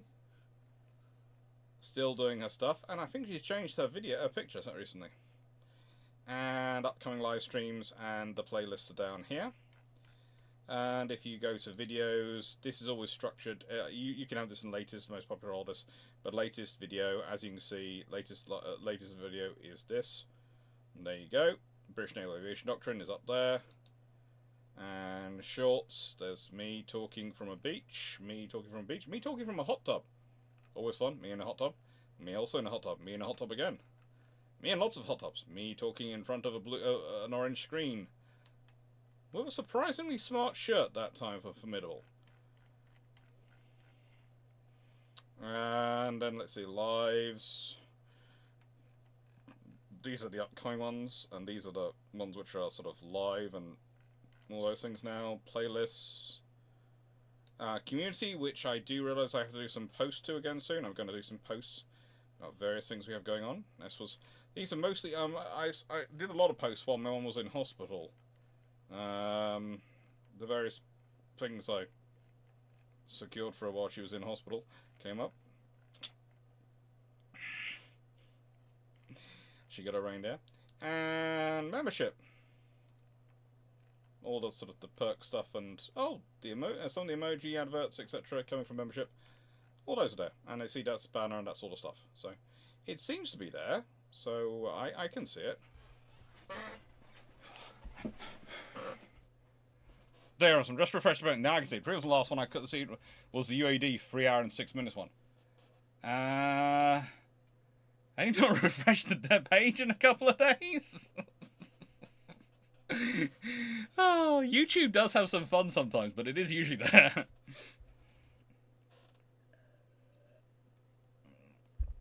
I will go what I'm going to do is actually I'm going to go onto Discord for a bit and I'm going to answer questions there for a bit and then I will go to head off to Snooze Land.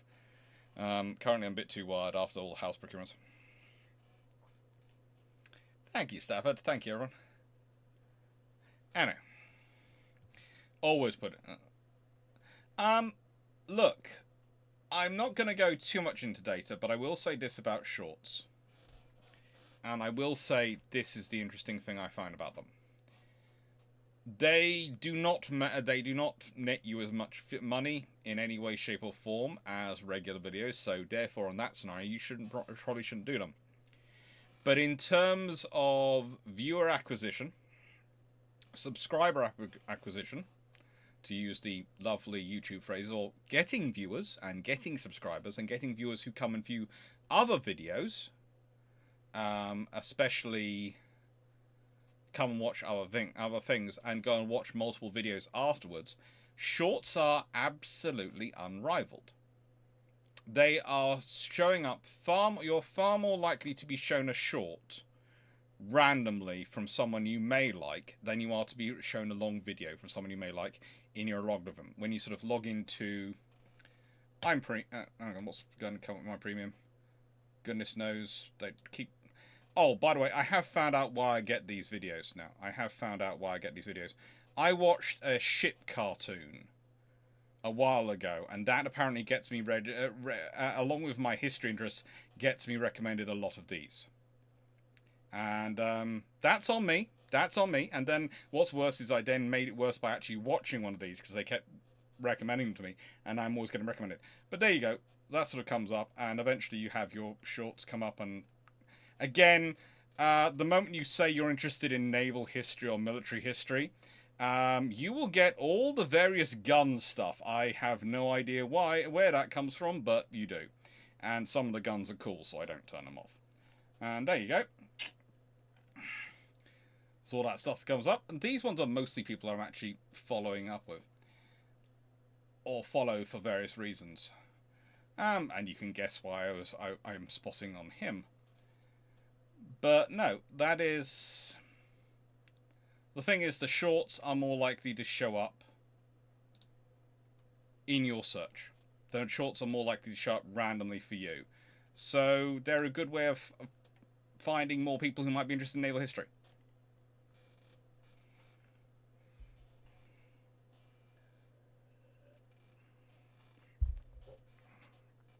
And you mentioned your love for Porco Rosso. Yes. There are many reasons why YouTube likes to show me cartoons. Okay, I have admitted it. I'm happy with it. But the trouble is, that most of the cartoons they show, it's like,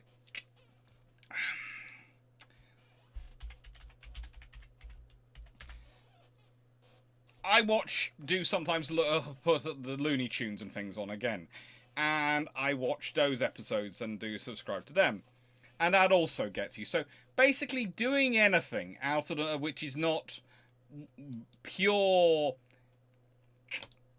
history gets me assigned all sorts of cartoon videos. And I just take it in the logarithm. It's fine. Right.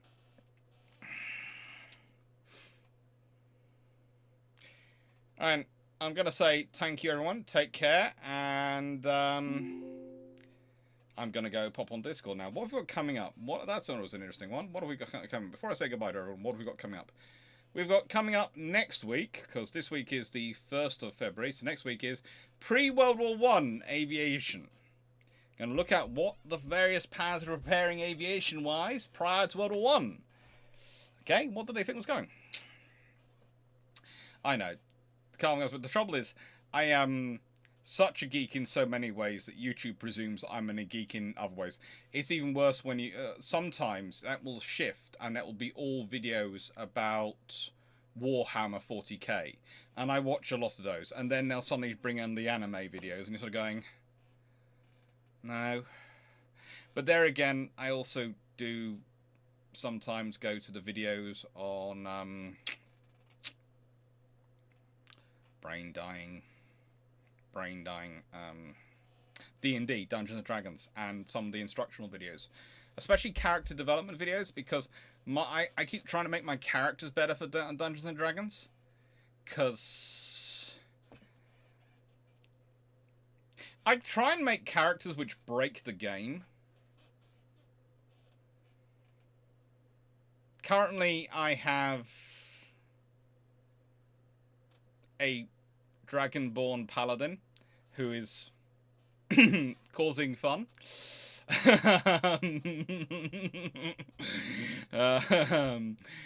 Who has a background in being a rogue with espionage skills. It's just fun, but we'll leave that to one side. So yeah, next week it's pre-World War I naval aviation. Thank you very much for watching. Thank you, Runon. Thank you, Cosmos. Thank you, Stafford. Thank you, Team Locker. Can you Carl goes back? Thank you, Melanie. Thank you, Steve Clarke, Int Morrisons, John Shea, David Goulding, HMS Verdun, Blackburn Maximus, DG40, Albert Zaski, Just Fonk, and The Brock. Team Locker, thank you. Night 6 everyone, thank you. Dave Harrison, thank you. Brackenred, thank you. And Chris Shea, thank you. Thank you, everyone who's been watching this evening. Tanif Velika, everyone who's been on. Hope you enjoyed. Hope you found it fun. And I'll see you soon on Sunday. If you want to watch another live, I'll be on Sunday morning probably with a Twitch stream. I might be on Friday evening with Twitch stream. It's looking like I might actually get myself organised enough to be able to do that. I've got a video coming out tomorrow evening, which I think is a key ships video, because it was key aircraft video, but I've got it written up, I just haven't recorded it yet. It's going to be up, well, when I say I haven't recorded it yet. I recorded a version before I went off on Sunday. I recorded a version before I left Monday, sort of Sunday night before I left. I got up on Monday to go hunting, and for properties. And I don't like it, so I'm going to re-record again. Thank you, VM Williams. Thank you, everyone, Paul Amos. And yeah, so that'll be up tomorrow evening. And then the Long Patrol version of this will be up on Saturday. Take care, everyone. Thank you, and hope to see you all soon. Off to Discord. Give me about 5 minutes for a comfort break.